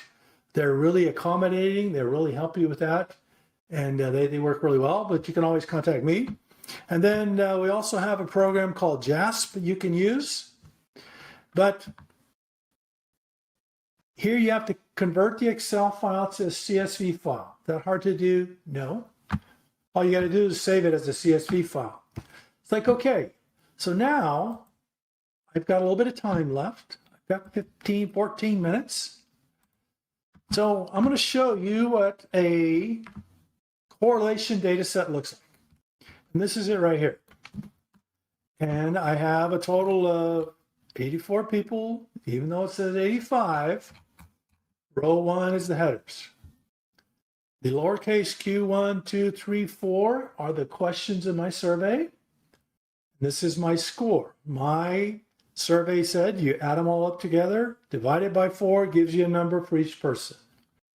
And then the capital Q1, 2, 3, 4, 5 is my other survey, aptitude, and I have education, gender, and age. Okay? And this is what you got to produce with the data you collect, something that the computer can use. So this is R here. Now this program here, this is R. This part right here, it says R console 64-bit. This is an extremely powerful free statistical program. Very powerful. Whatever stats you want to do, you can do. Only problem though, it's code-based. You got to understand the language of the program. So, okay, so what we do is we have a program called R Commander, and we load that into R, and it produces this. And this program is very intuitive, super easy to use. And in the stats course, we'll show you exactly how to use it. Okay? So I still got a little bit of time. So what I'm going to do is show you, make sure I'm not messing anything up here. Okay? So you've spent all this time. You've done your chapter 1, chapter 2, chapter 3. You collected all your data. And unlike the qualitative folks, I'm going to run the data. And I got to be done by 2:45 or Dr. Berkshire will shut me down. So like, hey, your entire study is going to come down to running the data. So the first thing that I want to do is I like pizza. So I'm going to order pizza. And I'd like mushrooms and I would like some extra cheese and some tomatoes on it. And then so now I'm on the clock. It says it'll be here in about 25 minutes. Okay. So now I'm going to go back to my computer. I got my data. The data is loaded in the computer. Here it is right here. So let's run this data. First thing I want to do is check to see that the Cronbach alpha or the reliability coefficients that I got are comparable to what the survey has. So I'm going to run this. Spits out a number, 0.83. Good. Then I'm going to do that to the other one. And this is your chair will want you to produce this. And your survey will have a reliability coefficient attached to it. And you have to show that you got comparable or results as well. There we go. What did I do here? I did the wrong test. There we go. 1, 2, 3, 4. I don't want that. I want this. 2, 3, 4, 5. 0.89. I passed that hurdle, I'm good. So now I'm gonna take a look at my data. Summaries, active data set. There we go. There's my data. I look at it and go, okay, it looks good to me, or whatever. Then I'm going to check the numerical summaries of my data because I'm looking for a mathematical or a numerical representation of my data. So here's aptitude and skill. Those are my two variables. And I want mean, standard deviation, skewness, and kurtosis. There we go. And those all mean something. We'll show you that in the stats course. Now I want a visual representation of the data. So I do a histogram. Here's my aptitude. Okay, it looks pretty good. Looks like a bell curve, but this will explain that to you. And then the next one is the other variable, which is skill. Okay. Then we're going to do a box plot. Box plot is going to tell me if I got any outliers. And here's my data. And outside of these little whiskers, if you see anything, that means there's some jacked up data. So then that's that variable. I'm looking at the next one. And that is skill. Okay. Now if you look at it, I got this 60 down here. Everybody see that? Well, that's what's called an outlier. So what does that mean? Easy. I just look at my data set. I go to number 60 on the left. There it is right there. It says it does not like the skill number 60. And this is it right here. And if you look at it, this person just put all ones in there. Person didn't care, they were busy or whatever, didn't take the time. So the computer doesn't like that data point. You could remove it or not, depends, but that's what that is. So you're looking for that. And then the next one is the what's called a QQ plot. This one's kind of cool looking. And all those little bitty circles are your data points. And this line is a computer generated theoretical line. And it depends how your data fits on that line. So we do that to both of them. I just got a text. The pizza is probably about 10 minutes away from the house. Okay. Skill, there's the other one. Okay. And then we'll do one more. This is a scatter plot. It just lets you know the relationship between the two variables. And here it's trending upwards and to the right. So it's a positive correlation upwards and to the right. Most data doesn't look like that, but you can tell somebody gamed that data. That's because I did. Anyway, okay. And then so next thing we got to do, we're checking the normality. These are all what's called assumptions. And here we want to see, are all the data points about the same or is it jacked up data? And here it produces a value here. And that value tells you whether you got normal or not normal. If it's not normal, you can't use a certain test. You got to use another one. So there's implications for the results you get. But for me, p-value is greater than 0.05. It's normal. Then I have this one here. And then let's see, skill 0.06. They're both good. So now, all I got left to do is run the correlation. This is what it all comes down to. Summaries, correlation test, do aptitude and skill. Notice it's got Pearson, Spearman's, Kendall's. If I hadn't passed all my assumptions, I may have had to use Spearman's or something. But now at this point, before I hit OK, pizza's pretty close. Anybody used to be a drummer? I used to be a drummer. And so you'd be a drum roll. I'm going to click OK. Cymbal crash. And then it produces the output right here. And it's got my p-value, 2.2 e minus 16. Okay. And then the correlation is 0.99. That is extremely high positive correlation. Very good. But I got this 2.2 e here. So what that means That little bitty e is called an exponential number. There's a minus sign next to it, so that means I convert that to numbers. I move the decimal point to the left 16 spaces, so this is 0.00000000000022. This is statistically significant. I can reject the null hypothesis and accept the alternative hypothesis that I have something. You found something. So does anybody know what the next step you got to do is? Okay. So if Dr. Birchall was your chair, you would call her up and go, Dr. Birchall, I'm statistically significant. When can I defend my dissertation? And she's probably going to tell you, well, okay, just slow down just a little bit. But that's great. Congratulations, you found something. And that is it. It is that easy to run that data. It's not hard. Everything you need to do this, we have for you. We're available to help you out.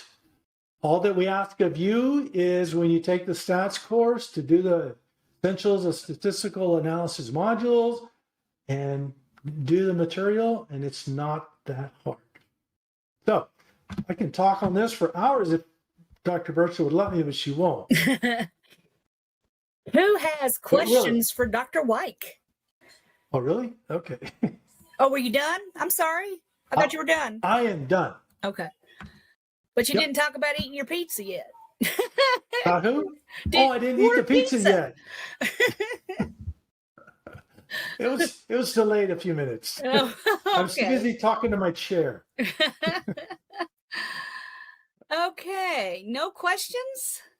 All It's a right. lot to digest. I realize that, but it's really that easy to do.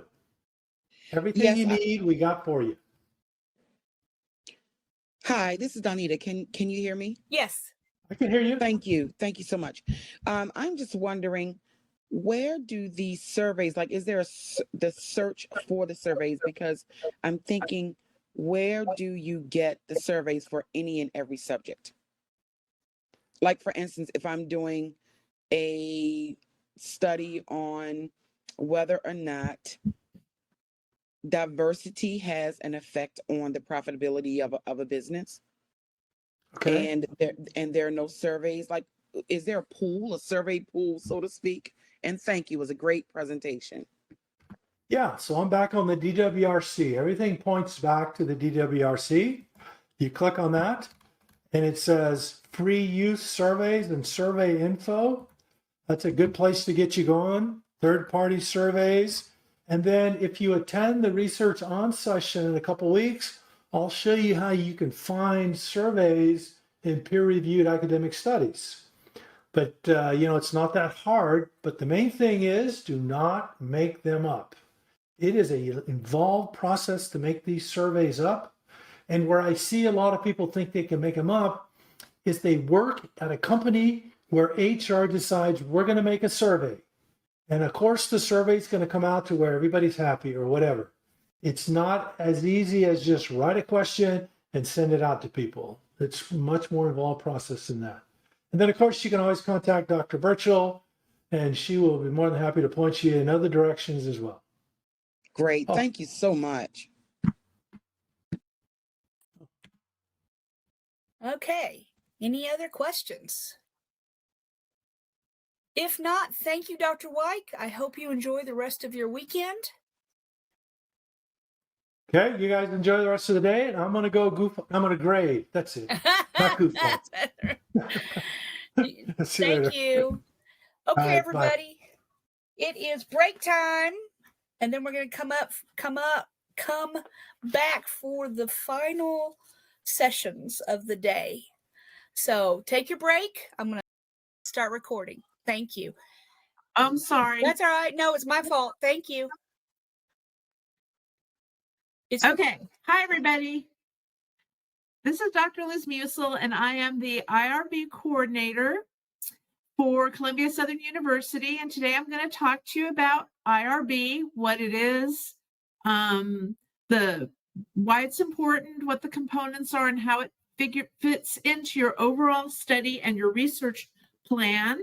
There's going to be a lot of information and detail. I just want you to kind of get an overview today and understand what it is, because once you get to this stage of your program, you will have the assistance of your chair, and we're here to help you out. But you know, we're just trying to give you an overview right now. Okay. So what is IRB? IRB is the Institutional Review Board. The Institutional Review Board is responsible for ensuring that all Columbia Southern University research complies with the university's ethical standards as well as U.S. federal regulations. So IRB at CSU has several goals. It bases its goals on the following. Number one, to protect human subjects. Number two, to develop and maintain an ethical research environment. And number three, to assure that you as researchers are qualified to conduct research. Four, to assure that the research has the potential to add value to the academic community and society. So all of these are the goals of IRB. There is a board at IRB that's composed of full-time faculty, the academic program director, the provost, and some other members. The big responsibilities of IRB is to provide continuous quality improvement for research within the university, to review and approve research proposals that involve human subjects, and to monitor ongoing research to make sure it is conducted in an ethical manner. The IRB is responsible for continuous quality improvement via self-evaluation, and the results of the evaluations and a summary of all the activities is provided to the provost every year. So here we go. What's the purpose of IRB? The purpose of the IRB is to assure both in advance, before your research activities begin, and by periodic review, that the appropriate steps are taken to protect the rights and welfare of human participating in subjects as research. Prior to performing data collection and submitting your institutional review board application, each student will complete university mandated human subject research training offered by the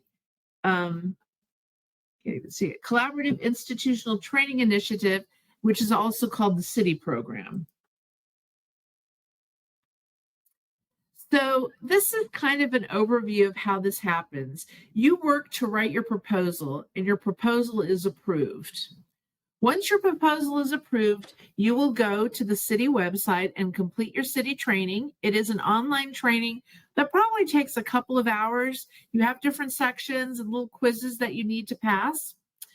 Once you pass it, you will get a certificate, and the certificate becomes part of your permanent record because that's ensuring that you've been appropriately trained to conduct research. At the DWRC, there is a section, which is IRB, which has all kinds of documents and instructions for you to complete. You work with your chair to complete the application, and the chair submits all your documentation on your behalf to IRB, and it comes to us for approval. IRB takes a look and reviews your proposal, your research, the activities that are proposed, make sure they align, make sense. Ethical research, substantive research makes a contribution. If there's anything missing, we will go back to your chair and say, this is missing, this document is needed, it's incomplete, and so forth. And once we have everything taken care of, we will submit it back to you for approval. So a couple of issues. We really try to move this area of your study on rapidly. So from the time that you submit a completed package to us and no information is missing, either we will get back to you in 24 or 48 hours saying, please send this missing document, or we will be back to you within 24 to 48 hours giving you your approval. So this whole thing is, once we have your package, we will get back to you with an approval very rapidly. The IRB ethics review and approval is required before any type of participant recruitment, data collection, or data set access. Okay, so you cannot do anything that's related to your research before you have IRB approval. It's against university policy, it's against our guidelines, and that work that is conducted will not be admissible as part of your study. So Columbia Southern University will not grant credit for student work that was conducted without IRB's ethics approval or otherwise failed to comply with IRB requirements.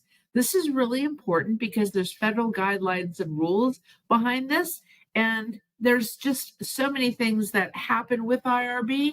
One of the things is, as you go out as a researcher, having IRB approval protects you and protects the university as far as any problems or missteps. So you really want to make sure that you take this seriously. We do retain all your records, which is mandated by CSU up to 3 years. So you do have to submit everything to us, and we do have a file.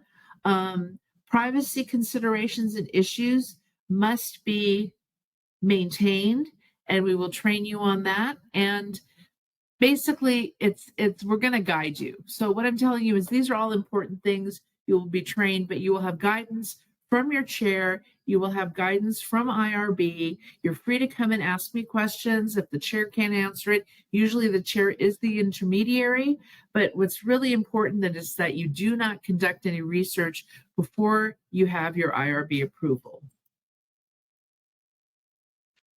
So, detailed written process on what you need to do step by step for all IRB applications, especially with all the forms and examples to support your application are in the DWRC.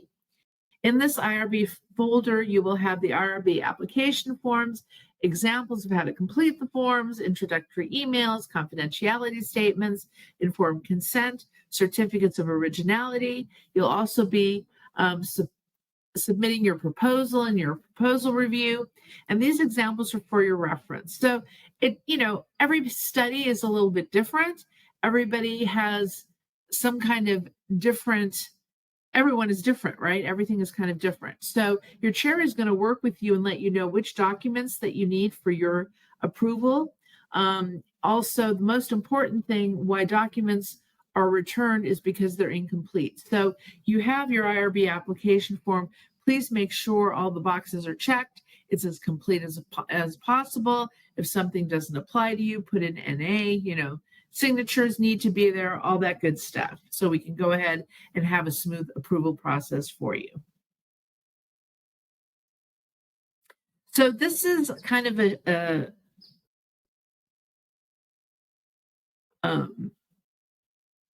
screenshot of the DWRC. It might be updated, so it might be not exactly like this. We have to add maybe a new one. But again, what's most important, all areas of the application must be filled in. Don't have anything blank. There's no option. There is an instruction page here, the application form, examples of all the other supporting documents.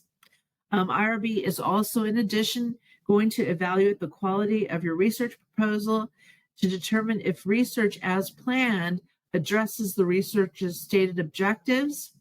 So this is not an attempt to make sure that your research is going to be successful, but it's an assurance for CSU and everyone involved that the research proposal is complete and sound, and that the items the IRB may consider including that we have a clear and concise statement of what you will be doing, a clear and full description, so there's no guesswork involved, right? Something else to consider, you need to really put things in completely. What happens sometimes, this is probably one of the things that is the biggest kind of snafu. We don't want to waste your time, right? So we want to have this approval done once. If something changes and you need to conduct research differently than originally anticipated, you need to go back to IRB. You cannot change the process without getting a new approval. So let me give you an example. You come in and you say, okay, I want to go and do face-to-face interviews with 25 participants and more if needed. And then what happens is you start to solicit your participants, and nobody wants to meet with you personally. They want to do Zoom. They want to do it online. Okay. that's fine, but you need to have approval to do it online. So one of the important things to remember when you first go into IRB is that you get permission for everything you want to do. So you want to be able to conduct research in person and or online. And that way, if one way doesn't work and you need to do another way, you already have the approval built in for both. If you just go in for one type of research, let's say face-to-face interviews, and that's not working for you and you need to do online, it's going to make you come back to IRB. So put both in so you can do either or, okay? And that will save you time in the long run. So you need to use the documents in the folder, follow the IRB processes. Your chair, we have wonderful chairs here. They are all very, very experienced. They can guide you. Every once in a while, something is outside the box, but they really are helpful, and they will submit the documents to you. The chair is going to act on your behalf. If you have any questions, the chair will ask them for you, but if for some reason you want to reach out or you want to do a three-way call or anything like that, I'm open to that. And basically that's it. Are there any questions? Thank you, Dr. Musil. Anybody have questions? Okay, I'm not hearing any, but what I want to say after this presentation is that I want to emphasize you do not collect data until you have IRB approval. It's a federal thing. It's not even like, we want it thing. It's a federal thing, okay? You do not. And if you do, if you have already, throw it out. Throw it out. You don't want to break a federal law, basically, and we don't want you to break a federal law. No, we don't want fines. You don't want trouble. We don't want trouble. Just follow the rules, okay? Because some students have gotten confused and thought, well, I've already got 4 interviews. What? Excuse me? Throw them out. Start over. And that's the way it has to be. Okay, thank you so much, Dr. Musil. I hope you have a great rest of your weekend. Have a great weekend, everybody. Take care. All right, next up is Dr. Goldwasser, who's going to tell us about chapter 4 and 5. Great. Do I share my screen? Yeah, share your screen. Okay, give me a second here. Okay. So we're winding down. Okay, great. Very good. All right. Well, hello, everybody. I'd like to welcome you and prepare you for the last part of this presentation. First, allow me to introduce myself. I'm Dr. Bob Goldwasser. I've earned my MBA in Technology Management and my DBA in Internet Marketing. I'm a full-time faculty member at CSU. I've been a dissertation chairperson for over 10 years, and throughout this time, over 60 of my DBA students were successfully earned their doctoral degrees. So I've been doing this for a while. I've got a lot of experience, and I'd like to share some of my tips with you today. The first are going to be in regards to Chapter 4. Chapter 4, I'd like to focus on 3 main components in Chapter 4. The data collection piece, the informed consent, and the data analysis. And I'd like to focus on some tips here to make your way a bit easier, hopefully. First of all, as far as data collection goes, I always recommend to my students to identify your sample population early. Even during the time where you're putting your prospectus together, it's time to start thinking about who your sample population is. Your sample population are the people that you are either going to interview to gather data for your study, or those that you're going to send out an email survey to and collect information from them. But you have to start to think about who are these people going to be, how am I going to get in touch with them? I also recommend thinking about your network of contacts, because that's a good way to develop your sample population. For instance, if you belong to a specific association, like the Society of Human Resource Managers, SHRM, they're a terrific organization and they'll help facilitate your survey and help you find HR professionals to cooperate with your study. Sometimes it might be a local chamber of commerce that will be willing to work with you. Sometimes it's just your colleagues at your place of work. But no matter where you find your sample population, it's important to start thinking about who these people will be from the very start, because that will help you to form your paper, determine whether you want to do a quantitative or qualitative research study, and so on and so forth. If you do pick a particular organization to survey their employees or their members, you may need a letter from the organization and to be able to submit that in your IRB package, stating that you have their authorization to survey their employees or interview their members. So those are some first points about data collection. Also important here is if you run into a problem, be sure to work closely with your dissertation chair, because no matter what plan you have at the start, there will be problems along the way, or there may be problems along the way, let's say. And if there are problems, there are always ways to work around these problems. But being in close contact with your chair is very important, because they've got the experience. They know other directions to take and other ways to solve the problem. For instance, some of my doctoral students have used the resources of SurveyMonkey or Sentiment, user interviews, Qualtrics, and other companies to help them find a sample population and help them to collect their data. So there are different ways to do it. Be open, communicate with your chair. It's a good way to get your problems resolved. Now, after data collection, I wanted to talk about the informed consent.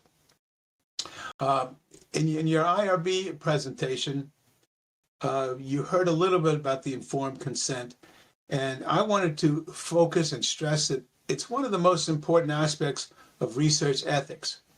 See, regulations requiring informed consent have been developed to protect the human subjects participating in research. So part of your data collection will include providing an informed consent form to each participant, and for them to sign or recognize that they understand the conditions, understanding that they're participating voluntarily, understanding if they have any questions, who they can turn to, and also understanding if they don't like something, they're free to leave the study and not participate with no repercussions. But the informed consent form is important part of your research, and CSU requires that each participant in your research study complete this informed consent. Now, once you've collected your data, you've got your information. The next phase and most important part of Chapter 4 is actually the data results, because in Chapter 4 you want to present and describe your findings. There's no discussion or analysis in Chapter 4. You just want to present the data that you've collected, and you want to, again, work closely with your chair to be sure you're presenting it properly. You want your data to be organized clearly, and you want to use different tables, graphs, and charts to make sure the data is in a clear and organized fashion. I always recommend to my students to read the Chapter 4 of other dissertations.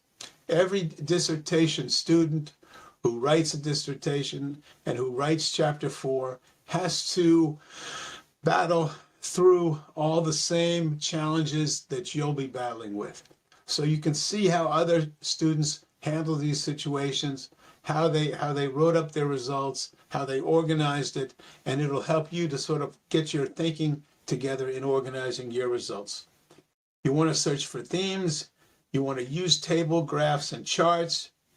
You want to be scholarly, but also understandable, because not everyone that reads your dissertation is going to be an expert in the field. You want to be sure to tell a story. Be sure that the reader understands how the data was collected and what the numbers mean. Be clear, be unambiguous, and authoritative in your findings. Be sure to show facts and figures only. And remember that your subjective interpretation occurs in Chapter 5, not in Chapter 4. But Chapter 4 is a very, very important chapter. Many people, experts, for instance, when they go to read a dissertation, they go directly to Chapter 4 because they want to see who was interviewed or surveyed, what the results were, what were the type of statistical analysis that were used. It's really the meat of your dissertation. Some final tips here. Be sure that your results and your presentation are clear and well organized. As I said, many readers, especially committee members, they jump directly to Chapter 4, since Chapter 4 tells how the data was collected, what instruments were used, what the results were, and how the data was analyzed. It's basically the meat and potatoes of your research study. Again, the DWRC is your best resource for reading other dissertations, for getting information on Chapter 4. There's just a wealth of information there. So I highly recommend using that resource to help you get through Chapter 4.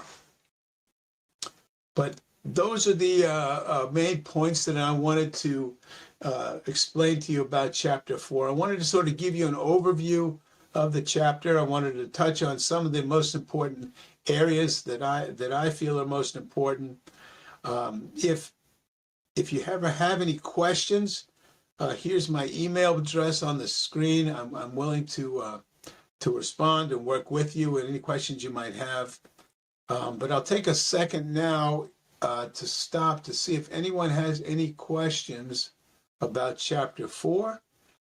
And then we'll start to move on to the final chapter of Chapter 5. I know you're all tired and have been listening to a lot of information today. So then what I'll do is we'll just keep on going, and we can stop at the end for questions.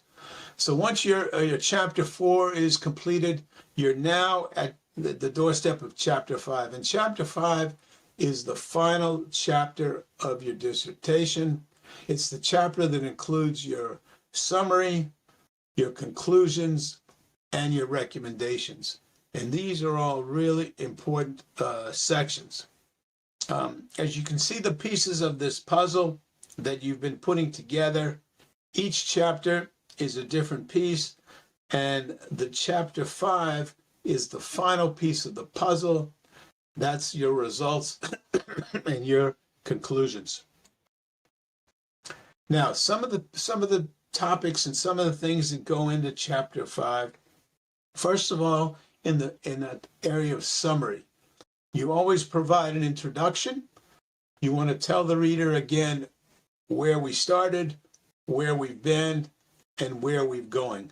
It's important to have this introduction at the start of not only Chapter 5, but every chapter, because, again, a lot of readers don't read through your entire dissertation. They may pick up Chapter 5. So by providing an introduction, you provide the reader some background information on your study, and they understand, what the topic is, why you're studying it, how you did your work.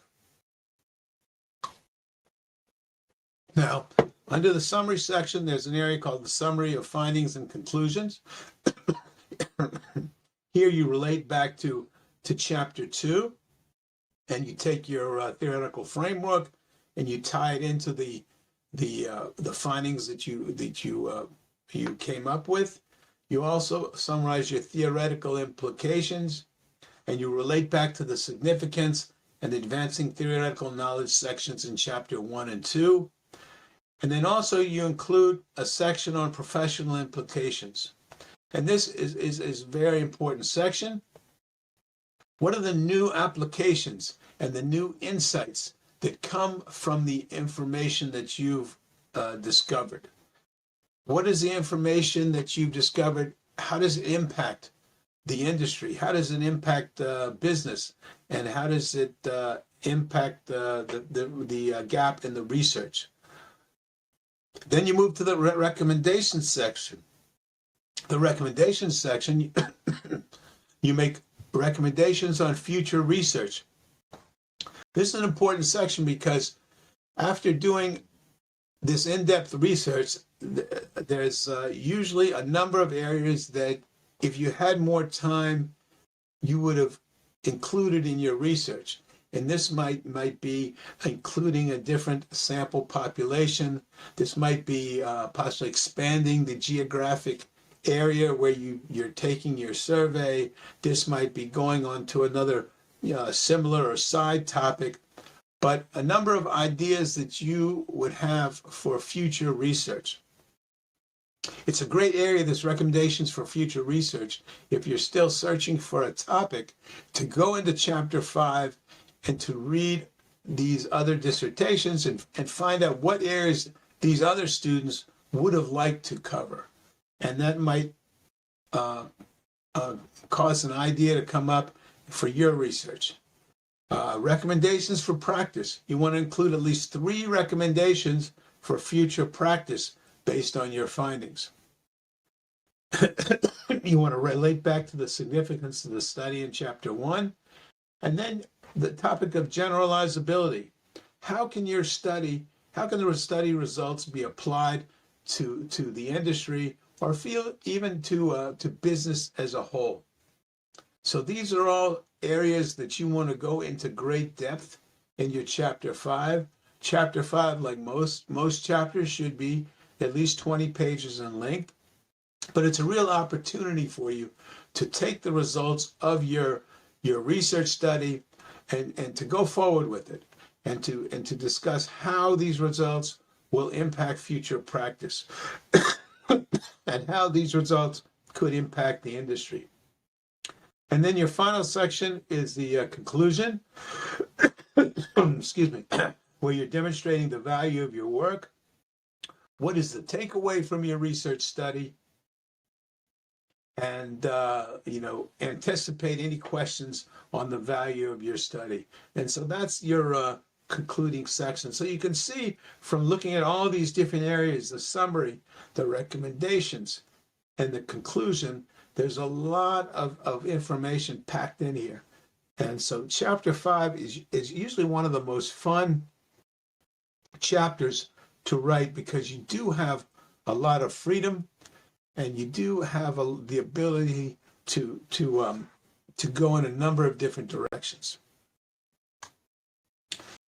Also, once you finish writing your chapter 5, you have your final check, which means you want to check to see that the right verbiage is using. You have to be sure that on your first 3 chapters that you switch from future tense to past tense. And it's something that must be done at this point because when you present your proposal, your first 3 chapters, you're proposing to execute this research in the future. However, when you finish your chapter 5, you're going back and you change to the past tense because now the research has been completed. You want to make sure your headings meet all the requirements of APA, your table of contents, your page numbers, everything's edited properly. We've got a writing center here in our doctoral learning center that is very helpful, can help you with making sure your paper is professionally edited and all the I's are dotted, T's are crossed. And then once you have your finished polished document, You get it back to your chairperson for final approval and final committee approval. Again, the WRC is loaded with information about Chapter 5. Read other dissertations. Read how other dissertation students handled Chapter 5. What type of recommendations for future research did they write about? How did they shape their conclusions? And what type of depth did they go into in implications for business and practical implications? If they went into the topic of generalizability, how did their research results, or how could their research results impact industry in the future? All of these areas you can learn from other students, how they approach these things, how they did it, because all the dissertations that you'll be reading that are in the DWRC and in the CSU library, they've all been approved, and which means that they're good examples for you to learn from.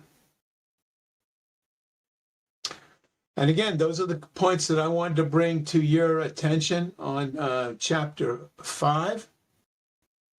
Again, it's a good time to stop to see if anyone has any questions. Thank you so much, Dr. Goldwasser. Any questions about chapters 4 and or 5 and or anything? Anything?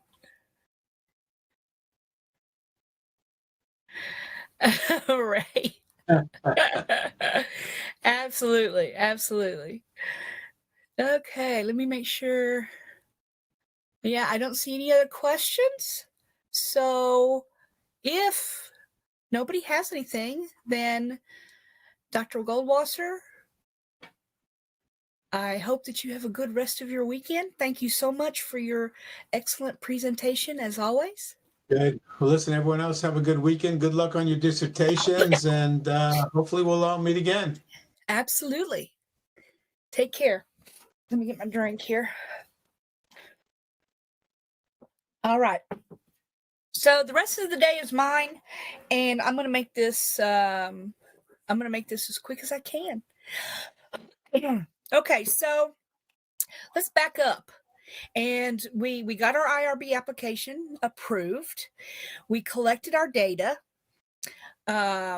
We gave our chair all of our transcripts and or our raw data spreadsheet so that they have record of our data. We worked with our chair to code and categorize and create themes. Or we worked with our chair to make sure that we were doing the right statistical analysis and that the findings were accurate. Okay. We did all that, and then we wrote our chapter 4. That's our findings. We wrote that, and then we wrote our chapter 5, which are the conclusions and recommendations and implications. We did that. Each chapter, the chair approved. And then likely what he or she will tell you is, okay, this looks good. Go ahead and package this into a final document. Okay. And what does that mean? That means that you're going to, now, all along the way, you should have been using Grammarly or some similar grammar checking tool. All along the way, you should have been using reciteworks.com to make sure that your references and citations were good. Okay. That's a given. You should be doing that now. Okay. In your classes, you should be doing that now. But it's a given that you're going to do it for each of your chapters and for your final document. Okay. It also means that you're going to check your table of contents to make sure it matches up with the body of your paper, with your section headings. Your section headings need to be in the right format, level 1, level 2, level 3, level 4. Those need to be checked to make sure they're correct. Your appendices need to be correct. Your tables need to have the correct reference right before you display the table or the figure. You need to introduce it in the paragraph just preceding. So all of this stuff has to be checked make sure that your document is pristine.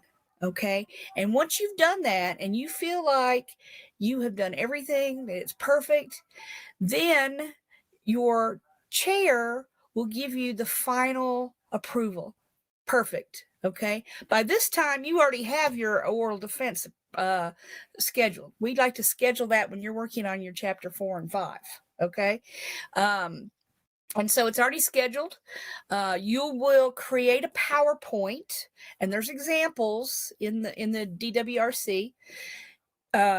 You will create a PowerPoint that basically handles the major pieces of your research study. Okay, your capstone, dissertation, whatever you want to call it. You'll have the problem, you'll have the literature, the purpose, everything will be spelled out. And then, but the most important part is the second half, which is the findings and the implications. Okay. You want to be able to quickly go through your study, what you wanted to do, how you collected the data, how you analyzed the data. But the real meat of it is, these were my findings. Okay. And this is what it means. Okay. And so your oral defense, and then we call it oral presentation because, the word defense makes people defensive. It makes people scared, right? So it's really just a presentation of your study. You should know it like the back of your hand by now. Okay.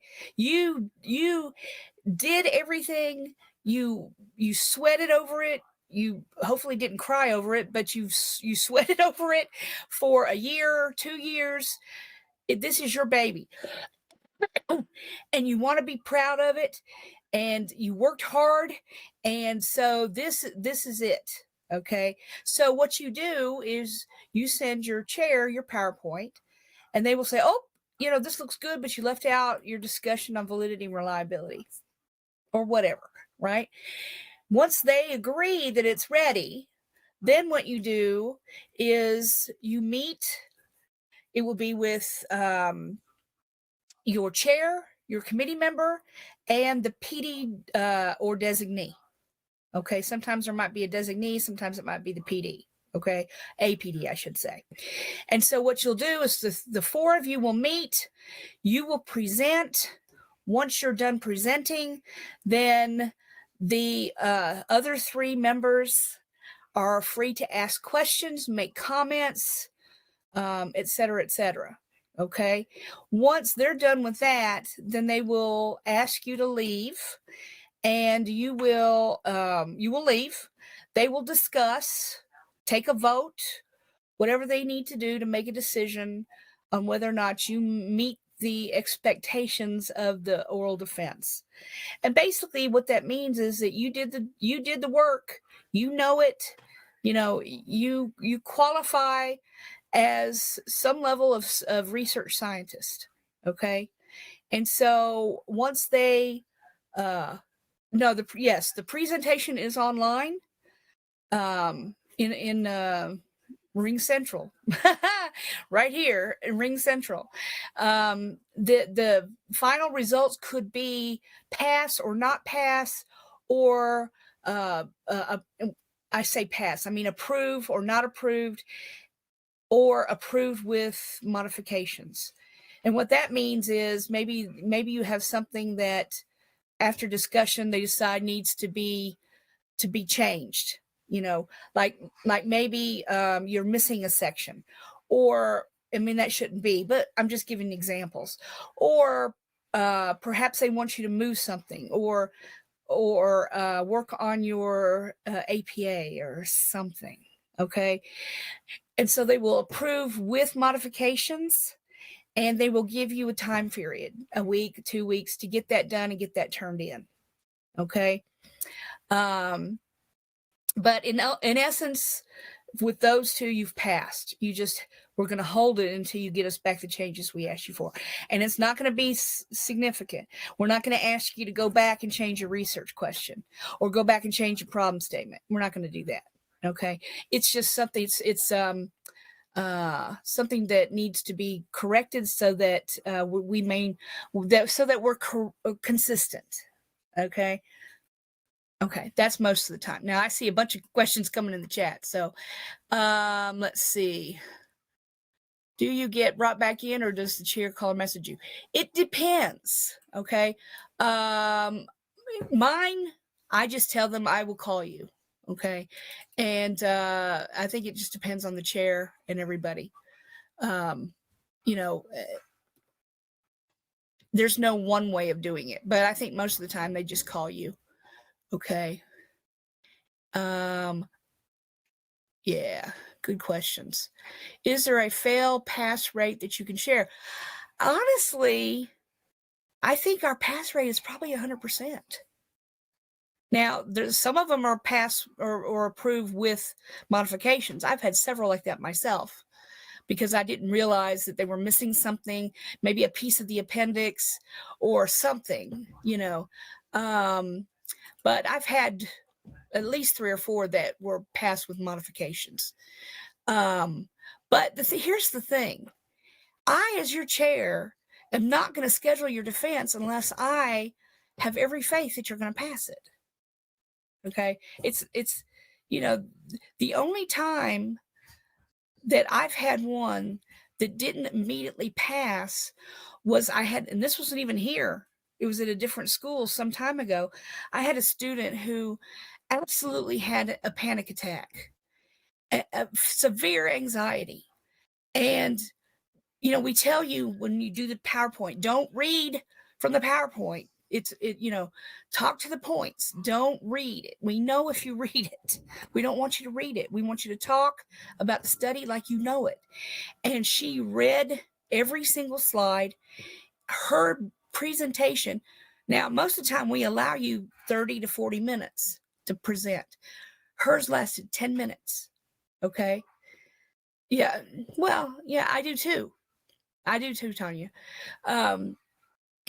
But the thing is, this was at another school where they had 2 defenses, one after the proposal and one at the end. And this was the proposal. And she was so nervous. I felt so bad for her. But we could have even gotten past that. But the PD asked her questions. He said, okay, let's back up a minute. What are your cases? And she couldn't answer. You know, she was gone. Okay. She just couldn't do it. And so she didn't even fail. The PD and I decided to let her come back and do it again. Okay. And when she did it the second time, she passed because she got over that initial shock, I guess, that initial anxiety. But I'm going to tell you something.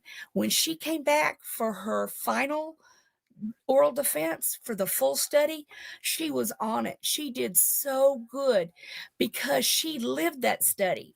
She knew it like the back of her hand, and she had grown so much. It's not even funny. I was so proud of her that day because she aced it. Okay. And so, you know, we don't even have proposal defenses here. Okay. But the reality is you're going to know this study like the back of your hand. You're not going to have any trouble talking about what you did. Okay. Does that help? Does anybody have any questions? And we usually allow an hour. Sometimes they go over a little bit, maybe an hour and 10 minutes. But usually it's scheduled for an hour, hour and a half, something like that. Okay. All right, moving on. Okay, so the next thing I wanted to mention, wait a minute, I see something coming in the chat. I'm very glad, Ray. I'm very glad. Here, let me just say this before I go on. One of the things that I say about a dissertation, research study, project, whatever you want to call it, capstone, whatever you want to call it, is it's like a puzzle.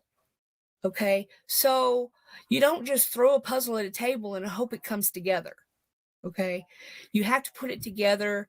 You have to be thoughtful and purposeful in how you put it together, or else you'll never get it together. Okay, and you can start from the middle, but it's going to take you forever to put that puzzle together. So what do? You're smart. You start working from the outside edges, right? You're purposeful. And if you keep putting the one piece at a time, eventually you're going to get there and you're going to put it together. But each little component is like a piece of that puzzle. Somebody's raising their hand. Who is it? Let's see. Donita, yes.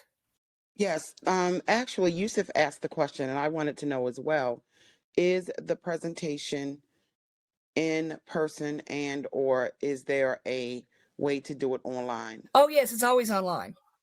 It's always Okay, online. thank you. Yeah.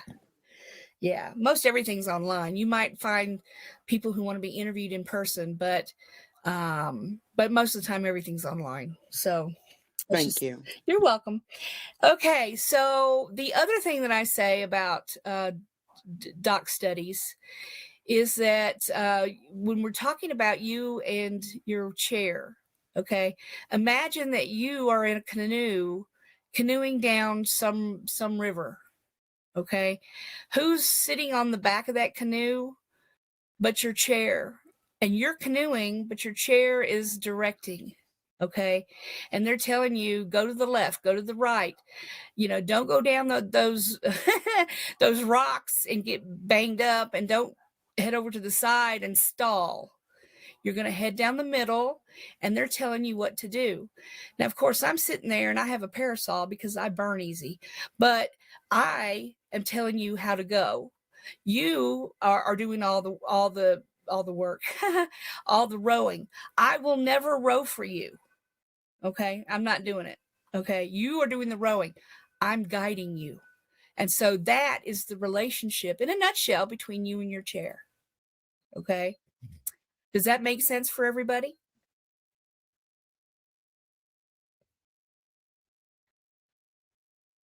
Very good. Now, by the time you reach the oral defense presentation, you are ready. Yes. Who wrote this? Dr. Jafke. Very good.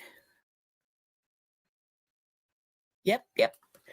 I completely agree. It's yours. You own it. You've lived it for a year or two. You'll be ready. So don't even worry about that. Okay. All right. The next thing we want to talk about is the PDMP. Okay. Now we've already mentioned on it, but I wanted to remind you that sometime within the next week or two that Dr. Jafke will be reaching out to you and see if you want to be a part of the next PDMP to help you work through your prospectus form and hopefully have it at least most of the way done by the time that you enter in the DST classes. Okay. So be on the lookout for that. Okay. Also, one thing that I need to mention to you, hang on just a minute. I need to get a link here. One of the most awesome things that CSU has is a peer-reviewed journal. Okay. Let me put it in the chat, the link for it. I don't know if any of you have ever heard. How did that happen? It did that auto link. I mean, it did the thing where it switched. Anyway, just do a search on BMRA or Business Management Research and Applications, and you'll find the actual journal itself. Okay. Here's the thing is that people will tell you, publish or perish once you get your doctorate. And some people believe that, some people don't. It depends on if you want to go into academia or if you want to, be more on the professional side of things. But I can tell you that you should publish. Okay. Do it, within a month or two after you get your degree, after you finish. Go ahead, ask your professor, your chair, if they will be willing to publish with you, because it's always best to have more than one author. Okay, always. And what I do with my students is they are the first author always. Okay, I am second author. I will have them reduce their 100 and some odd pages down into like a 25-page article based on the requirements the submission requirements, and then I will go behind them and I will help them with their tone, because it's not the same as a doc study. Okay. The tone, the cadence, it's not the same. Okay. You don't have to do all the repeating and all that. You don't have to do all that. All the justification. You don't have to do all that. Okay. So I will go behind them. I will edit and get it into a format that is acceptable. And then we will turn it in to the journal. Okay. And you don't have to do the CSU peer review journal, but it's a great journal, and I highly suggest that you do it. Okay. Especially with some journal articles are, they may have 1,000 submissions, or even 100 submissions, and then you may get pushed to the wayside. So I highly suggest that you publish, and you can use that on your CV. I just think that you should do that. That's all I'm going to say about it. I think you should do that. Again, after you graduate, give it a couple of months to relax and to recuperate, and then reach out to them and say, let's publish. Okay. Let's work together. Okay. I think that's it. I think that's all I wanted to say. I just have some closing statements, some reminders, as it were. The more you come to these residencies, the more you will retain, the more you will know. And you cannot possibly remember everything in one session. You can't do it. So I would suggest coming every term. And that way you learn, you just learn more each time. The next one is the second Saturday of the next term. I think it's in April. See, I should have known that. Second Saturday of the term. Sorry, I don't have an exact date for you. Okay. Also, you are paying for this degree. Be sure, yes, Andrew, ACBSP accredited. I've been waiting for that for 10 years. 10 years.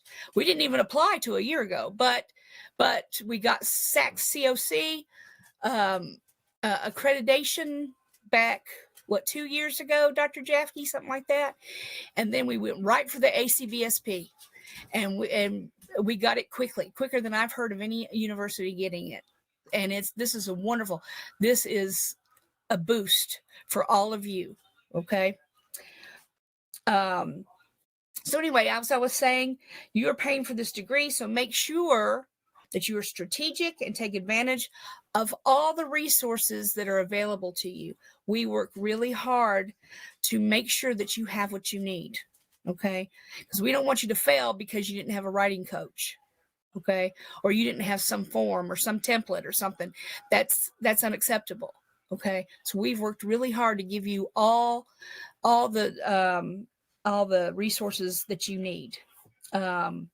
Also, one thing I want to mention, thank you, Dr. Jafke. Thank you. We all have weaknesses. None of us are perfect. We all have weaknesses. Mine happens to be writing in passive voice. Yeah. And so do some self-reflection, figure out what your weaknesses are, and just take care of them. Get a tutor, get some help, do what you need to do, so that you can move forward and use what you're strong in. Okay. Again, this goes back to, you're paying for this degree, so you don't want to be held up. You don't want to pay any more than you have to. So find out what your weaknesses are and take care of it. Okay. Also, you don't have to be a genius. Somebody mentioned this earlier. You don't have to be a genius to get a doctorate. You just have to be tenacious. Okay. You have to just keep moving forward. Okay. Baby steps are better than no steps. Okay. Also, in some, you can do this. Just keep moving forward and listen to your chair.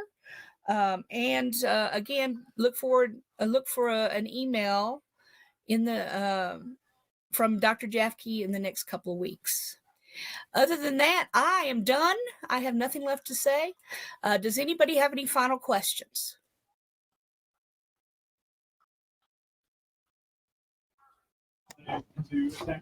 Thank you very much for this information. It's been great.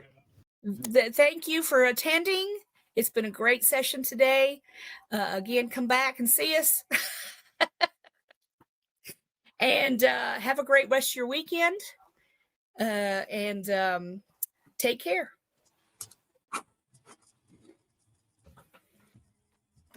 Very good, Jim. Thank you. Yeah, that's the princess wave.